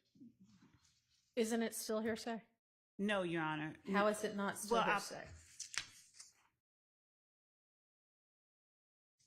One, because he's telling investigators. Based on what she told him. Right. And his actions, in as much as he reacts and responds based on that, and these are rival gang members, the fact that he is reacting to actions taken by rival gang members go to prove one of the elements or more than one of the elements of the crimes on our indictment. So you want in those lines that you set forth, which are hearsay. So I don't see how you have presented any kind of an exception It's that would It's let not- this portion in. it's not offered. The fact that the truth of the matter is that Philo and Dee shot at Summer. I'm not saying that they shot at Summer. His belief that they shot at Summer is what is important. And the reaction, his, Moontunk's, and the other people that he apprised police participated in this shooting, their actions as a result of their belief that these people shot at Summer is what is pertinent. So the effect that these words had on them and what it made them do is what is important. Whether Philo and Dee shot at them, in fact, is not what we're asserting and not what we're offering it to prove. Okay. Any defense response? Specifically to this this situation, I do agree with the court that this is hearsay, but just procedurally, Your Honor, regarding all of these matters, we previously litigated this. I remember when we litigated this, I said if the state wants to get into some of these things, they're going to have to lay a foundation and outside the presence of the jury. And that was what was discussed. We were going to have to talk to him and see how he knows some of this Right. stuff. And no one did any of that. Right. And so now he's not on the stand. So we avoided all these issues. Now he's not on the stand anymore. And now the state wants to relitigate this and get into these issues, which I believe are rightfully have been ruled inadmissible. But beyond that, we don't have the ability to ask him those questions anymore. Well, I assume for some of the foundational ones, Ms. Love must think that a foundation was laid, but I guess we'll get to that when we get to it. But she thinks that there's something about what he testified to that merits reconsideration. So, I mean, I'll listen to what that is. Your Honor, 1428 Adele Avenue is where the mother of these Yes. two people live. I remember. And so in as much as they're shooting up Uh-huh. these people in his mother's house because he believes that these rival gang members shot at his girlfriend, we believe that there's an exception. He testified that he personally shot at these people. There are inconsistent statements that are further in, but as to this part, he testified that he shot at Adele Avenue. Right. But He did. because of what information he provided to the police at the time that he interviewed with them in August, and because of what information we have from witnesses regarding the fact that there are more than there's other people on scene shooting that he's not wanting to say, and his not giving that information on the stand should allow us to not only put this information specifically about who was shooting at Summer in for its effect on him, but subsequent statements that he makes that are inconsistent with and contradicts what he testified about on the stand. So Are you now offering this as a prior inconsistent statement, or are you offering it as not hearsay, or what? I don't believe it's hearsay. I do believe that it is a prior inconsistent statement. What he told the police, as it was pointed out so many times while I confronted him with the facts, he said he didn't remember what he told them. He told them he lied. All of that makes what he told the police a prior inconsistent statement. So all of those apply. I believe that these statements also contradict some of what he testified about on the stand. All right, I'm not going to reconsider my ruling on that first one. All right, this next one that's page 55, what is it that you want in on that? And why? I'm, again, just a little confused about what it is that you think has changed. You mean page 48? The next one you have is number 6, page 55, line 17 to page 57, line 7.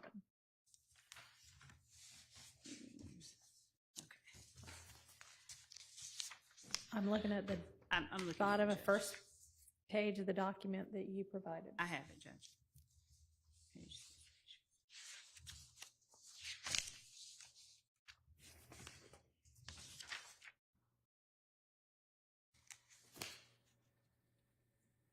So, Judge, what he says at line 17, after being asked, so y'all don't really fuck with each other, meaning YSL and If Gang. Mr. Zachary says they didn't really mess with each other, so it's already tension in the air. But until that boy Yak, that boy that hang with Thug, had gotten into it with MDC, and I had helped him fight in the club, he is saying that that is part of what spurred on this antagonism between the two groups. Later in this interview, he talks about how the Woody jump on January the 6th wasn't what precipitated the rivalry between the two groups, and that in fact it had started about a month earlier. And what he is saying here, Judge, actually explains part of the reason that there is this antagonism. We are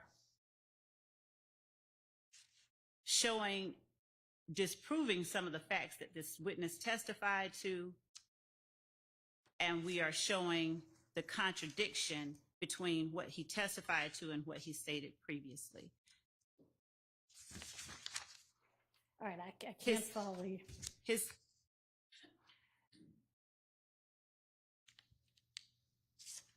And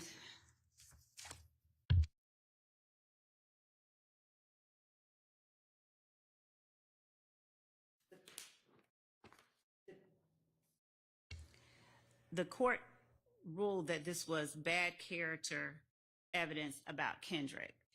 And what we are arguing is that in testifying that he is actually coming to the aid of Kendrick in this fight with people from MDC, and in telling the police after being asked specifically what started it all, after he tells them there was tension in the air that started at this point, it goes to show the association and the nature of the association between two co-conspirators in the YSL enterprise. It also goes to explain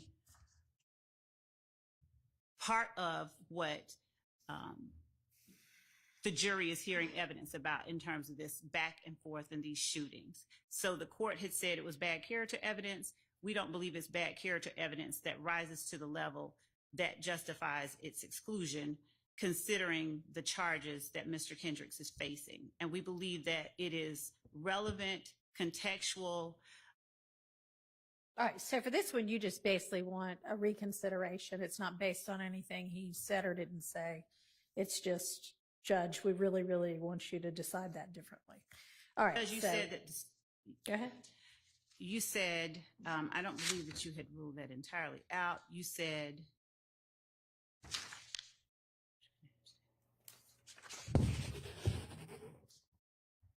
that you conditioned that the state could point out that Zachary defends Kendrick, but didn't want it line by line. And I believe that line by line is important when looking at the entirety of what he's saying. He's talking about a rival gang member and how the Well, he's actually, according to him, not talking about a rival gang member. He asks, they're not, he basically says, no, they're not really a gang, they're just themselves. no, he's, Okay. Judge, Yes. he says right after that, talking about All right, I'm not reconsidering. My ruling stays the same on that one. All right, this one about the next one that you label number 11. I assume it's the 3 sentences in red that you think now should come in. Is that right? yes, Judge. Okay. And what has changed such that you think that should now come in? Carefully reviewing and listening to what he says in the interview and reviewing it based on what was argued in the hearing. Specifically,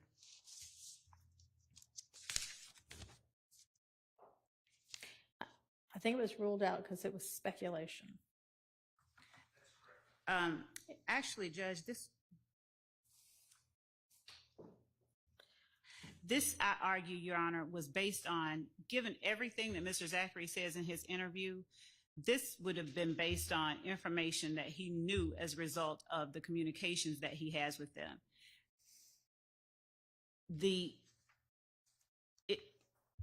It's not, I don't think that it's speculation. I also think that it directly contradicts what he told the jury. I think it is a prior inconsistent statement. And given what he tried to present to the jury in the form of his testimony, I believe that it's admissible for those reasons. All right, if you're going to say it directly contradicts what he told the jury, I mean, he testified for several days, I think, as well. So what specifically? He said he lied to the police. He said that he was asked on cross-examination, I believe, about his belief with respect to who killed Donovan Thomas. Mm-hmm. He also talked in the interview about his interactions with all of the people that he said talked to him about the murder.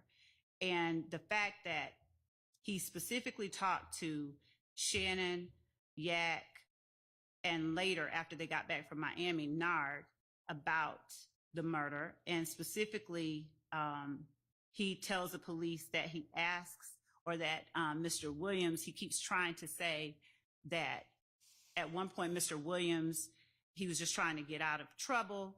But in the interview, he is continually trying to keep Mr. Williams himself from being in trouble. All of this, I think, he has a foundation, he has a basis for the knowledge that, and he keeps talking about the fact that when they go out with guns, for instance, when Woody got jumped in January, everyone ran out with guns. They were saying, let's make the money. At a later point, he makes a similar statement. So the actions of the people that he interacts with, his co-conspirators, are what let him know and what specifically informed him as to motivations, what he is able to observe. He talks about that. You did not establish through his testimony that he has a basis for knowing that they wanted to do it themselves to get a name. So I'm not going to change my ruling on that. Your Honor, if his testimony, his entire testimony was that I lied, I'm not reconsidering. I mean, I have reconsidered and I'm not changing my mind. Let's move on to number 13.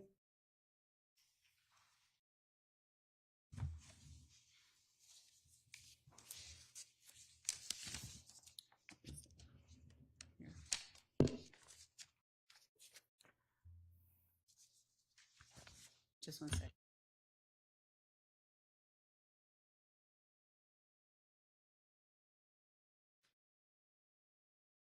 So, Judge, this is actually him specifically talking about Nard telling him that Woody was going to fold. This is classic co-conspirator statements. Also, the court said we needed to establish that Zachary knows the why, and reading specifically what he said, he's going to tell on us. He asks what, and Nard says about the nut situation, and him telling him that he believes that Woody won't fold. He doesn't just say that's why Thug stopped messing with him because he thought he was going to fold. He says that Thug didn't know afterwards, and he also says that he specifically says that Thug asked why did they do it, and once they were made aware, Thug was made aware that allegedly Nut had said whoop and given the green light, he was seemingly okay with it. We believe that the interview itself gives context as to how he was able to speak on why and what he observed with respect to Jeffrey Williams and Kenneth Copeland.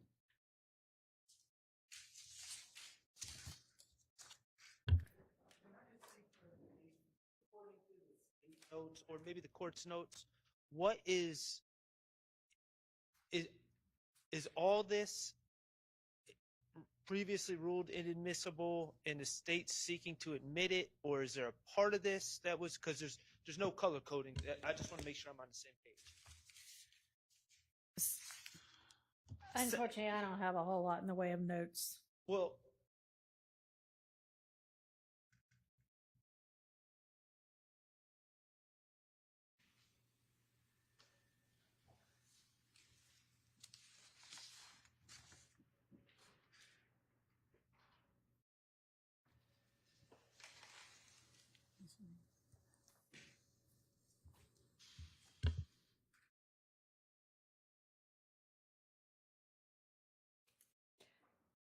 Does anybody? I do, but my notes are only as good as the person that takes them. So, but I have that the part that's being kept out is that's why Thug stopped messing with him, because he thought he was going to fold. That was the part that was coming out, and it was out unless a foundation for his knowledge, Quindarius's knowledge of what Jeffrey thought. Right. Okay. That's my recollection. Right. It's just that bit, not the conversation beforehand. Correct. Yeah. So, Ms. Love, what has now established that he had a foundation for knowing why Thug stopped messing with him? He talked about the number of times that he was at Defendant Williams' condo, the amount of time he spent around him. I think that anyone that goes to anybody's house visits as often as he testified that he did, and has known someone as long as he said that he has known Defendant Williams, has established a foundation for being able to testify that someone stopped messing with another person for a particular reason. Okay, so that's insufficient. So that ruling stays the same as well.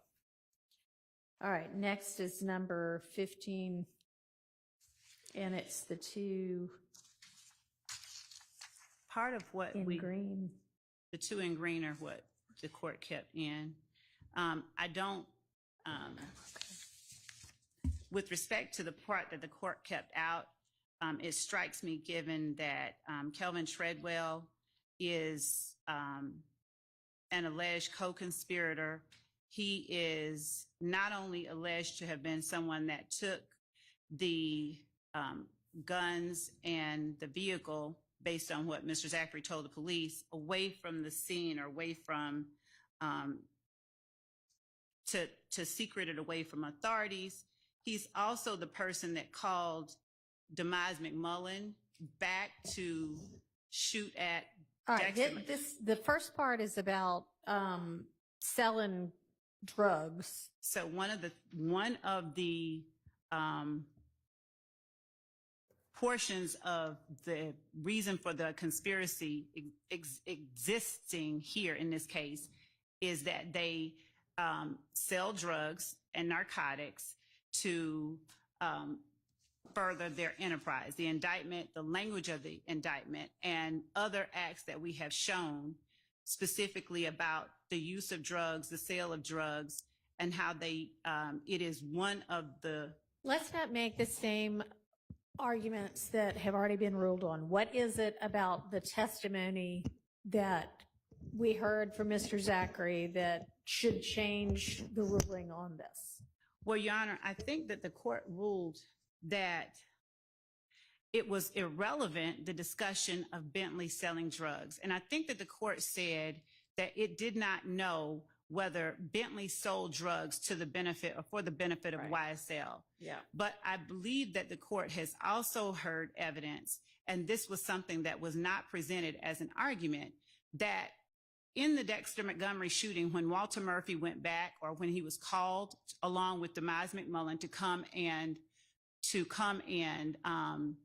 defend Kelvin Treadwell or O.G. Bentley, that he came from the spot, that it was, they kept guns at the spot, at the trap spot, and that this was O.G. Bentley's spot. And given that we believe that this is just pertinent information, given everything else that Quindarius Zachary said in his interview to the police about Kelvin Treadwell, about the drugs. I'm not going to change my ruling on that. And with regard to the second part of it is clearly still total speculation. That when we move on to what happened to the car.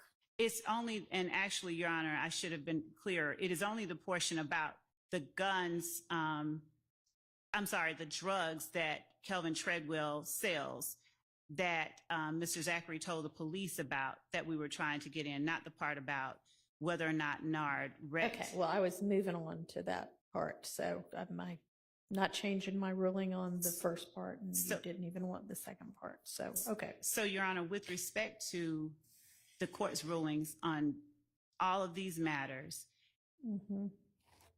given the testimony that Quindarius Zachary gave, is it that when he said he doesn't remember, was a hostile witness to the state and gave pertinent, relevant information to help prove the state's case in the interview, is it that because he won't say that on the stand that the court is keeping this information out? No, ma'am. It's for the reasons that the ruling was based on before. Let's move on to number 16. And what is it about this that now you think should come in, and why? All of it?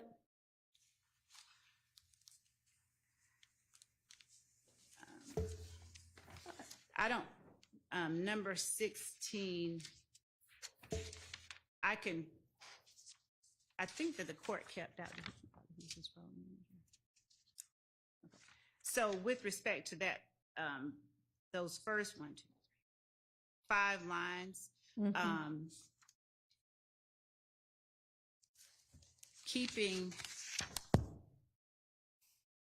the court only said that you wanted us to bring this up with you before we get into it.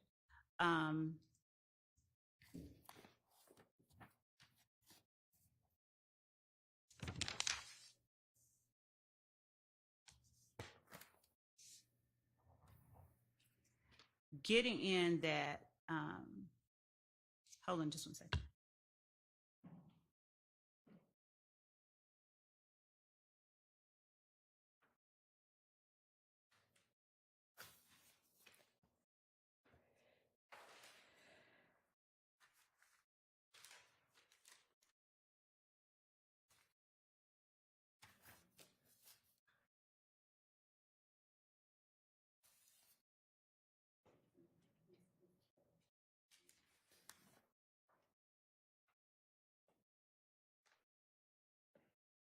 Judge, I want to make sure that I'm clear.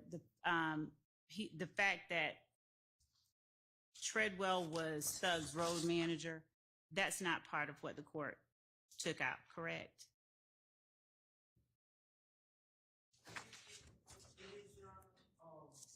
In fairness, when we went through this, there was the main focus was the speculation about what Donovan Thomas's sister knew and her reactions, and then just kind of gossiping on that. He's Thug's road manager is in the transcript, line 85, page 85, line 22. It's just not it has it as unintelligible.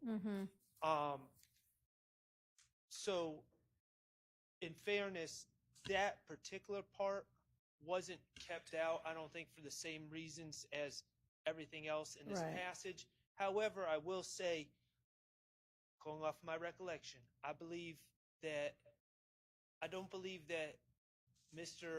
believe that came up during the examination of Mr. Zachary, and I don't believe Mr. Zachary denied that. I thought he said he used to be Jeffrey's or Thug's road manager.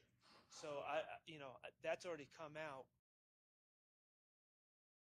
And Is that the only sentence that you wanted in? Out of this group, yes, given that the way that the court has ruled on the rest of them, I'm not even going to take time up arguing about any sentence other than that one in this group. Okay, and didn't he admit that anyway? Not to my recollection, he did not. Did you ask him about it? I think unless it was necessary that I continue doing what the court asked me to shorten, which was confront him with every single line in his interview, that his saying he didn't know, he lied, he's high every time the state asked him a question, and the court found at the time he was testifying that we had gotten out enough to play the entire interview. I believe that that situation hasn't changed. So I believe that this is information that contradicts and is a prior inconsistent statement to his trial testimony. Well, he, much like Mr. Copeland said, some of it was true and some of it wasn't.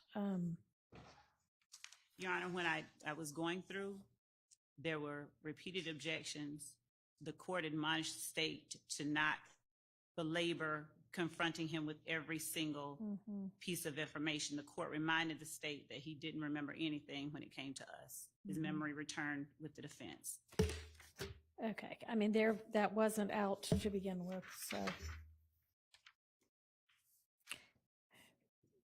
The next one, 19. Yes. So on cross-examination, we had originally said, okay, this is out. On cross-examination, and since this hearing, defense has continually asserted and made efforts to show that Kenneth Copeland was the person that, in fact, did this murder, I believe. They even went so far as to ask Mr. Zachary about his belief as it relates to Kenneth Copeland in committing the murder. We think that given the doors that have been opened since this hearing and through Mr. Zachary's testimony, that Mr. Zachary's statements and what police believed and how and why police believe what they did are relevant and pertinent in this trial, that the pertinent information that the jury should be entitled to hear. Your Honor, this line, my understanding and belief is that Investigator Dennis is the one saying this. That's, and talking about how the streets had already convicted Woody and the rest. I have no idea what Investigator Dennis said during an interrogation when he's asserting facts or alleged facts would be admissible, his out-of-court statement. It's not coming in. The fact that he might be saying that in an interview does not mean it's anything that was the actual official position of the investigation. The one that you number 20. So, Your Honor, as it relates to Antrevia Smith and who shot up her house, Yeah, it was hearsay before. we're not asserting that Quindarius Zachary says they say Kel and them is, we're not asserting that Kel and them shot up the house. We actually believe that Kelvin Watts was in the house. So in as much as hearsay is statements out of court that are asserted for the truth of the matter being asserted, this isn't, we're not offering it for the truth of what Quindarius Zachary says. He's trying, we believe, to take attention away from YSL by saying Kel, the rival gang, shot at Antrevia's house. We have evidence that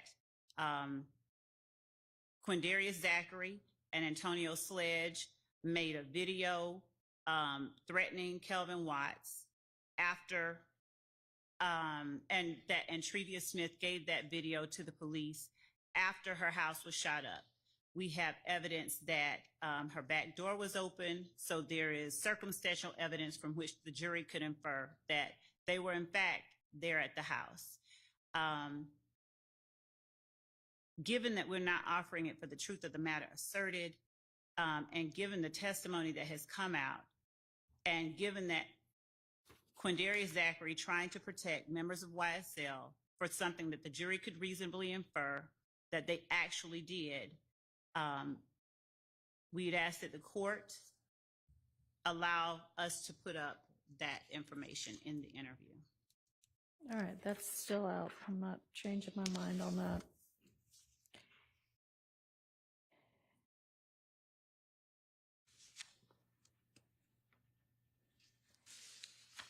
So 21, it was, did you establish that Mr. Zachary was present? Actually, Judge, what I think that we did not argue and the court did not have, was not made privy to, is the fact that Mr. Zachary said that they,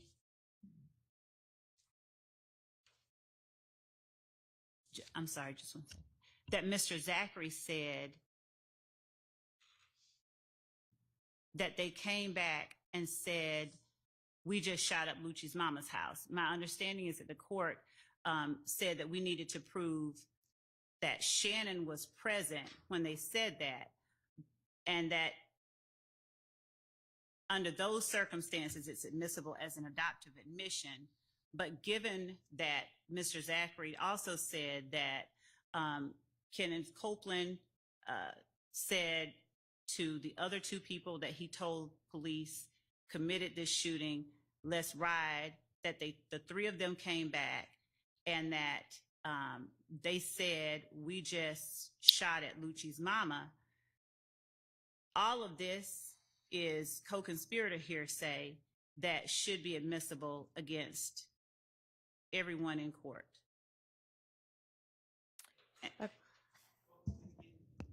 Mm-hmm. And Your Honor, if the court is really not going to grant reconsideration, but will summarily deny, I'm not summarily denying anything, or we'd be done and we'd have the jury in here. I'm listening to what you have to say about everything. this is a co-conspirator statement that proves elements in this, of the offenses charged in this indictment. We'd ask that the court reconsider and allow the state to put in evidence that. All right, so what did you establish that Mr. Stillwell was present when Copeland said, we did it?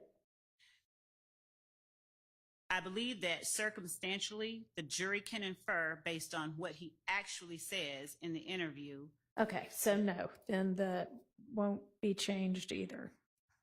And Your Honor, Yes, ma'am. it's You can argue circumstantially anything, but this statement, this part of the statement's not going to come in. Number 25, what's different now that should be reconsidered?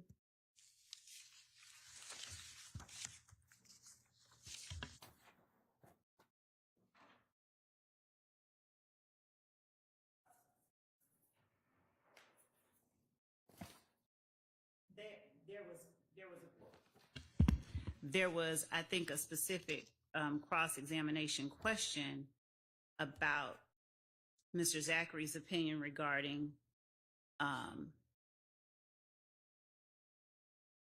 who did this and why. And I think, again, given what information has come out before the jury, Mr. Zachary has shown himself willing and wanting to protect the people he gave previous statements about. And I believe that this information is inconsistent with what he testified to at trial and should be allowed as a prior inconsistent statement. Okay, but in terms of establishing a foundation that he had a basis to know that anybody did this because they wanted a name, that didn't get established, right? Your Honor, I don't. Yeah.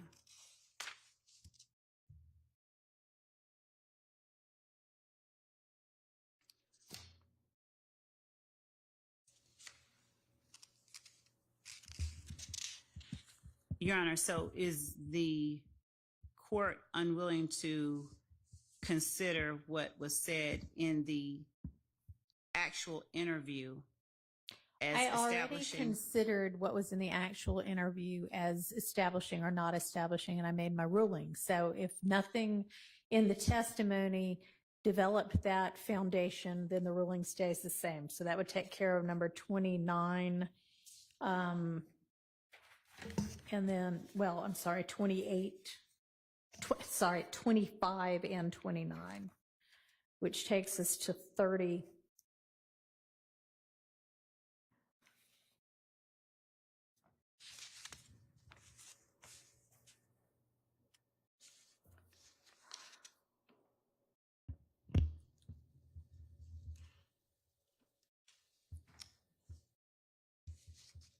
I don't recall hearing anything that, can you offer anything that should change the ruling on that? Considering he denied everything he told them previously, I don't believe I can. And then what's 32? Judge, I'm not asking for any more reconsideration. Thank you. All right. Okay, let's get Mr. Sprinkle back and the jury out.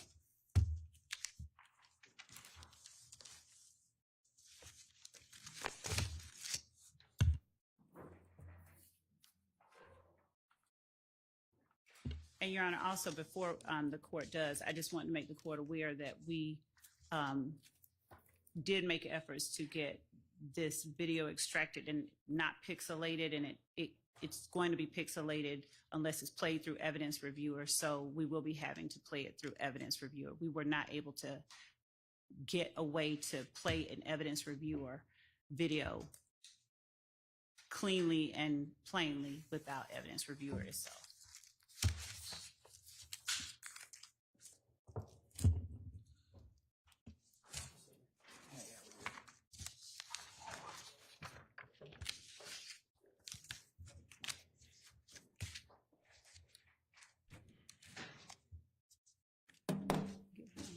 Thank you.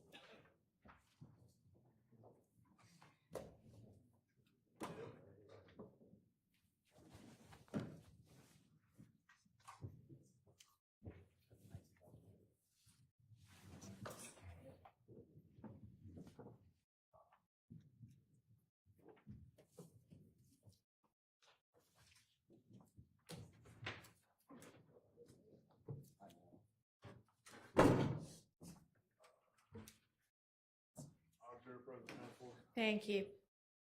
All right, Mr. Chart, you had questions for Mr. Sprinkle? Yes.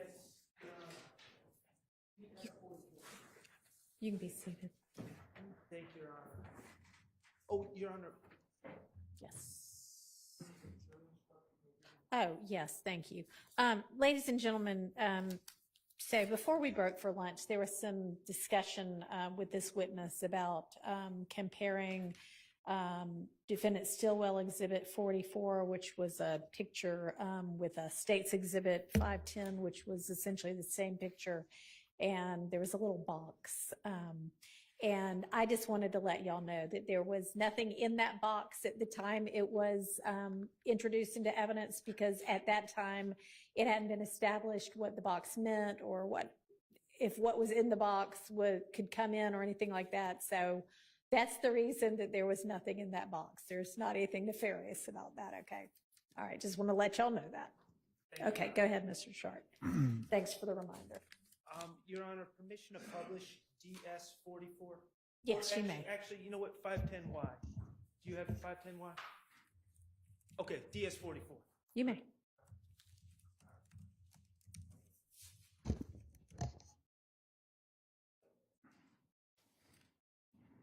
Your Honor, may I approach? You may. Okay, Mr. Sprinkle, I am handing you State's Exhibit 510Y and Defense Exhibit DS 44. Okay. Okay, we can agree that that is the same picture? Yes, the photograph is the same. The stuff around the photograph, the frame and whatnot is different. Okay, and that photo is also on the screen, correct? Yes, the DS 44 is on the screen. That's correct. Okay. Now, I want to get this right as far as what your testimony is. You've been to the exterior of the Sky House, correct?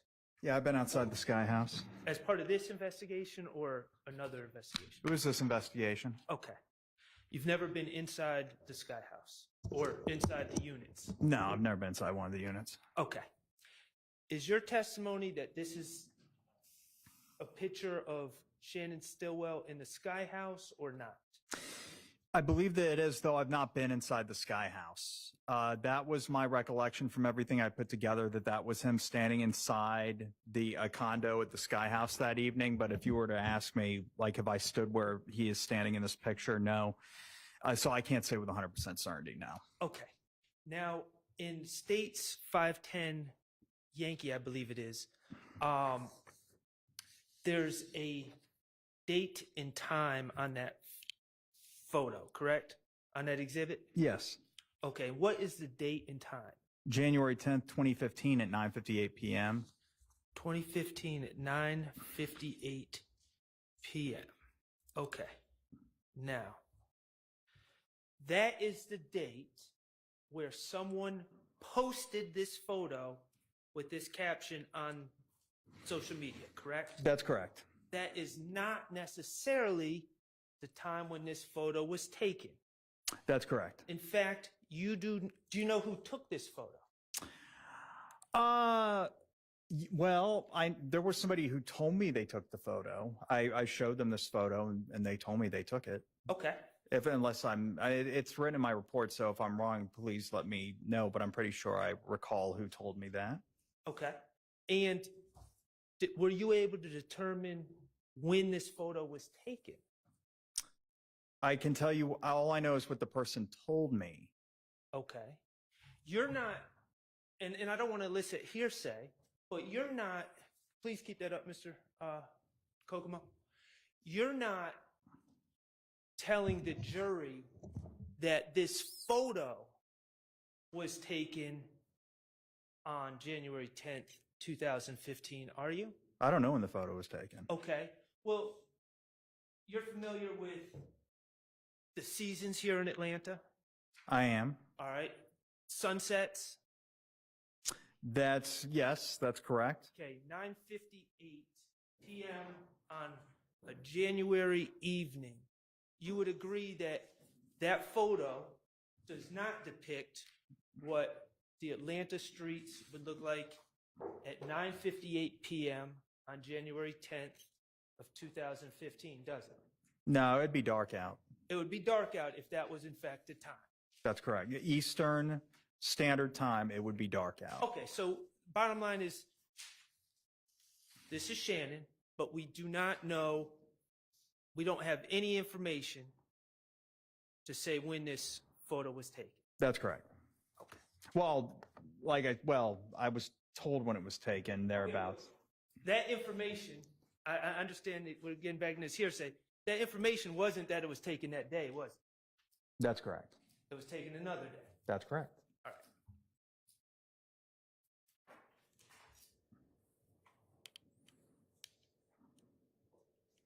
So this photo does not place Shannon Stillwell at the Sky House on January 10, 2015, does it? Maybe it does, maybe it doesn't. I don't know. I don't know. Like I said, I don't know when the picture was taken. Your information is it wasn't taken on January 10th. That's well, it was posted on January 10th, but I don't. Like I said, I know that's not.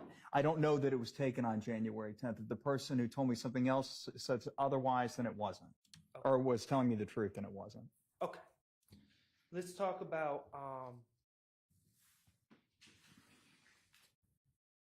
and you can take that down, Mr. Kokomo. You can take that. Thank you. You became involved in this case in January 2016, correct? Around that time, it may have been a little bit before that, but that was when I really started getting involved. And I've read your report. You reviewed certain work done by other individuals, correct? I did. Okay. Now, my question to you is, were you provided with Detective Thorpe's file? I was. His entire file? Well, I have what he gave me. Was that everything in his file? I don't know. I'm sure I asked him for everything in his file. I hope that he gave me everything that he had. Do you have his rough notes? I don't know that I got. No, I don't think I did. If it's not so with me, everything that I receive would be digitized. So if it's not in, like in other words, if I were to get something like rough notes, which if he were to just give them to me, which would be unusual, and I would remember something like that, I would have immediately scanned them anyway, and they'd be reduced to digital form. If they're not in the digital case file, then I don't have them. How about Investigator Dennis and Investigator Gaither? Did they give you case files? They gave me. I wouldn't go so far as to say well, I guess it depends on what you define as a case file. They gave me cell phone records that I asked for, various videos and cell phone data extractions. I remember meeting with Dennis in particular, at least it would have been multiple times, but yeah, and just sitting at his computer and him just saving things like cell phone records and whatnot to like an external thumb drive. So when you ask me if they gave me case files, it'd be something like that. It would be like data that was pertinent, like cell phone records, that kind of thing. But as far as like a completed case file, I don't know if I received anything quite like that from them. Did they give you police reports that they authored? Yeah, I seem to remember they did. Did they ever indicate to you that some of their police reports were missing, that the Atlanta Police Department had lost them?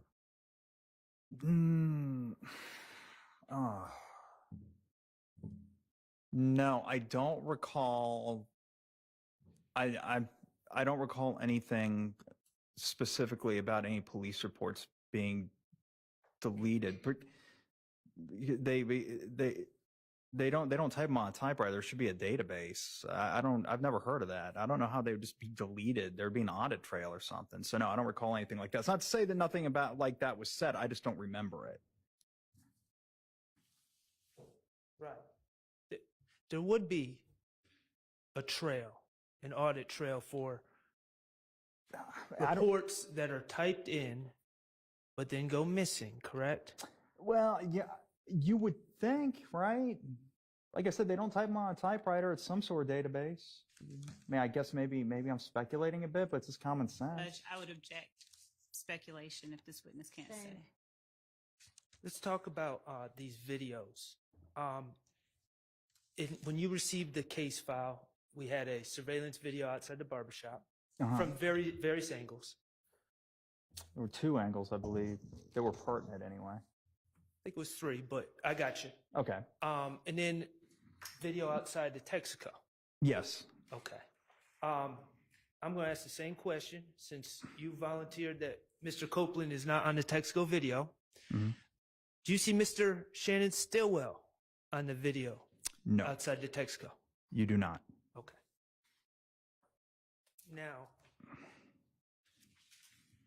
as part of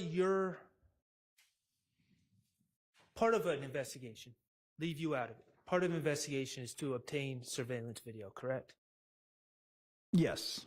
And now when you take over, you said January 2016. I'm saying take over. Maybe that's not the correct word. You became involved January 2016, correct? That's correct. All right. That's a year after this incident.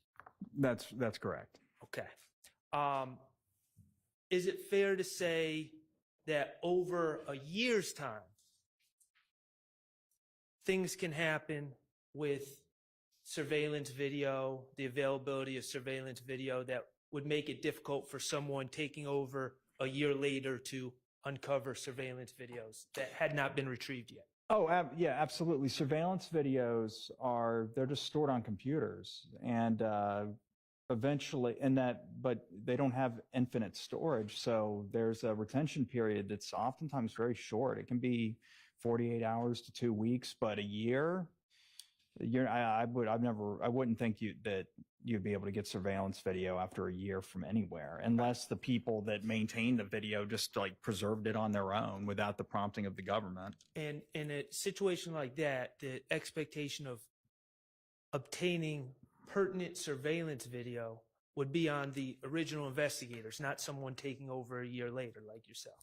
Yeah, I mean, maybe particularly back then. I mean, maybe now with all these private companies like Ring, maybe they retain their video a little bit longer, but like a gas station where they just have the storage mounted inside their facility on like a hard drive.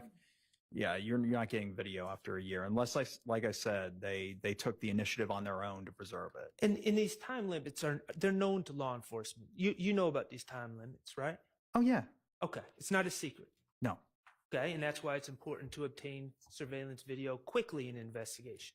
Yes. It's going to be pertinent. Okay, so Green Store. You know that is Mommy's Grocery on Glen Street, correct?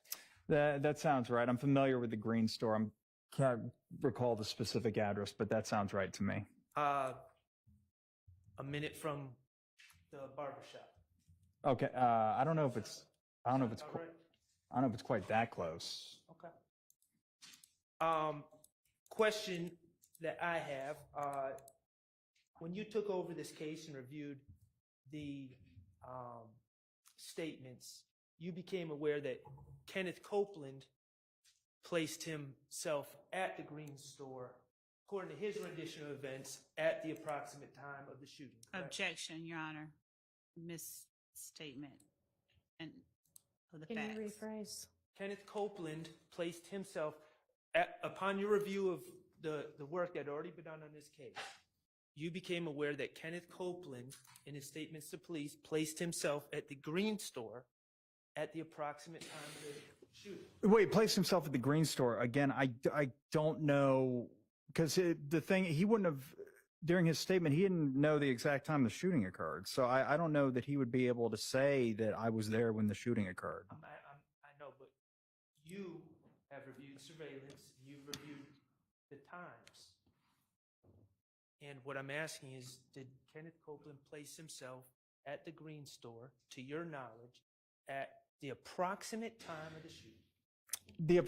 So if the 911 call was at 7:22 p.m., which I believe it was, from what I recall, Mr. Copeland's cell phone tower logs placed him in the area of the Green Store starting at about 7:26 p.m. Okay. So within 4 minutes of the shooting, he's claiming he's at the Green Store. I don't know if he claimed that. That's just what I found in his cell phone records. I don't know if he was actually at the Green Store at that time. Did you not listen to his statements that he gave? I did. including his June 10th statement. Okay. Let me just ask you this. But I just don't know if it was that specific where he said, this time I was at the green store. This is based on my review of his cell phone records, trying to piece together his timeline outside of the interview. In your review of the case file provided by Detective Thorpe, did you ever see any surveillance from the green store?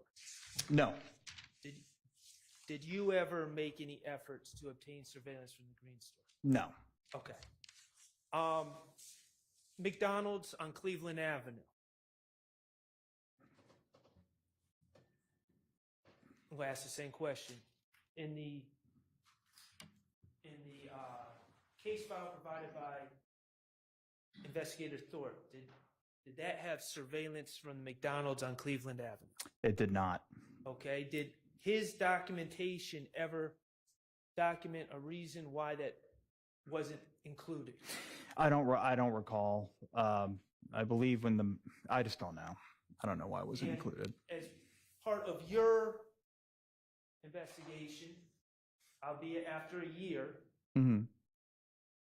did you ever obtain any video from McDonald's? I didn't. All right. One last thing. Do you have your report in front of you? I do. Okay.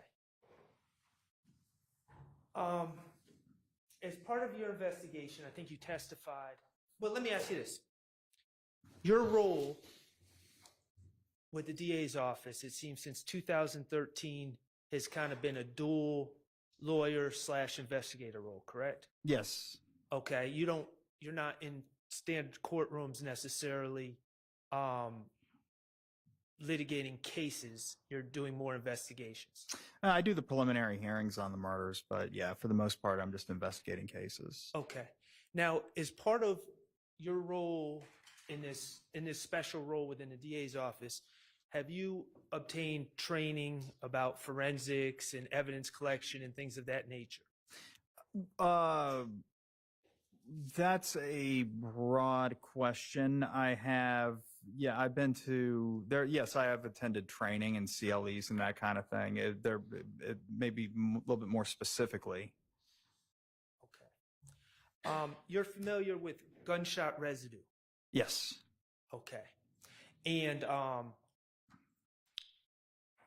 one of the places gunshot residue can be looked for is someone's hands, correct? Yes. Okay. And hypothetically, if I were to hand or fire a firearm, Objection, Your Honor. This is improper for this witness. I think that's a foundational objection. I'm going to ask him about the work he did in a second. A hypothetical. I'm just getting there. Okay, well, forget about the hypothetical. Can you test someone's hands for gunshot residue? Yes. Okay. And the time window for testing someone's hands for gunshot residue is Objection, very Your Honor. limited, correct? Ob- I don't. Foundational. Objection, yes, there is a foundation objection. Thank you. Sustained. Do you, as part of your job, do you seek out search warrants to obtain evidence in criminal cases? Yes. Well, I draft them and review them with the DA's office investigators primarily, and then they seek them out as the affiants. So much like a homicide detective, you're able to look at a scenario, decide what sort of testing you would like on a certain piece of evidence, and then have the investigators that work with you draft such applications for a search warrant. Yes. Okay. And certainly, as in this role where you're seeking evidence, you know about the rules of evidence collection and what can be collected and the timelines that it can be collected in? Yes. Okay. Your Honor, I'd move to, I submit that ADA Sprinkle is an expert in gunshot residue collection. No, I don't think that's been established. Okay. Did you seek gunshot residue testing in this case? Well, I certainly contemplated on one specific item, but that ultimately didn't work. Well, you in fact drafted a search warrant. I did, yeah. Okay. So let's go back. Hands, there's a limited amount of time that you can search for gunshot. Objection, foundation. You need to establish that he, if you can, whether he knows that. Do you know about the timeframes general as they apply to the collection of gunshot residue off of different types of objects? No, I don't know that it's static. I don't know if it's, the particulate matter that is expelled from a gunshot just dissolves after a certain amount of time. I don't think that's how it works. Right, it remains. That's And your understanding, is it remains. unless there's some external force that removes it. Like sweat or washing your hands or something like that. Objection, right? Your Honor, foundation. Sustained. Okay. The rules for those timeframes are different from hands to other objects. correct? Objection, foundation.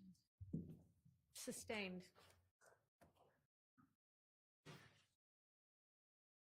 On May 9th, 2016, well, you were following up on with Hertz Rental Car about the Infinity, correct? It would have been around that period. I don't remember if that was the specific day, but that sounds about right. Okay, and through investigation, you were able to determine the actual VIN number of the Infinity, correct? Yeah, I believe it was just within the records that is Hertz sent us. Okay. And on May 9th, 2016, you located that actual car, the Infinity, correct? Not me personally, but investigator. Well, maybe I figured out where it was. Somehow or another, we figured out it belonged to a private citizen in Mississippi. Miss Cleveland, who lives in Como, Mississippi, correct? Irma Cleveland, yes. All right. And you confirmed that the car, the physical car, was in fact in her driveway on her property, correct? There's some law enforcement officer drove out there and photographed it. Okay. And on May 31st, 2016, you would agree that is 1 year, 5 months after the Donovan Thomas shooting, approximately 1 year, 4 months? Yes, that's about right. Okay.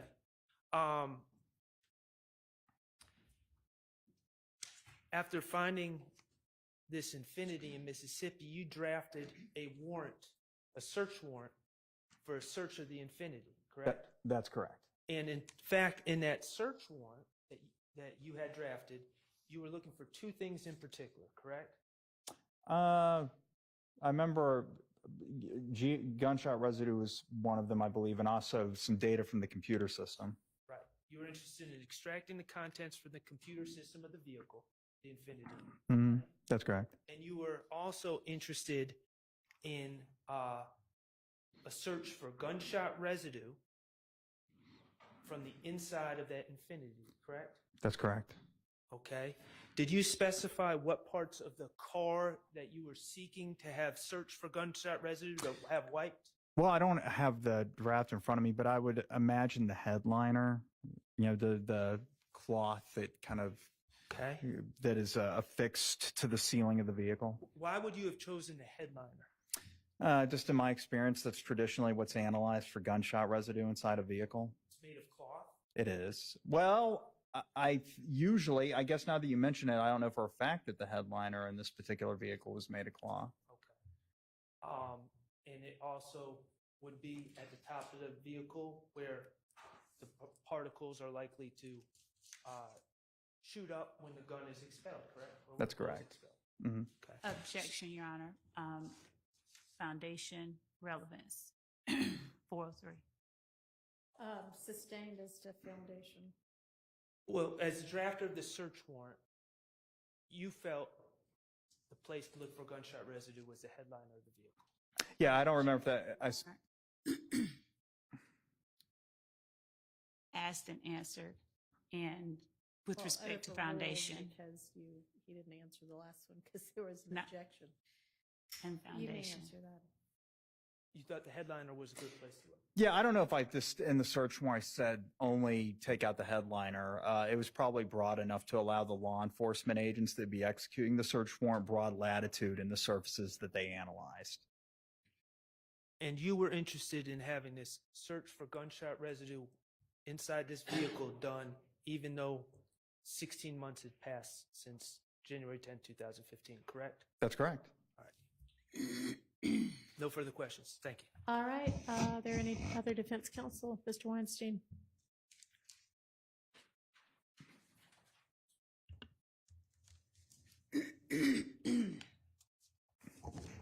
Good afternoon, DDA Sprinkle. How are you? Very well. How are you? I believe we met once before, but my name is Doug Weinstein. I represent Diamante Kendrick. Okay. It's good to see you again. Good to see you too. So you've had some testimony today about people's general location with respect to cell tower, excuse me, cell tower data that you collected, correct? That's correct. That's correct. And for a cell tower, you generally have, for example, in some towers, you know the tower and it might have 3 antennas, each of which, for example, have a 120-degree arc, correct? Yeah, that's the general rule. Yeah. And so when you're locating people, when you testify to that, you're testifying about their general location because of the antenna that it's hitting, correct? That's correct. But you don't know the actual location of that cell phone, or even if it's within that 120-degree arc, do you? No, you don't know. Well, there's a good chance it's within that 120-degree arc, but the exact location within that arc, no. When No, you say a good chance within that 120-degree arc, I mean, you went to Georgia Tech, right? Yeah. In the engineering school? No, public policy. So you never took, for example, fields and waves over in the EE department? No, I didn't. Okay. And so, but you're not aware that electromagnetic signals bounce? Well, I'm generally aware of that, yeah. Okay. Just like, if you shoot a basketball up at a basket and it comes down from the backboard, doesn't mean the person shooting the basketball was behind the backboard, right? Right. Okay. So when you say that someone's located at a particular location, that's just because of where the antenna is, right? That's right. Okay. You also testified earlier, and stop me if I'm wrong, that you attempted to interview Mr. Copeland, correct? Well, I desired to. He had an attorney, and ultimately, it just didn't happen. Like, there was no interest from that side in allowing for the interview. You desired to interview Mr. Copeland. Yes. You reached out through his attorney, correct? If I remember correctly. Well, yes, it definitely would have been through his attorney, and all I know is it just never happened. I can't recall exactly what the conversation was, but I do know it never happened. Did his attorney say, yeah, Mr. Copeland would love to be interviewed. Let's make a date for that? Sustained. He just said he didn't remember. Okay. Let's jump to one more thing, then I'll be done. The gas station video from the Texaco, the one that's exterior to the gas station. How many times would you say you viewed that video? Wow.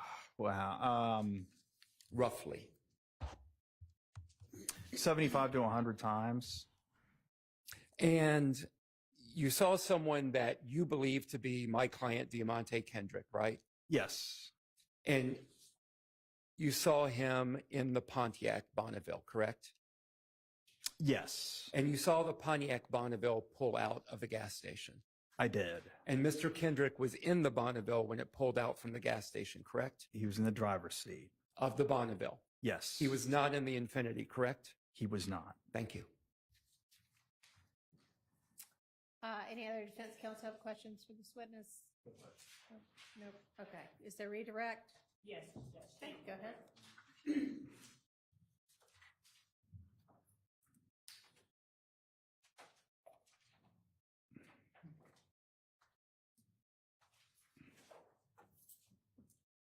Good afternoon again. Good afternoon.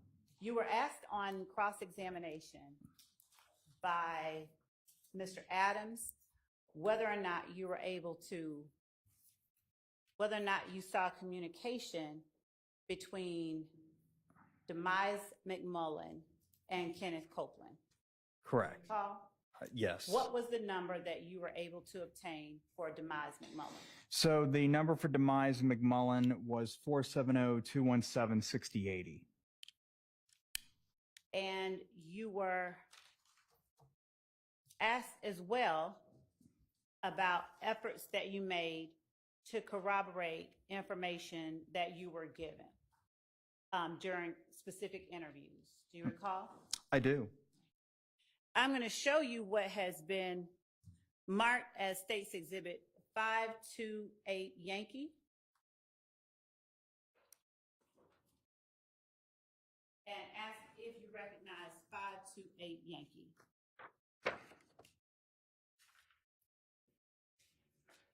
I do. How? This is a picture that I obtained from Justin Cobb's Instagram page that I screenshotted. Okay. Why did you, let me ask you first, is 528 Yankee a fair and accurate copy of the screenshot that you got from Justin Cobb's Instagram page? Well, yes, though it's cut off a little bit on the right, where the timestamp is, the last number of the timestamp, it just says 201. Okay. But I mean, I recognize that it's otherwise fair and accurate. It's just cropped a little bit on the right-hand side. Your Honor, the state tender states 528 Yankee is evidence.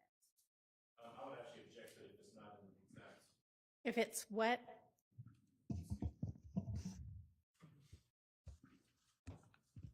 I would actually object to it if it is not as he remembers it to be, if it's been altered or if it's not the same that he's viewed previously. Okay, well, it is admitted, subject to the understanding that the date isn't to be relied on because we can't see what the date is. And I'd also object to any hearsay that may be contained within that document. I don't know if there, I don't know what the exhibit is. So is that an issue I need to take up? I don't believe so, Judge. I mean, I can show the court in. Okay.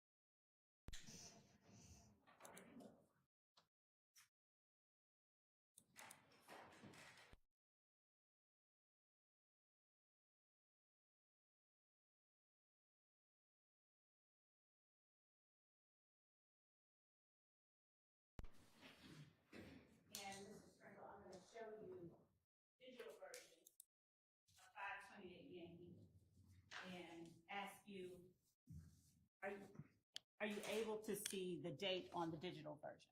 I am. Your Honor, the state tender 528 Yankee and ask for permission. Okay. So are you going to, it'll ultimately be, are you just going to make a better copy and substitute? All right, that's fine. Then it's admitted in full.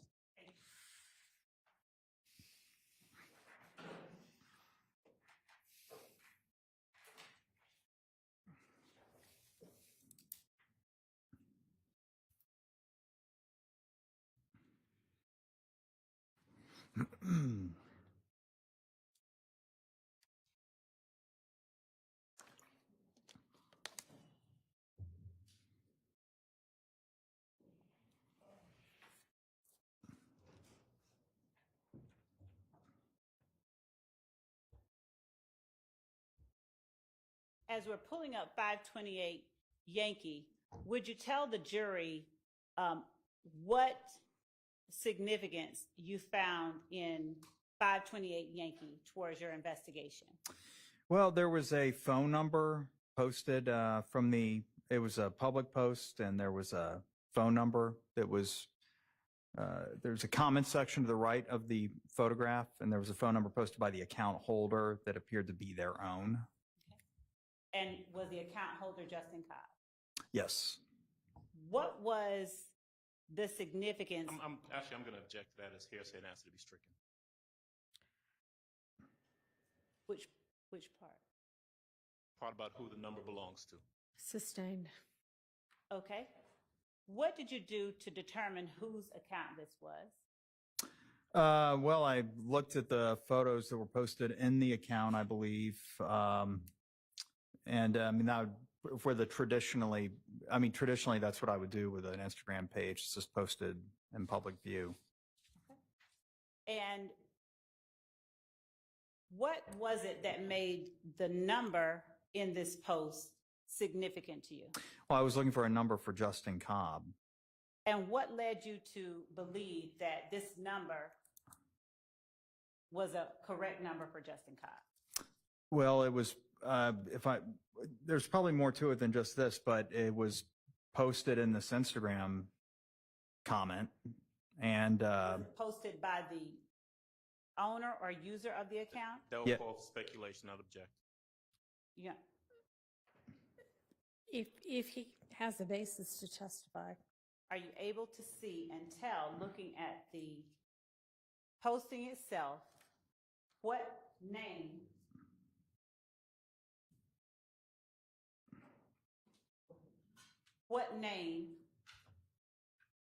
the number is next to? What I would handle renew the my number objection, is also next to? object on the basis of hearsay if he's reading from a document.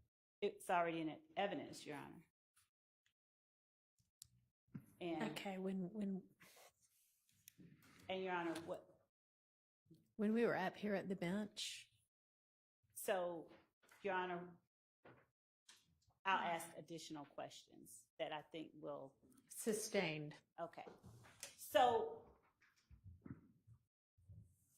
after seeing this Your Honor, number, I have a motion, please. May we step up? Yeah. I'm going to excuse y'all to the jury room.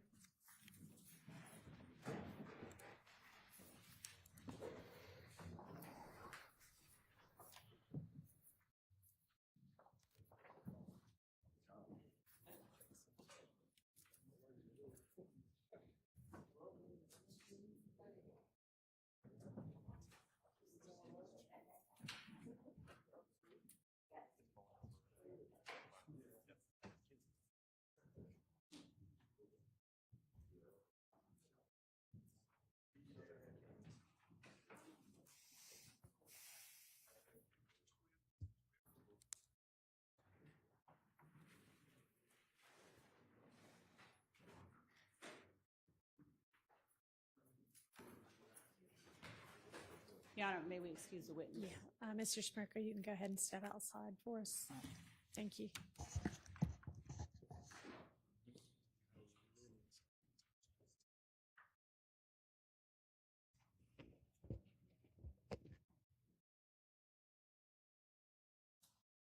Your Honor, so Your Honor. well, first of all, my motion is a motion for mistrial based on the actions of the prosecutor. My objection initially to the item was that it contained hearsay. The state represented at the bench that it was not hearsay. There was no hearsay contained in it. We did not address the issue of what the state already knew, which is that there was a phone number attached to it that she was going to try to elicit testimony from this witness about who that phone number belonged to. That in and of itself is speculation, but it's certainly hearsay. The document can't authenticate itself. I believe the site for that proposition is Twiggs versus State. It's 315 Georgia Appeals 191. So this witness can't look at a document and say that it says this phone number is from Justin Cobb's Instagram or social media posting. This is who it belongs to. So that was my objection. I believe the objection was well founded. I believe the state purposely put that up there after misrepresenting as to whether or not it contained any hearsay in it. And based on that, I would move for mistrial. May I respond? You may. Judge, Can somebody put the document up? I don't see it. yes. Would you put it up?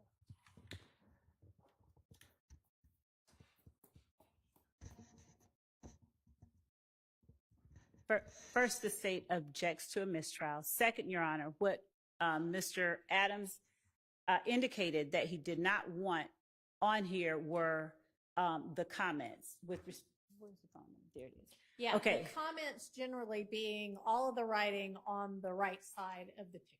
Your Honor, And so I said to you, is any of it hearsay? Is any of it being offered for the truth? And you said, no. Your Honor, what I was asking the witness to do is to tell what was of significance to that number and what he did in terms of finding out and corroborating information that he obtained, because he obtained phone records. I don't intend that this evidence or this exhibit will prove or show that this is Justin Cobb's phone number. You're asking him that? And No, asking Your him Honor, to testify to that? I'm asking him, and I understand the court, I'm asking him you? what handle it's next to, and Your Honor, what he did after seeing what he saw on this That's social not what media you page. asked, Judge. You represented at the bench that none of this, that being the writing on the right side of the picture, which we're all squinting at because it's tiny on the piece of paper. And so I am relying upon you to actually be honest with the court and opposing counsel so that we can deal appropriately with the evidentiary issue. Was any of it being offered for the truth? And you said no. And then you turned around, and after it was admitted over the overruling of the hearsay objection, based on the representation that nothing was being offered for its truth, you drew the witness's attention to the phone number and tried to have the witness testify to whose phone number it was. If that is not offered for the truth, what is it?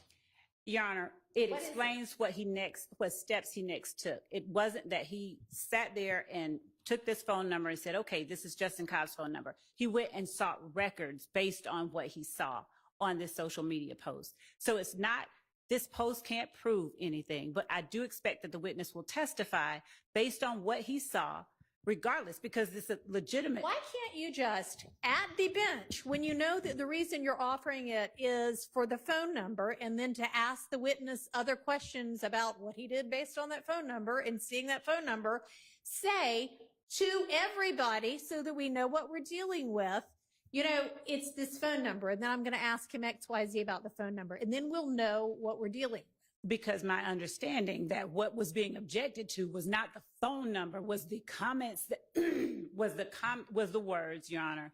And again, this piece of evidence does not prove anything, as anybody would be able to say. But when he saw this on Justin Cobb's page, or a picture of Justin Cobb next to what he believed to be Justin Cobb's handle, he sought additional information. The entire cross. Phone number with the comments. I'm sorry, what, Your Honor? I mean, that is included within what you're now calling comments, all of them just being. And I asked at the bench what comments they were asserting was hearsay, Your Honor. I literally And asked I that. asked at the bench, is any of this being offered for its truth? And Your Honor, it's being offered to explain DDA Sprinkle's actions that he took next.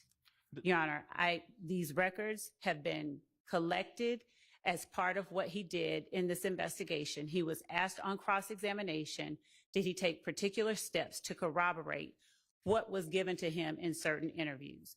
That was the preceding question before I asked him about this particular post. So the state intended and intends to introduce the records that DDA Sprinkle produced or obtained after seeing this post. This post can't suffice to prove that that is Justin Cobb's number. This post only explains why DDA Sprinkle got the number and why it was significant to him in this investigation, where his steps and actions are being questioned. But you know, Judge, we don't get there I hear what the state's saying, and it's disingenuous because we don't get to the second step that they're talking about, what records he procured and why he did what he did, unless we go through the hearsay statement that's contained in the portion that I objected to. And the court is accurate. I was there, and I asked for everything that was on the right side, all of the verbiage to be. I said that was hearsay. The state said it was not. It clearly is, because to ask him that specific question, I mean, listen, none of us are obtuse. I asked. It is what it is. I think that the state was disingenuous about it. The state's being very slippery in regards to their response to the court's questions. I think it's willful, and I think a mistrial is appropriate. And I'm I asking mean, I for one. can't figure out what it is. If it's disingenuous, if it is that, I mean, I don't want to malign the prosecutor standing in front of me right now, so I'm not going to say the possible things that it could be, but it is baffling to me that somebody with the number of years of experience that you have, time after time after time, continues to seemingly purposefully hide the ball to the extent you possibly can for as long as you possibly can. And I really don't want to believe that it is purposeful, but honestly, after a certain number of times, you start to wonder how it could be anything but that, unless it is just that you are so unorganized that you are throwing this case together as you try it. And I am sorry to say that, but this case is being made much more difficult for everybody because of the haphazard way in which it is being presented.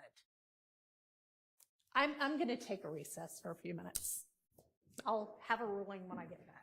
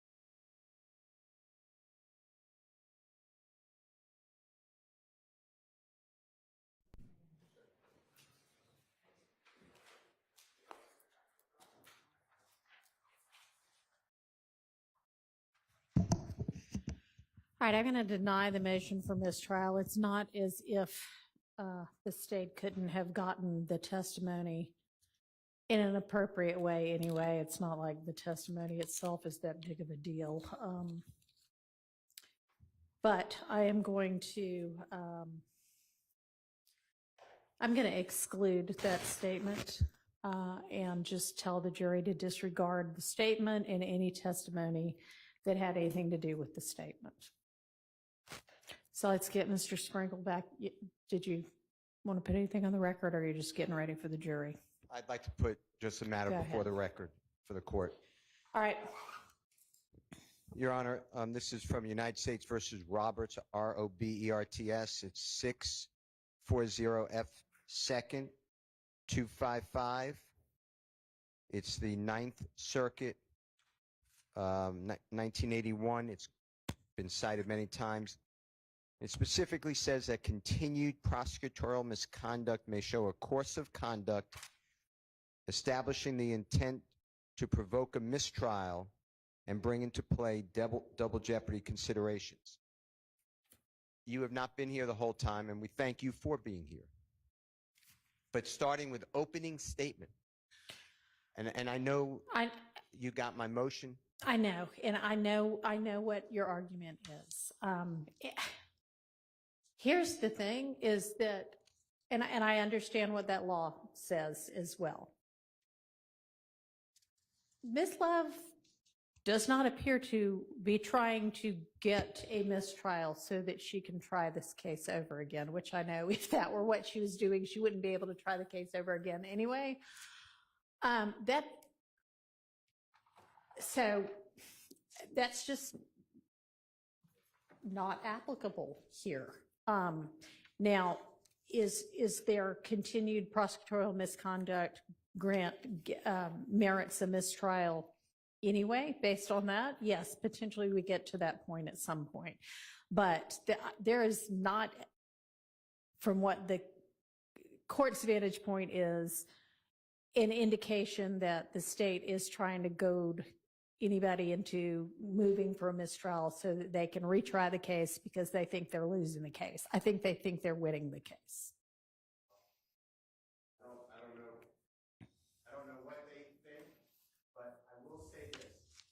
This is not becoming in the state of Georgia of a trial.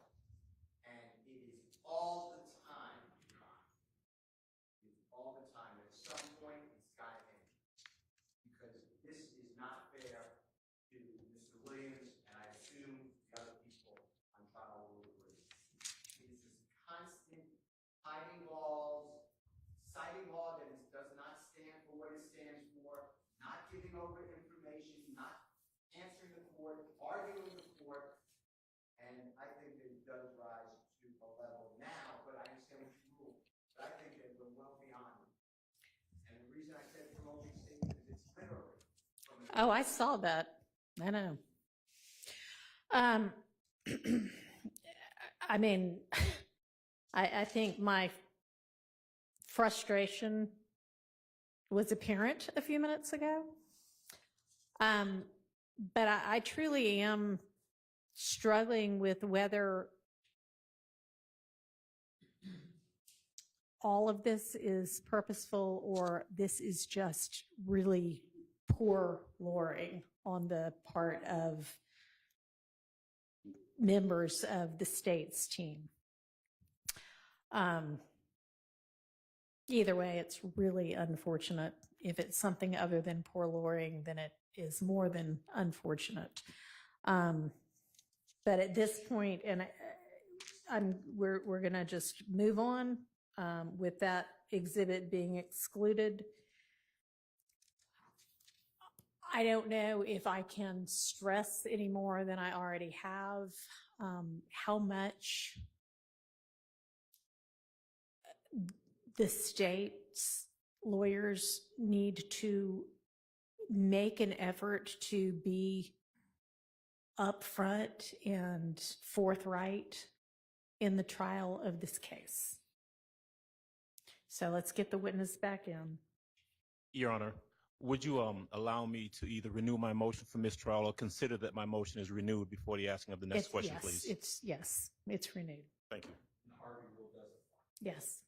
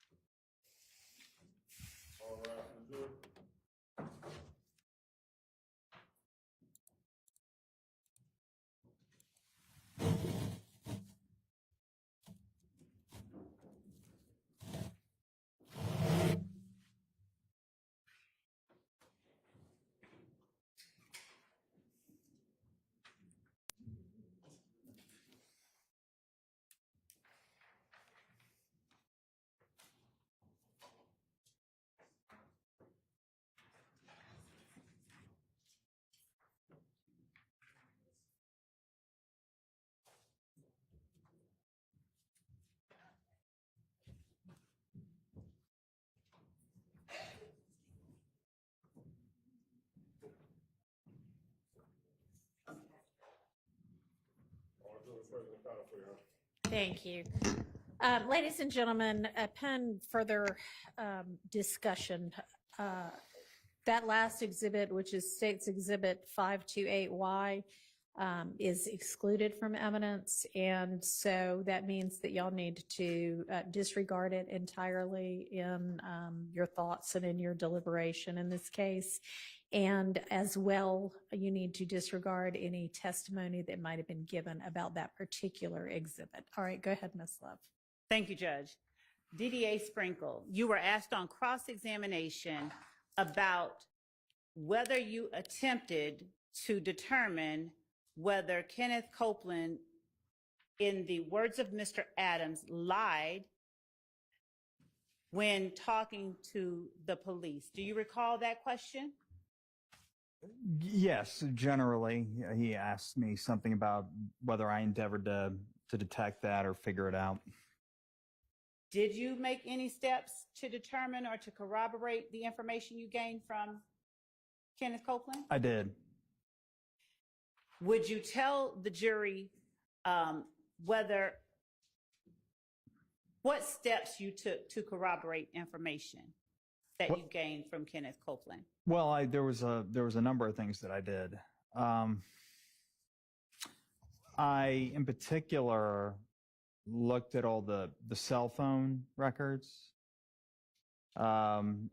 Like, for example, so I looked at the call detail records, the times that people were called or made calls, the parties to those calls, and also the towers that the handset or handsets utilized by those calls. And as I've testified previously, you can tell somebody's general location based on the tower and the sector of the tower, the antenna of the tower that their handset utilizes to facilitate the call. And also, you can, in knowing who somebody is communicating with at a given time, that can tell you a little something as well. And so when I compared Mr. Copeland's statements to my analysis of the cell phone records, I tried to the best of my ability to corroborate as much of his statement as I could by analyzing all of that. You were also asked on cross-examination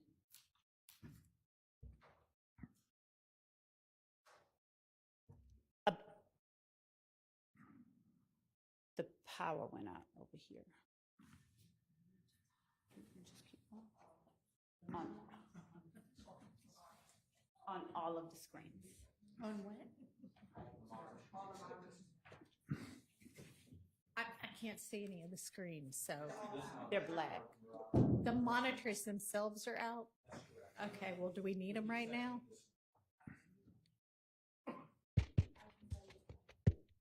Do we need them right now? No, not at this precise moment, no. So, in terms of, is this one on? No. No? Okay.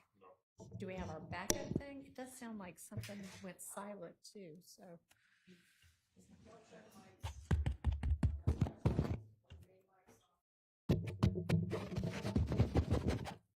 Just to be clear, Your Honor, it's not the monitors that have lost power, it's whatever's feeding the monitors. Okay. Well, we got the sound fixed, and so now we're going to have issues with the video, the site.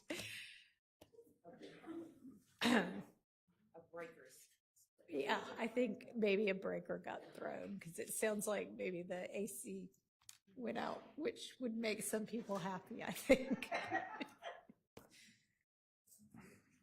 All right.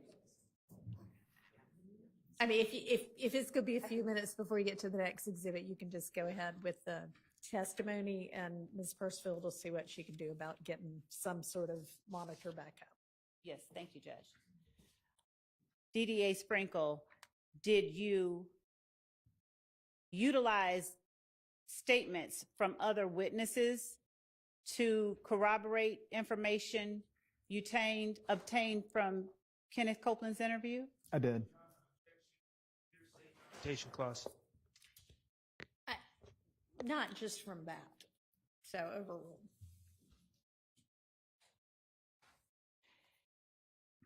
You were asked on cross-examination whether you obtained a wiretap for Defendant Williams' phone. Do you remember that? Yes. As it relates to the Donovan Thomas murder,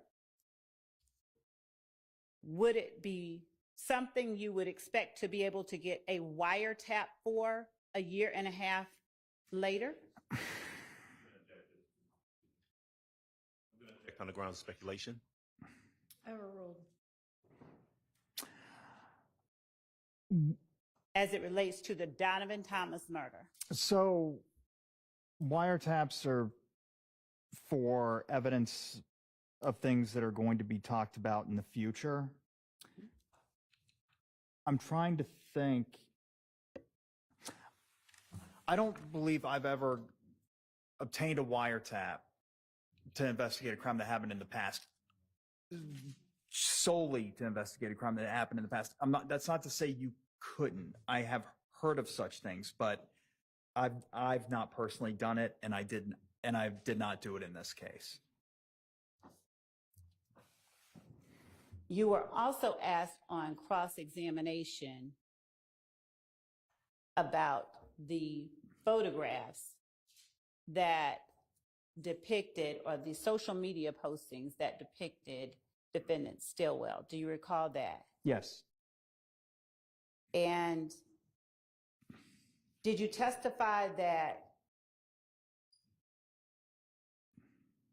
you obtained information about the photograph from a person you spoke to? Yes. Yes.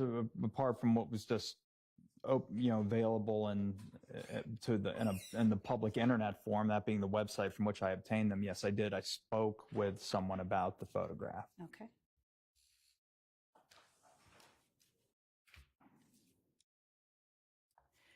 Mr. Adams asked you about Detective Thorpe consulting with Detective Gaither and Detective Dennis. Do you recall that? I do. Do you have any knowledge of whether Detective Gaither or Detective Dennis were consulted with before warrants were taken out by Detective Thorpe? In other words, did he seek their permission to take out the warrants? No. Do you have any knowledge about that? No, I don't believe he did, no. Okay.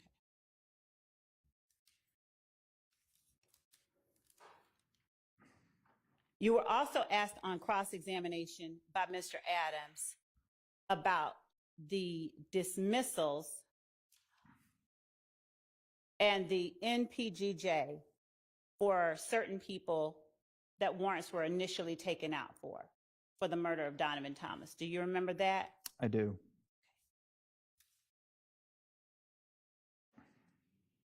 Were the dismissals of those warrants in any way based on the additional investigation that you did with your investigator, David White, into the murder of Donovan Thomas? Well, no, not the one with Sledge. That was the Mr. Antonio Sledge. That was the preliminary hearing judge that threw that one out. Mm-hmm. So,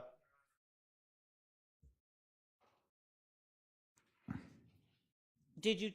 Hang on. All right, I don't know if your mic's on at all, but I'm sorry. It was non-responsive, and it was testimony about other court proceedings, which I believe is inappropriate and hearsay. overruled. Did your investigation into the murder of Donovan Thomas lead you to present MPGJs for people who had been arrested for his murder? well, yes, for the people that for which we didn't, the people that we didn't prosecute for the murder, yes.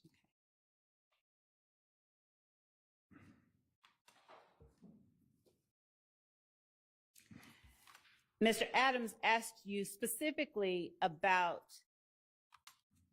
corroborating the information you gained from Kenneth Copeland's interview. And specifically, he asked you about phone calls with Demikian Garlington. Do you remember that? Yes. Are you able to tell the jury what information Kenneth Copeland provided you that you were able to corroborate? Well,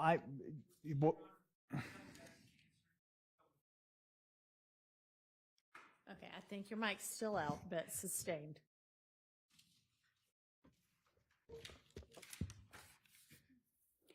You were asked on cross-examination by Mr. Shart whether Kenneth Copeland said he was at the Green Store at the time of the murder. Do you recall that? I do. When you are looking at cellular location information for cell phones, do you look at a static point in time to determine what a person's handset is doing? In other words, do you only look at the time of the incident in question, or is the time leading up to it and the time after it also relevant? Well, yes, the times before, during, and after the homicide, it can absolutely be relevant. Was there any point during your investigation where Kenneth Copeland said, I was at the Green Store at the time of Donovan Thomas's murder? I don't remember that. I don't have every single thing that he said during his, particularly the 9-hour statement, committed to memory, but I don't recall him saying that, being even cognizant as to saying that he knew exactly where he was at the time that Donovan Thomas suffered his fatal gunshot wound. Okay. As it relates to what Kenneth Copeland did tell you about his whereabouts on the day of Donovan Thomas's murder, were you able to get information as it relates to any significant others in Kenneth Copeland's life about where he was on the day of the murder? Well, so to be clear, I never spoke with Kenneth Copeland, but from the statements that he provided, yes, I believe so. I definitely, because he would reference people that he knew, I sought to identify, for example, phone numbers for those people, because again, that would go to my corroborating his statement based on, among other things, his phone logs. Okay.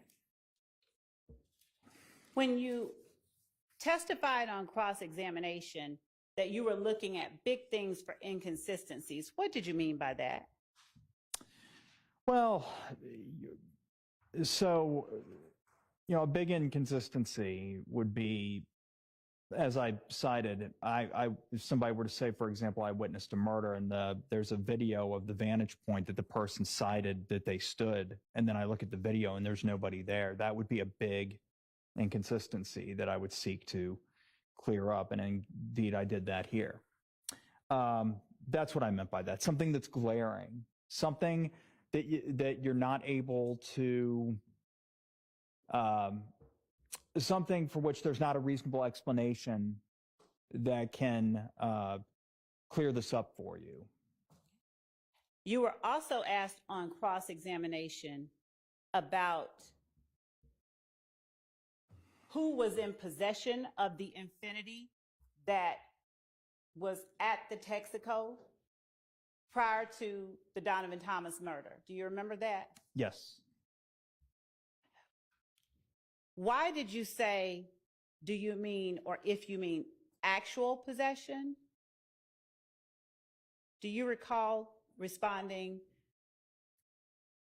Yes. regarding actual possession? Why did you say that? Well, the person that was actually like at the helm of the vehicle and had actual control of the vehicle, not the person that had some sort of legal right to the vehicle through a lease agreement or otherwise. Did you see anyone else's name on the rental records for the vehicle, the Infiniti that was at the gas station up the street from where Donovan Thomas was gunned down? I don't know. I don't think so. Just Mr. Williams.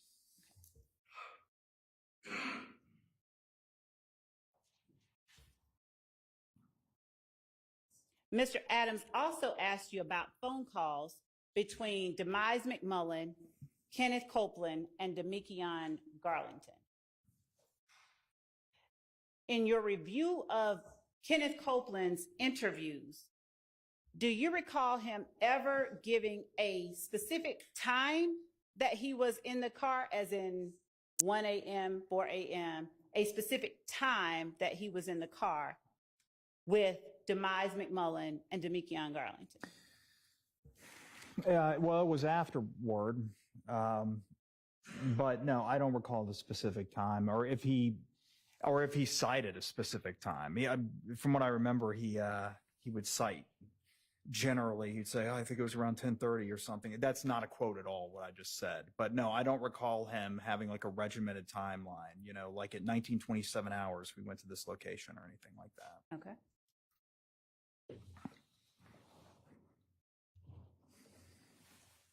You were also asked about the absence of phone calls in the phone records that you obtained as it related to Defendant Williams and Demekion Garlington. Do you remember that? I do.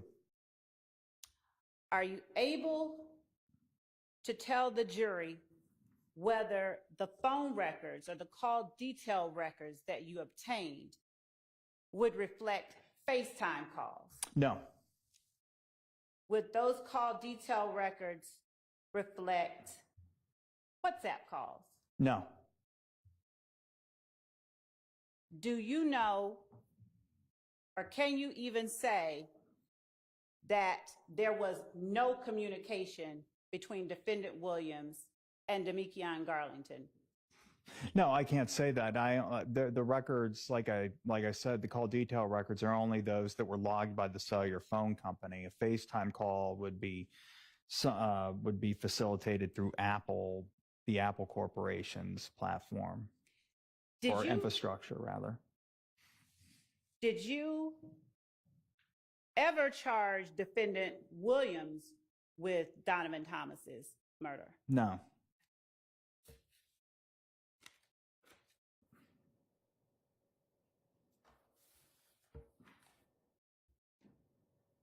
You were asked about the headliner in the Infiniti, or obtaining gunshot residue from the Infiniti that you found a year and a half later in a different state. Do you recall that? Yes.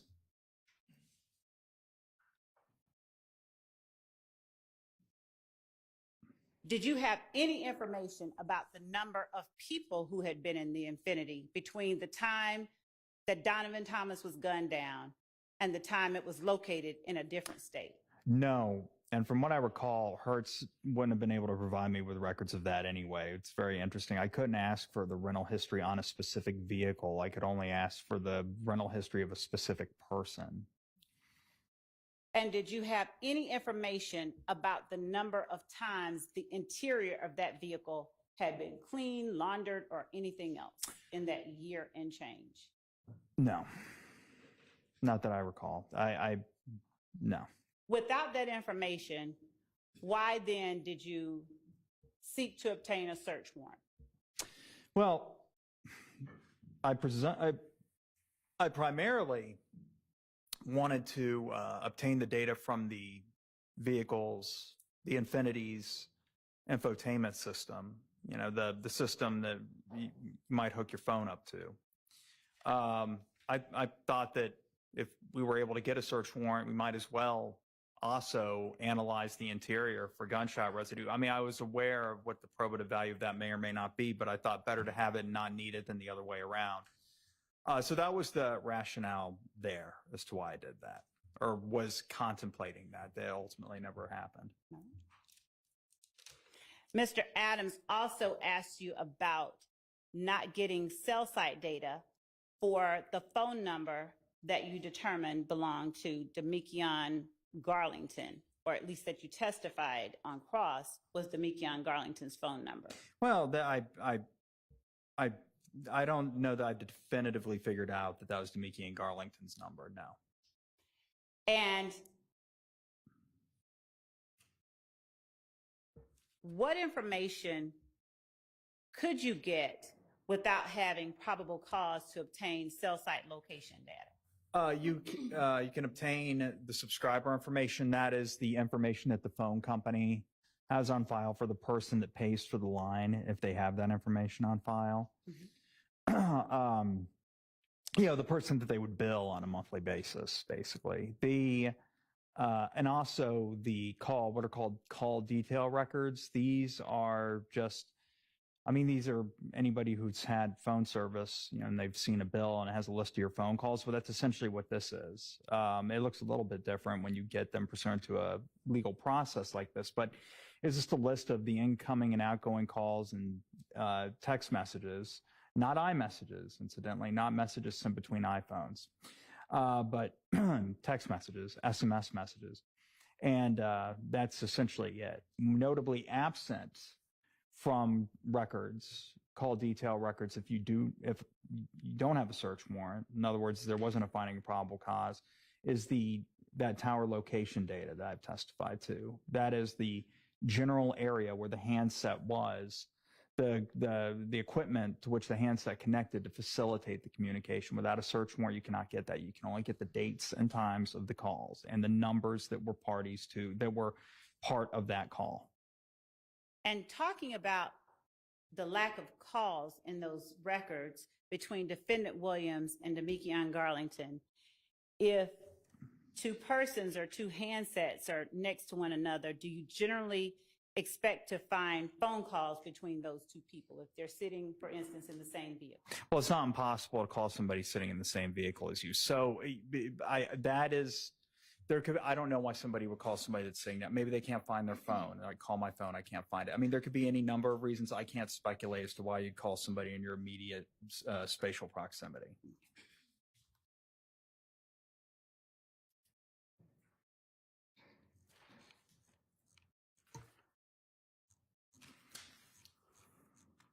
Who was it that gave you the information about the photograph where Shannon Stillwell is depicted? Quindarius Zachary. And who was it that gave you the date, or the approximate time or date that the photograph was taken? Quindarius Zachary.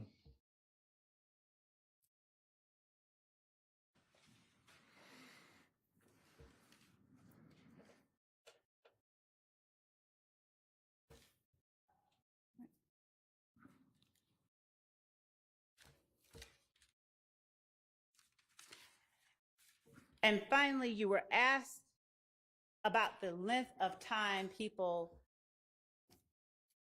remained in jail after being arrested for Donovan Thomas's murder. Do you recall that? No, I don't recall specifically being asked about the length of time they spent in jail, but I recall being asked about their something along those lines, similar to that, maybe. Okay. If a person is held on something other than the warrant for murder, would an MPGJ or a dismissal of the murder charges automatically allow them to be released? No.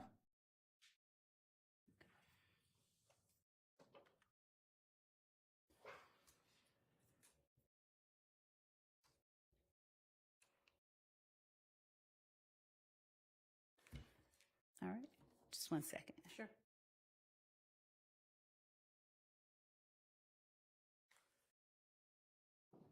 That's all that I have at this time. All right, is there any recross? All right.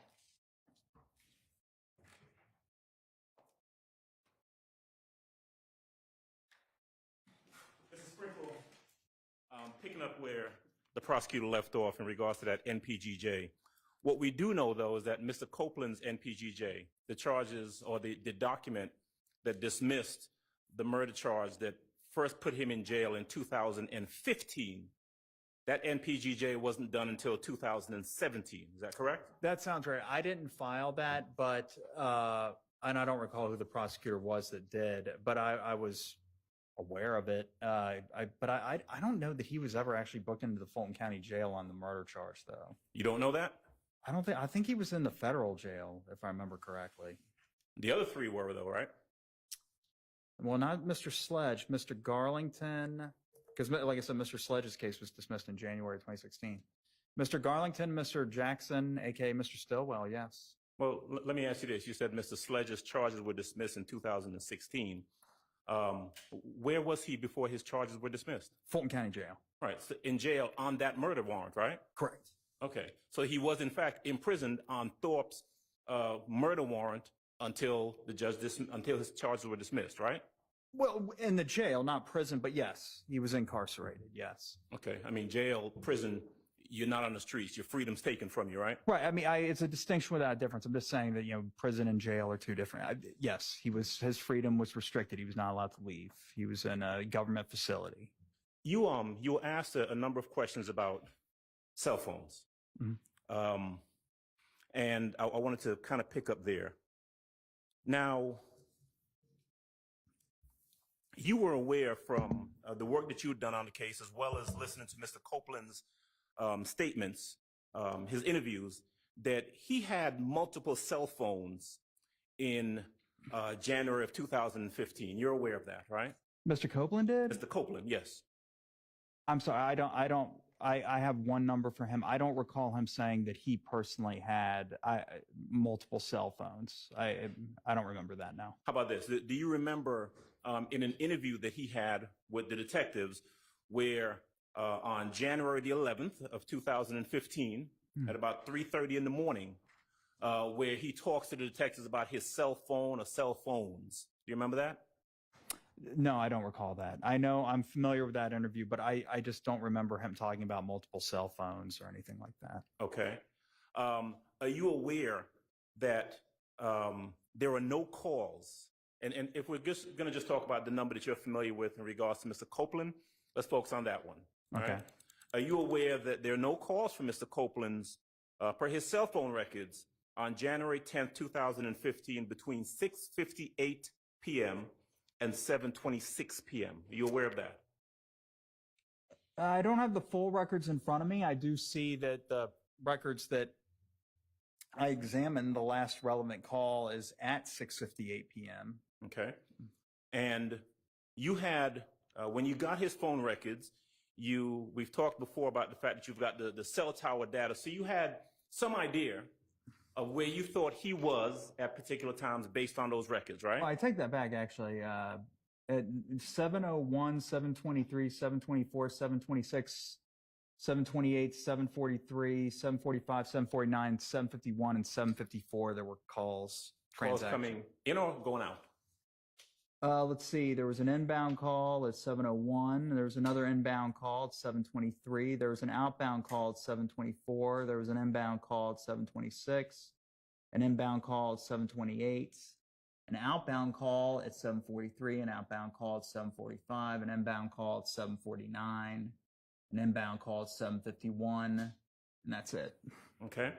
And so having his records, knowing the cell tower data, you were able to opine on where he was at a particular time on that night, January 10th, 2015, right? Well, his general where the part of town basically that his handset was located. You placed him, according to your report, either at or near the McDonald's on the evening of January 10, 2015. You remember that? I do. All right. Now, you don't have any cell phone or cell tower data records on Mr. Copeland that shows his phone going to what we've called the Sky House on that night, do you? I don't recall that. Yeah, I don't believe so. Nothing in your records that refreshes your recollection that you've got any of that. You don't have any of that to show that he went to the Sky House or his phone, the phone that you're saying is his, went to the Sky House on that night. True? That is correct. I don't believe that. Yeah, just taking a look at my notes, doesn't appear to me that I found that his phone traveled to the Sky House. And one of the things that you were asked about these phone records, I think the prosecutor asked you, well, the phone records won't show you WhatsApp communications, right? That's correct. Asked whether or not the phone records would show you, or said that they would not show you FaceTime communications, right? Correct. And so I think your answer, tell me if this is what you said, was that you can't say that there was not any communication between Mr. Williams's phone and, for example, Mr. Copeland's phone on that night. You can't say that because it could have been maybe WhatsApp or FaceTime, right? Yeah, some sort of platform for which we just don't have logs. Right. And so what we have ultimately is that there is no evidence, none, right? Because we can't assume a negative. Mhm. There is no evidence that there was any communication between those phones on that night, right? Correct.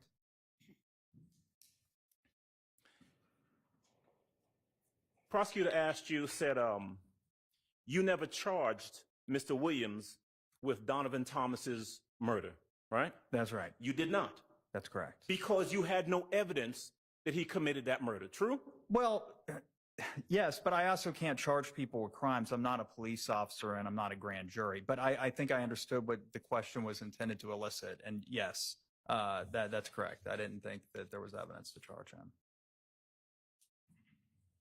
You, I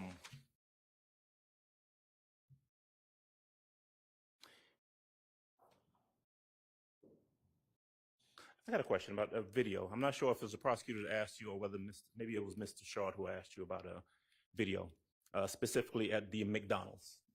You didn't get any video from the McDonald's, right? I did not. Okay. Are you familiar with different recording systems where there's something recorded and it's kept for a certain period of time and then either recorded over or deleted? You familiar with that? Yes. Okay, I think we talked about that you talked about that a little while ago, right? Yeah, basically that there's only a finite amount of recording space, so eventually the recording has to start over again. Now, when we're talking about that, the recording starting over, you said before that some recording systems record for a certain period of time and then maybe a day, maybe a week, maybe 2 weeks, something like that. You remember that testimony? Yeah, depending on the size of the recording, the size in megabytes of the recording media. I mean, presumably they don't have them on tape anymore. Yeah, it would depend on that. Right. So if you've got, not hypothetically, but just based on your knowledge and your experience, right? Mm-hmm. A system that records every 2 weeks. It's not that you've got 2 weeks of recordings, then all of a sudden that goes away and it starts over, right? Isn't it just that you have one day and then a particular day is taken up by the following day as it starts and goes all the way through? You understand what I'm asking you? Yeah, I think I understand. It's a hard drive that the data is being written to. So, I mean, I don't know that as the drive fills up, you're right. I guess what you're asking is that after 2 weeks, does all the data just immediately go away at the 2-week mark? No, I wouldn't think so. No, I would think it would be an incremental deletion. As it relates to this, if there's not knowledge, I would object based on speculation as to any particular. Sustained.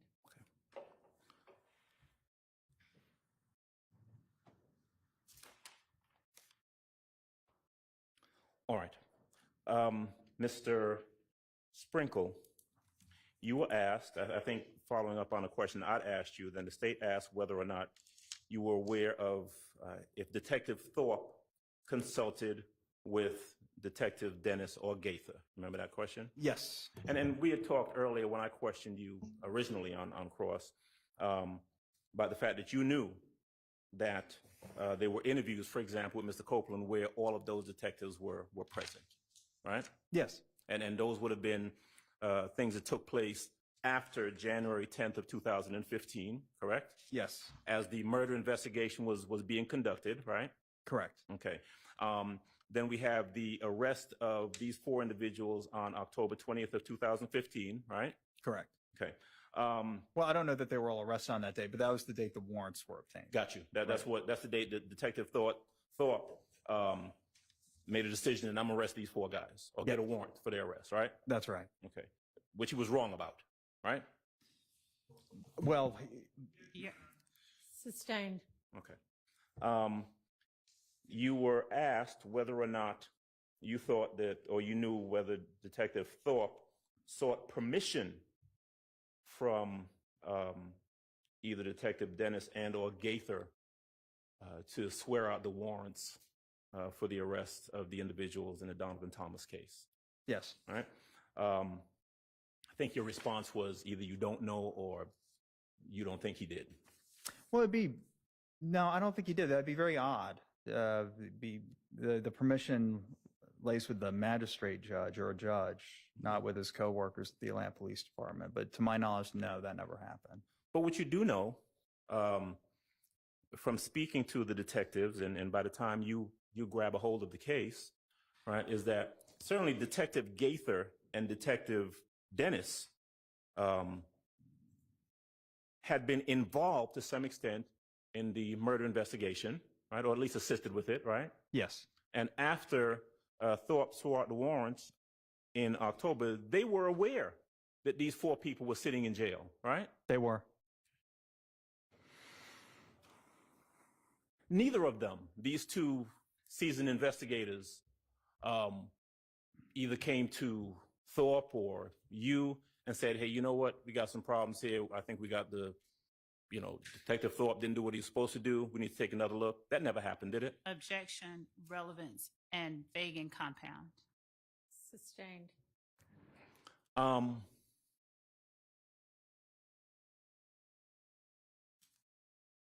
Okay.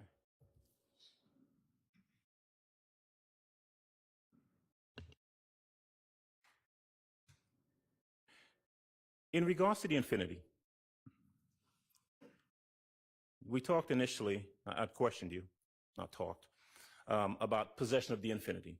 Mm-hmm. And you used the word actual possession. Right. Right. You said, no, I do not know who was in actual possession of the Infinity on January 8th, 9th, 10th. Right. Fair? Okay. And you were just asked a question about the importance of actual possession. And actual possession is something that's important to you or was important to you in making a determination about the Infinity, right? Yeah, that's right. Right. Mr. Williams' name appears as the person who the car was rented to, right? Yes. Right. Now, in terms of your investigation, if you believed that there was something that was done or crime committed using the Infinity, right, that is why it would be important to determine who was in actual possession of the Infinity at the time that the crime was committed, right? That's correct. Because I can rent a car and it be in my name, but if someone else has possession of the car and is committing the crime, they're the person that's committing that crime, right? That's correct. I mean, unless I were able to show that somehow the people that actually possessed the car did so with the encouragement of the lessee. But yes, you're right. And specifically in regards to this case, this Infinity, Mr. Williams, you had no such evidence. True? That's correct.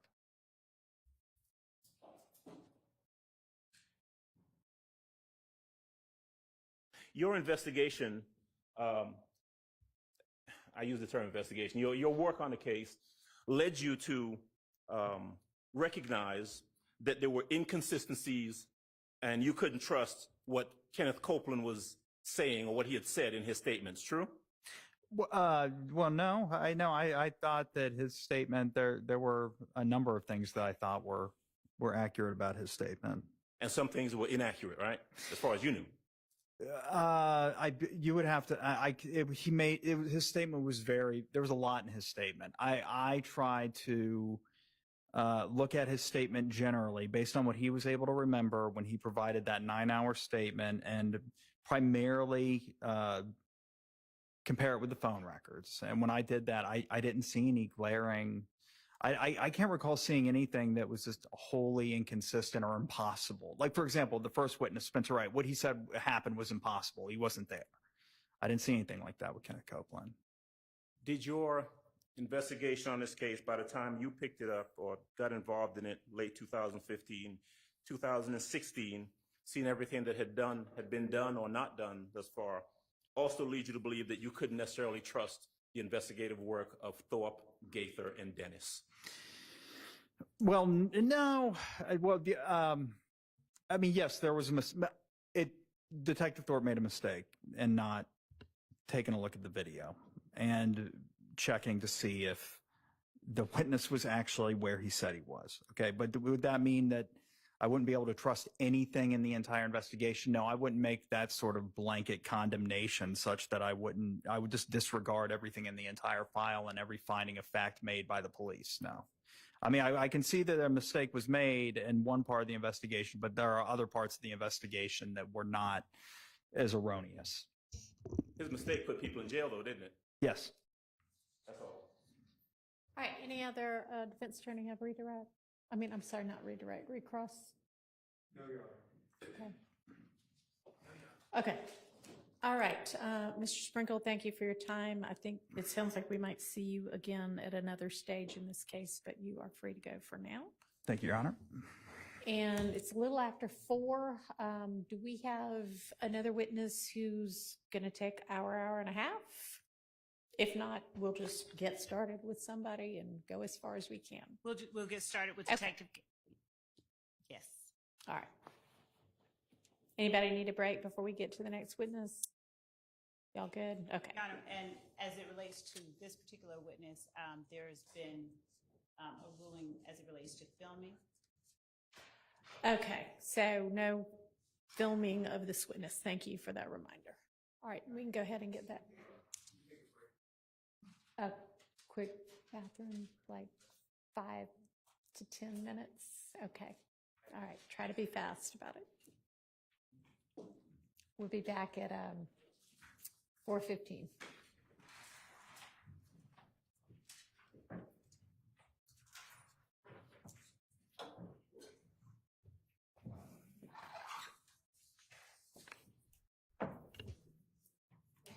And is the first system operational again? Okay, do you need to switch it back over at all?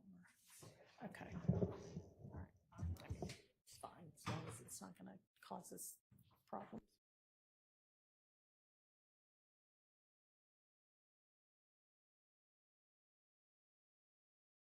To use the primary system, it seems like it's back up and working again. All right.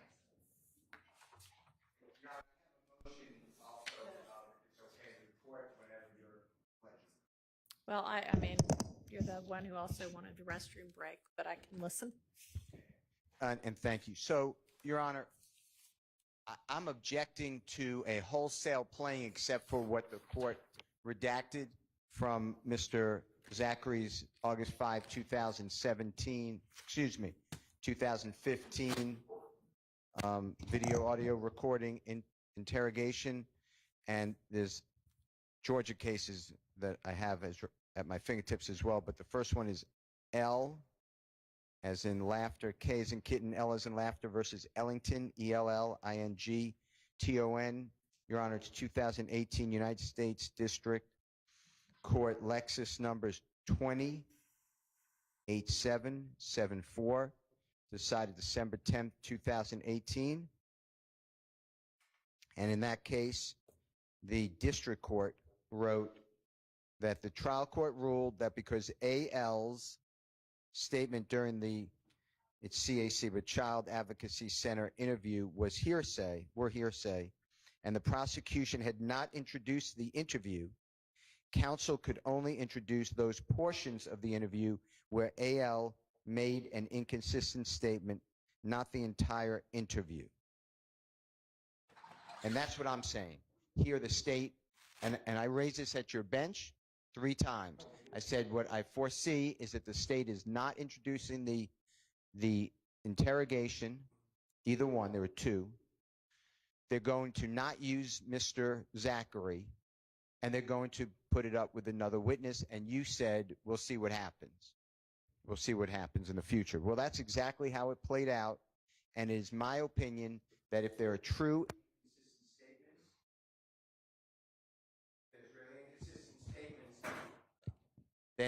then I understand that. And it comes in under 24.8.801 D1A, because it would not be hearsay, because it would relate back to OCGA 24-6-613, prior inconsistent statement. But the state does not have a Kenneth Copeland where he would just say, yeah, I don't remember if I said it, but I lied. They have Mr. Zachary saying, I said that. I am a liar, but I said that. And that's different than the just, I'm a liar, I don't remember, I don't recall. So unless the state can go piece by piece on what is an inconsistent statement, I'm objecting to just having a trial by prior recordings. The state then puts it on the accused and said that, well, we objected to it taking so long, to the state going through the entire interview. The state was asking about, how old are you? Do you have a brother? Where do you live? I mean, all this just page by page, but they did not hit the specific statements that are now deemed inconsistent statements, and I'm objecting to the wholesale playing of a recording and the witness is gone. That's my objection. I have a Georgia case too, and that is Gibbs, GIBBS versus State 340, Georgia Appeal 723. It's in Division 2A, as in Elisa, 2017 case. All right, thank you. Ms. Love. Your Honor, I believe that the court accurately surmised that the testimony of Quindarius Zachary was given the way that he testified and what he testified to, much like with other witnesses in this case, he has set up where he has denied with the state information that he gave in the interview. He has claimed to not recall information that he gave in the interview. He has claimed to have lied about specific information that he gave in the interview, even to the extent that when asked identical questions by opposing counsel, he would give a completely inconsistent answer to opposing counsel. For instance, do you know this person? To me, he would say, I can't recall. 5 minutes later, to Mr. Steele, he might say, yes. Or to me, he would say, I can't read. 5 minutes later, he's reading a book placed in his hand. So, Your Honor, I think that the court had it right. I would ask that the court allow us to present to the jury this pertinent information and relevant evidence. All right. Yes. I just respond. The part I disagree with is the state has already presented this evidence. When he when he's asked, did you say Shannon confessed? And he says, yes, I did tell the police that, but that was a lie. They've gotten that information out. He has confirmed that he told the police that back in 2015. And that's the whole point of using extrinsic evidence, as I understand it. The whole point of using extrinsic statements or prior statements to prove the point. It's when the person's denying it and you have to bring in that statement. I'm sure if we look at the transcript, there are going to be a few times, especially towards the end of, I believe, the second day where Mr. Zachary was frustrated and got into I don't recall mode.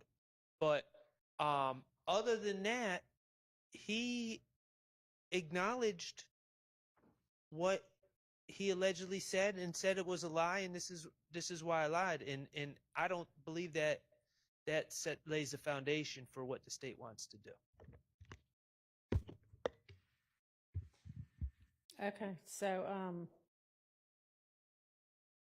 I think that by and large, he said a whole lot of I don't remembers and a fair bit of, if I said that, I don't remember saying it, but if I did, I lied. To the extent that the statement itself can come in as substantive evidence as a prior inconsistent statement. And if the defense has particular parts of the statement that you believe that actually were sufficiently handled such that the extrinsic evidence of that shouldn't come in, then please let me know. But I think by and large, it can come in, subject to the redactions, of course. Can I respond to your request? He certainly acknowledged making statements about Mr. Stillwell allegedly confessing.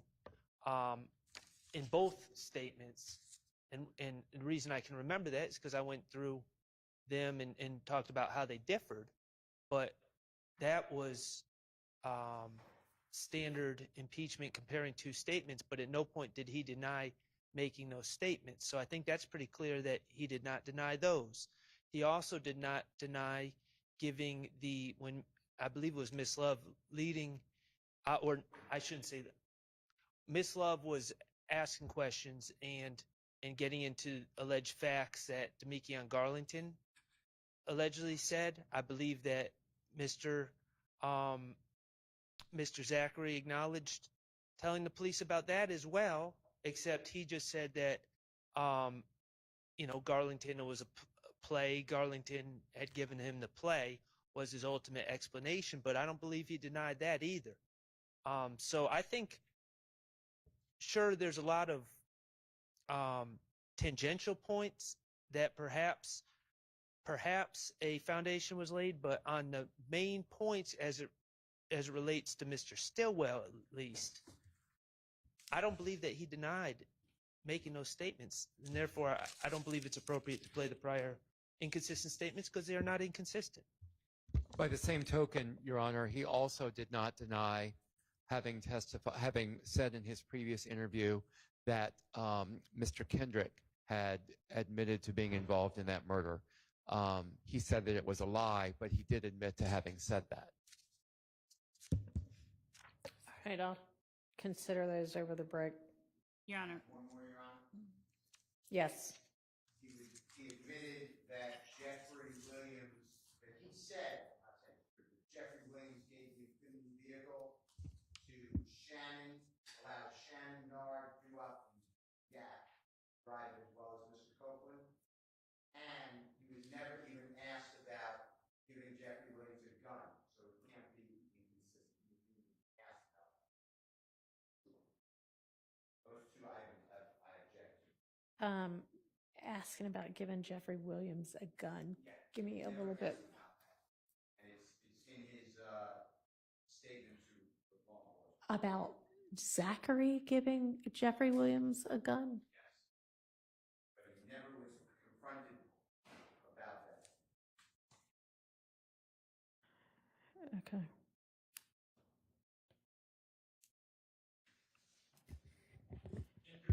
Your Honor, now that I think about it, he also acknowledged giving the statement to law enforcement about, well, yes, he acknowledged giving the statement to law enforcement about Mr. Copeland being at Big Boo's house and then saying, let's go, and then returning and learning that there was a price paid on the head. He acknowledged saying all that. He said he made it up, but he acknowledged saying all that. And he also acknowledged telling the police about what he observed at the Lil Wayne bus shooting when he was at Club Compound and cars leaving from there. So all those things were touched upon on his direct and acknowledged by the witness. Your Honor, Yes, ma'am. saying that he told the police that and then saying, but it was a lie, makes the prior statement an inconsistent statement. Additionally, he said to the state, I was high on, or I was withdrawing from 3 or 4 different drugs, depending on what time he was talking about it. So his intent was to suggest to the jury any way he could that anything he said about and I specifically asked because anything he said about either of the 3 defendants in this case that he talked about, he denied were true. Everything. Okay. Let's take our 10-minute break, which at this point will bring us back at 4:30.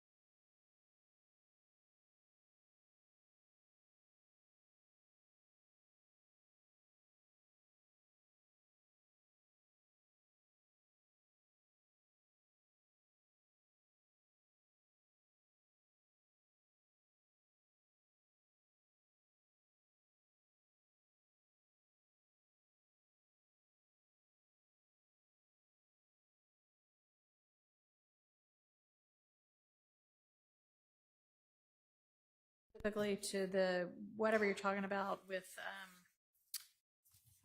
I guess where in the interview, Mr. Steele, the reference to Quindarius Zachary either providing or not providing guns to Mr. Williams? One gun, yes.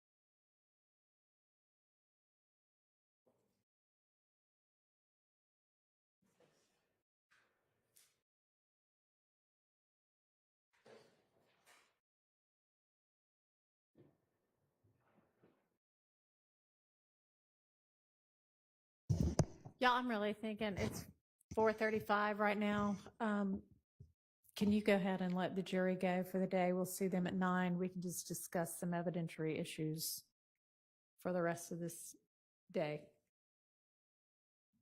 Okay, it's fine. A couple of them might need to get their things. I don't know if you want to just grab their blankets and things.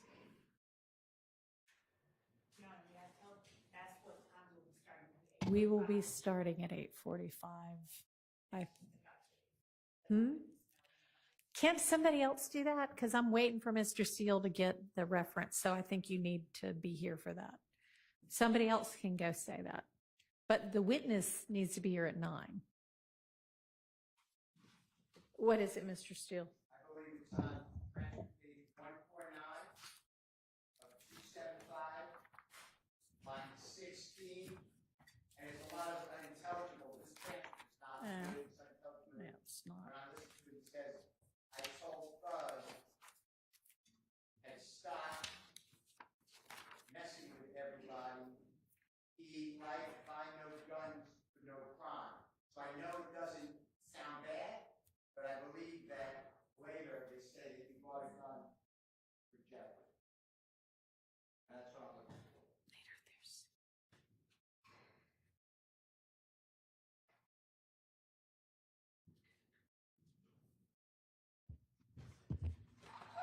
And if it's not there, Your Honor, then that's the only reference.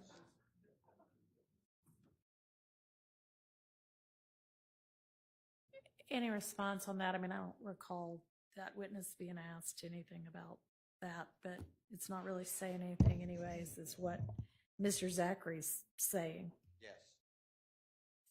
Yes. Judge, I know that the line 19 is out, and I just ask that the court allow us to play it up. What I have is that he said,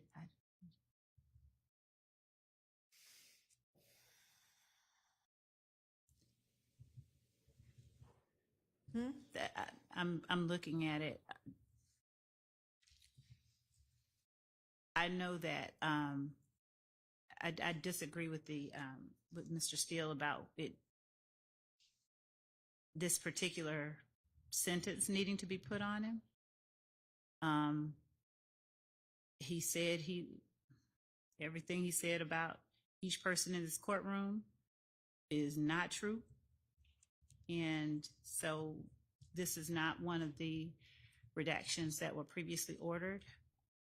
I think Hang on. it's admissible, and I'd ask that we be allowed to play up until line 18. So that's not Zachary saying anything about Mr. Williams, right? It's just him saying, here's what I said to Mr. Williams. No,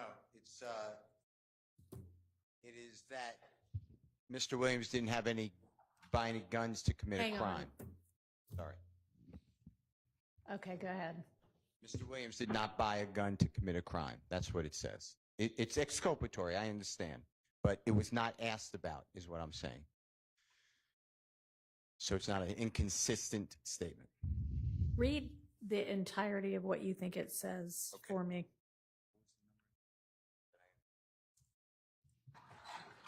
Oh my gosh.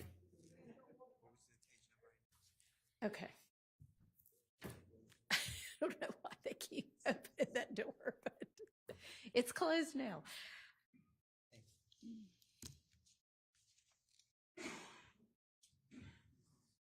I think you said that you thought it said, I told thugs, stop messing with everybody, like, don't buy no guns for no crime. No. Okay.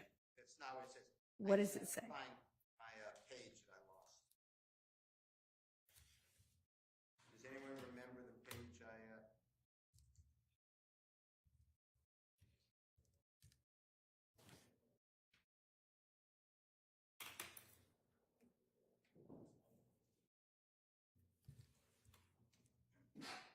Bless you.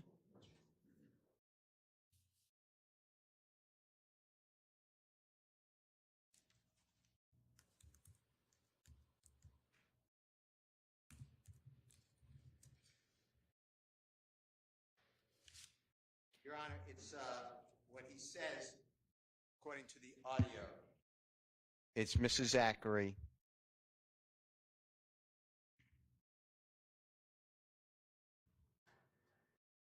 I have 149 again. And it's Detective Dennis saying, so they just got sticks on deck, meaning guns? Right. No. Where are they getting them from? Thug got a check, so it's not, put a date on this and it's unintelligible. Then the next person says thug. Mr. Zachary says thug, and then Mr. Zachary said, I told thug had to stop messing with everybody. He, buy no guns for no crime. That's what it is. Then the next line is out because it's about this illegal search of Mr. Right. Williams' home.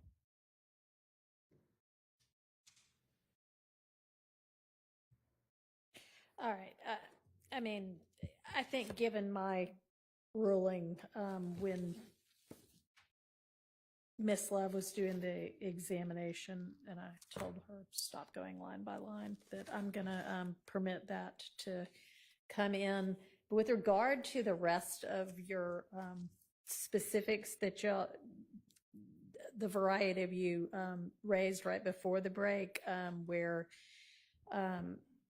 Mr. Zachary acknowledged saying something, but then said, it was a lie.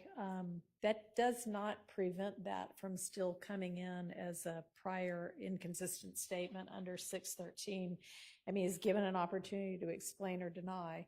He doesn't deny, he explains it by saying it's a lie. So the prior statement is still a prior inconsistent statement and can come in. So when we start with Detective Gaither in the morning, that'll be my ruling with regard to all of that, that it can all come in subject to the redactions that were already made under 613. Okay, so a couple of questions about, did we ever get Ms. Love, you were going to provide us with the specific parts of that?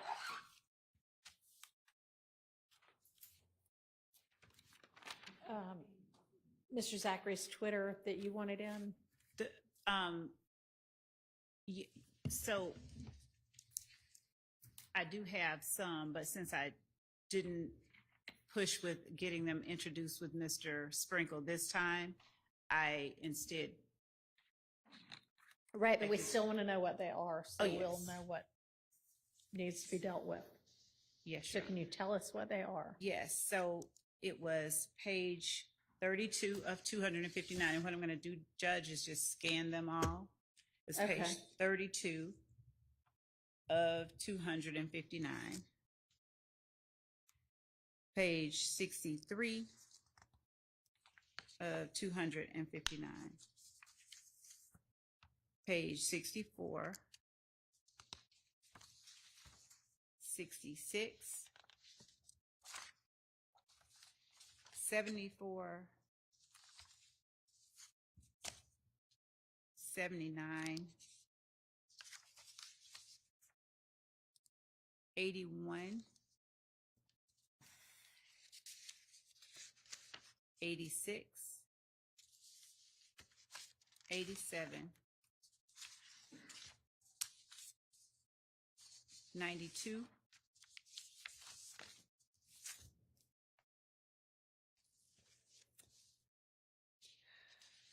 12, 15, 142. Hang on, 12, 15, what does that mean? That's the page number 12, page number 15. I had, Oh, so we're going back. So before 32, page 12? I'm just confused. yes, it was. It Okay, was, I so had page 12. just And- begun. All right, and then what? Page 12, page 15, page 142, page 131, page 128, 129, 127, 126, 122, 119, 117, 100,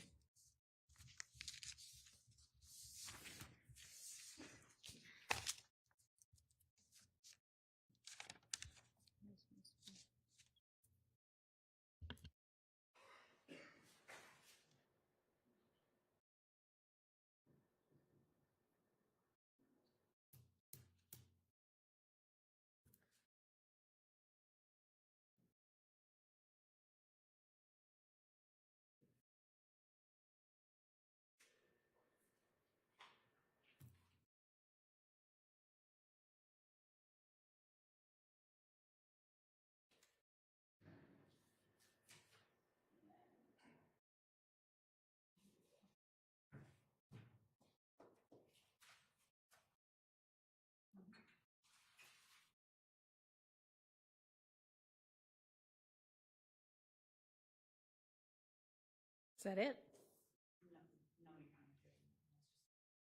page 3. And like I said, I was scanned these in order. Page 109, 175,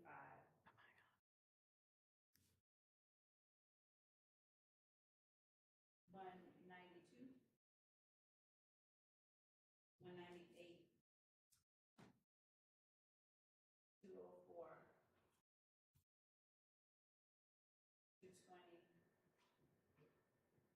21.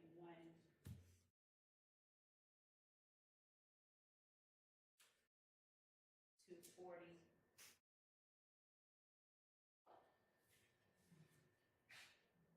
And Your Honor, at this time,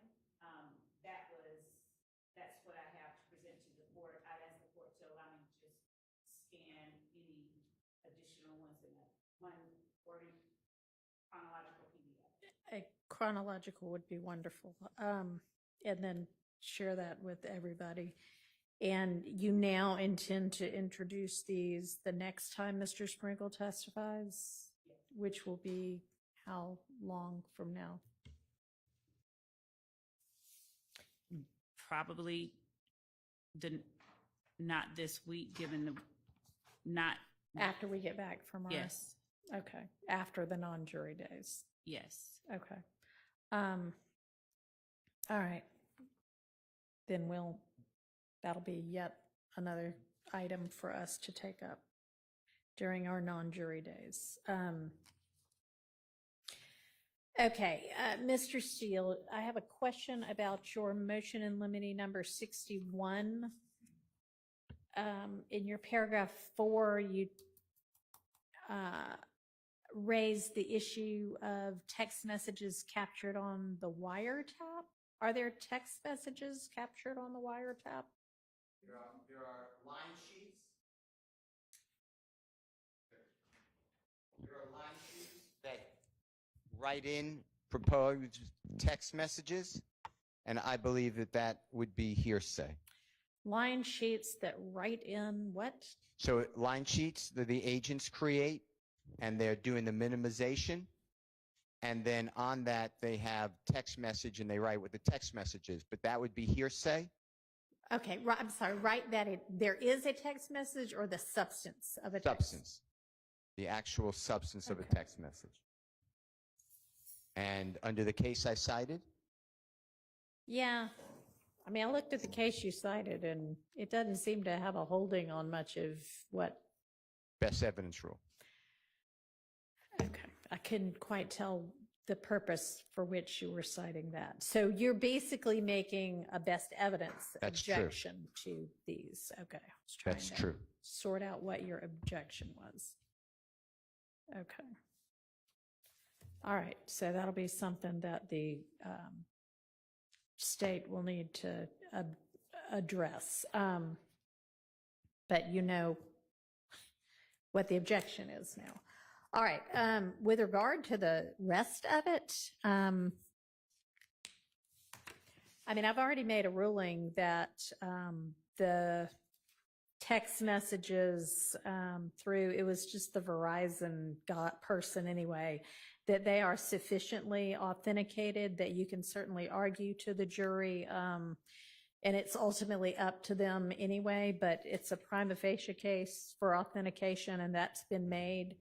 And it is not accurate that it's already been proven that those text messages are not verbatim. What the witnesses testified to was that they may or may not be verbatim, not whether they are or not.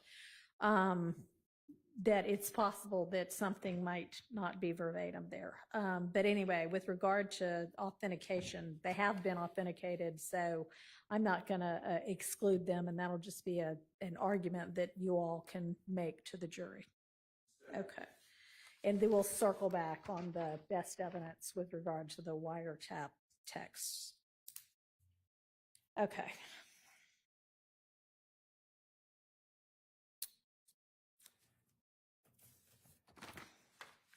Your motion in limine 62 deals at this point with Mr. Kendrick's guilty plea potentially coming in and Mr. Ryan's conviction potentially coming in. And I don't know, we had discussed before that if that did happen, that there would at the very least need to be a very tight limiting instruction about that. And I don't know if it is the state's intention to introduce either of those things And if they are arguing that they can come in against anybody other than Mr.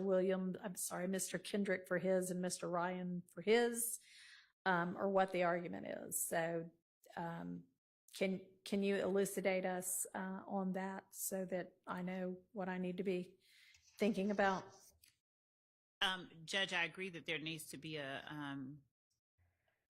tight instruction, and I just asked for the opportunity to submit a proposed instruction. All right, but you agree that it's a confrontation clause issue with regard to it coming in against anybody other than the person who was convicted of it, right? With respect to the plea, definitely, and with respect to the conviction, probably. And I'd like to look that up. I want to make sure, but definitely with respect to the plea, because that's a statement that he's making. Okay, well, it's equally clear with regard to the jury conviction. So you can look it up if you want to, but it is a confrontation clause issue with regard to it coming in against anybody else. I don't know when that might happen, but Not before we come back into. Okay. I'm still trying to make a determination. Okay, so I guess that's the only argument right now, is that it's a confrontation clause issue, and yes, it is. So at most, it could come in against those specific people with a tight instruction, and I'll see if anybody else raises anything else. Okay, and I tried to craft an instruction, and I can't do it because I don't believe that it passes intellectually to expect anybody, a lawyer, to really hone in and say, okay, I'll just use this against Mr. I'm not picking on, but Mr. Kendrick for this purpose. And yes, I could use all the evidence against everybody in count one, but not that one piece of evidence, but I'm going to use it against Mr. Kendrick. And by the way, in that indictment, it says the gang YSL, but I'm certainly not going to use that as an admission against anyone else. So I gave up on an instruction. All right. So, I mean, yeah, there's definitely a potential danger there. So if we don't come up with a good enough instruction, then that stuff can't come in. So it's incumbent upon the state to present something that's workable. All right. And then on the motion limiting number 63, I'm not going to go through the specifics of that one right now. It's pretty detailed. But that's another thing we're going to have to go through. Now, in terms of, and I don't even know if Ms. Good is going to testify or not, but I guess you're not limiting it to Ms. Good. You're saying these portions shouldn't be used with any witness, right? That's true, unless it's better than, I heard from my cousin who heard from this person. That's how it comes out. Okay. So now you actually say from asking questions and playing for impeachment, which that's one thing, or to refresh memory. And I mean, if you're refreshing memory, you're just presenting it and they're supposed to be looking at it silently. And I think something doesn't need to be evidentially admissible to be something that could refresh somebody's memory. So I was once trying a federal case and the witness couldn't remember. And the prosecutor, U.S. attorney, wrote down on a piece of paper in his pen to refresh the memory, and I objected. And the judge sustained it, but said, actually, it does say you can refresh memory with anything, but the judge did still sustain it. But my point is, yes, I understand, but it's inadmissible anyway. So I was focusing on some are good. And why would we refresh memory on something that's not admissible? So because it might refresh their memory. About something that's not admissible. So, I mean, they may not then be able to testify about it, but I'm not going to limit them in what they can use to refresh somebody's memory. All right. The rest of it we'll take up later. Except for a lawyer writing it out on a piece of paper. If that happens, we'll take it up at the time, but I suspect my ruling would be the same as that judge's. Okay. I just want to inquire, because it's been quite a long time since well, I did more than suggest. I ordered the state and council for Mr. Ryan to get together on what they could stipulate to and what they agreed, what maybe not stipulate to, but what they agreed was in and out with regard to all sorts of different evidence. Have y'all done that yet? We Okay, great. So y'all be able to present that when we get together early next week. I'm trying to think what else we need to think about or could discuss or could get out of the way right now.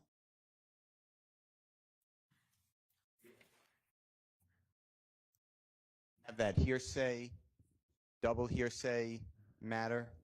Are we ready wiretap? on that? I mean, it's been a while too that we were going to take that out. That was, we had kind of gotten stopped on one of the wiretap things.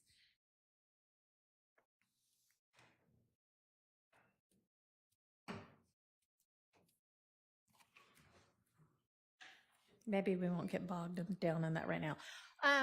So I had asked a while ago for, and maybe I got some of it, but on the unindicted, because they were subsequent to the indictment and allegedly intrinsic acts.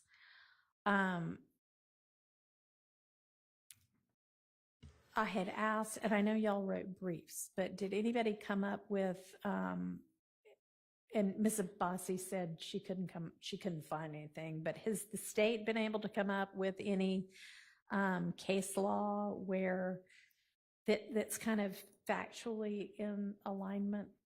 Or So not on all fours, but I Okay. did find cases that's in terms of the way it's just outlined here, but I did find cases that spoke to the admissibility of overt acts that occurred after and the admissibility of overt acts that were not included on the indictment. But that was what was in your brief, though? I Or think additional ones to Okay. what was in the brief. Do you mind just maybe sticking those in an email with the sites and sharing those with everybody? No, I do not mind. Okay, that would be wonderful.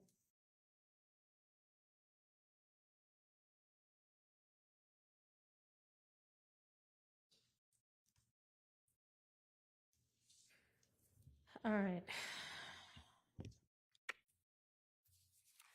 Anything else? Your Honor, Oh, I just wanted to put a couple things on your radar. I also filed a motion similar to Mr. Steele's regarding witness good. Just so Okay, I that did was not see that one. that was filed today. I just emailed it to Ms. Percifield. Okay. It's been accepted today. But the other thing I was wondering if the state could just tell us where. I assume at some point in the near future we're going to discuss these Twitter records from Mr. Zachary or whatever they are. I think they're Right. Twitter. Could you just tell us where in the discovery they are? Yeah, she was going to resend the link. What's easier? I sent it to people internally, and they had problems opening it. So I Okay. Do you know which discovery tranche it was shared in? No, not the discovery tranche, just a link for them. But I know that I'll do a search in Dropbox for. Were they served in discovery? Everything else in the file that it came from, including attorneys. I don't think they can hear you. Pull the mic to you. I believe that they were, considering the fact that the entire file that they came from was served, inclusive of notes, internal emails, and the like. Okay.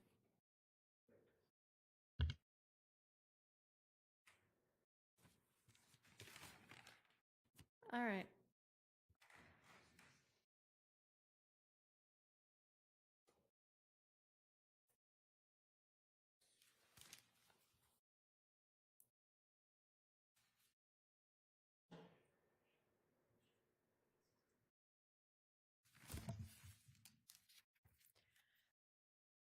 Okay, so if everybody can just do the things that we all just talked about, I'll see everybody at 8:45. Thank you. Yes. There was one matter that I believe the court had said that we were going to revisit. What was No? that? I don't know. Your Honor, I just wanted to briefly, when one of the upcoming witnesses is Agent Burney, who did the cell site tower analysis. Okay. And so I think this was back in August. One of the events was the shooting of the tour bus on April of 2015 of Mr. Carter. And so I told the court and defense counsel to give them time to digest that analysis because it happened after that Axe testimony. So the state would prefer to, because it's the same calendar year, it's 2015, to walk through those slides with Agent Burney when he testifies. But I wanted to, make sure that with the court's prior discussion now almost 2 months ago, before asking him any questions about that. And so I wanted to just raise that now. Okay. Your Honor. Any issue with, is it Detective Burney? Agent Burney, Special Agent Burney, testifying to that incident as well, the phone records with regard to that incident? Y'all have had him for a good bit of time now. I have the phone records. I'm prepared for it, but it is cumulative. But I made this argument to you before, and I believe you said that, or the state said that Agent Racy was challenged as to his qualifications. That challenge was overruled, and he testified fully about it. We went on, and I don't remember how long, but day with the state putting down on a pad in front of the jury all these different calls and all these circles and diagrams that the state brought in. So I still maintain it's cumulative, but I asked you that before, and you said that you would allow him, my memory is you'd allow Agent Burney to testify, but not to go through the whole thing again. That's how I remember it. And if I'm wrong, please correct me, Your Honor, or anyone else. But I really don't want to sit here again and do the whole thing. And I don't mean that to be curt. It's just, it's inappropriate to keep redoing the same thing, because I didn't challenge anything about Agent Burney for that shooting.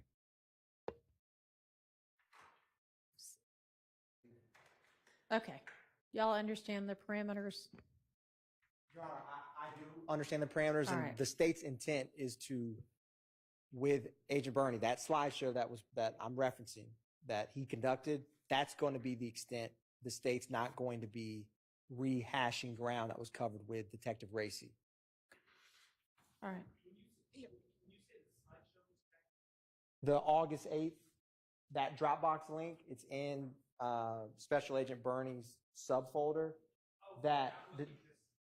No. And what I just sent, Your Honor, to be clear, there was a toll analysis that Agent Burney did. So there's an Excel spreadsheet that was in that August 8th Special Agent Burney. The state visually, there's some physical boards printed right behind that witness stand that we did with Detective Racy. It's the same data. Phone X called phone Y for 30 seconds at 7 o'clock. Phone Z called phone S, on and on. So the Excel spreadsheet, those same calls, the same data that Agent Burney conducted is visually it's being printed on physical boards. So Okay.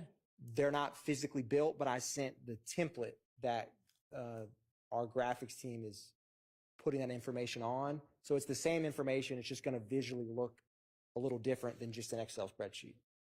Okay. All right. So tomorrow we'll have Detective Gaither and then who? Okay. So those will be ready by tomorrow then?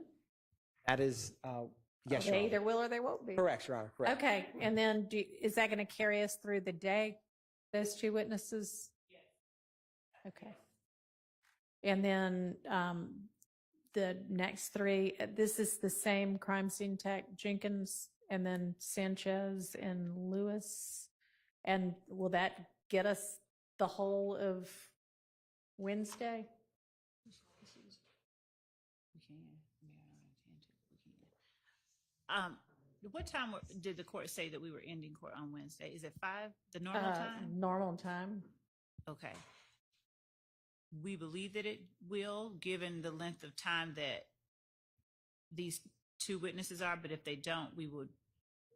You'll be able to evaluate at lunch and scramble and get somebody else. No, we'll call probably Mr. Sprinkle. Oh, okay. As long as you got somebody. All right. Okay. I have the location for where it was served. Okay. It was served in Discovery 1-2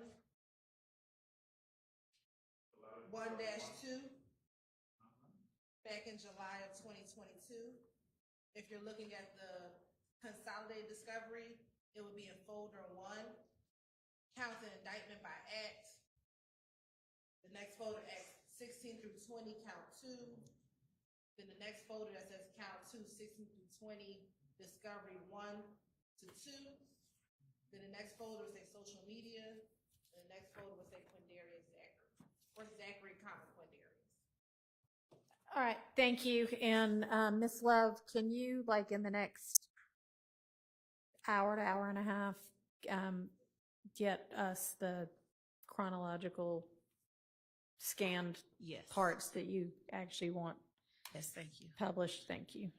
Okay. Okay, and then, Mr. Shart, I'm in receipt now of your motion limine with regard to Ms. Good, and we'll take that up during our non-jury days as well. Okay, anything else? All right, anybody? All right, I'll see everybody at 8:45. Thank you.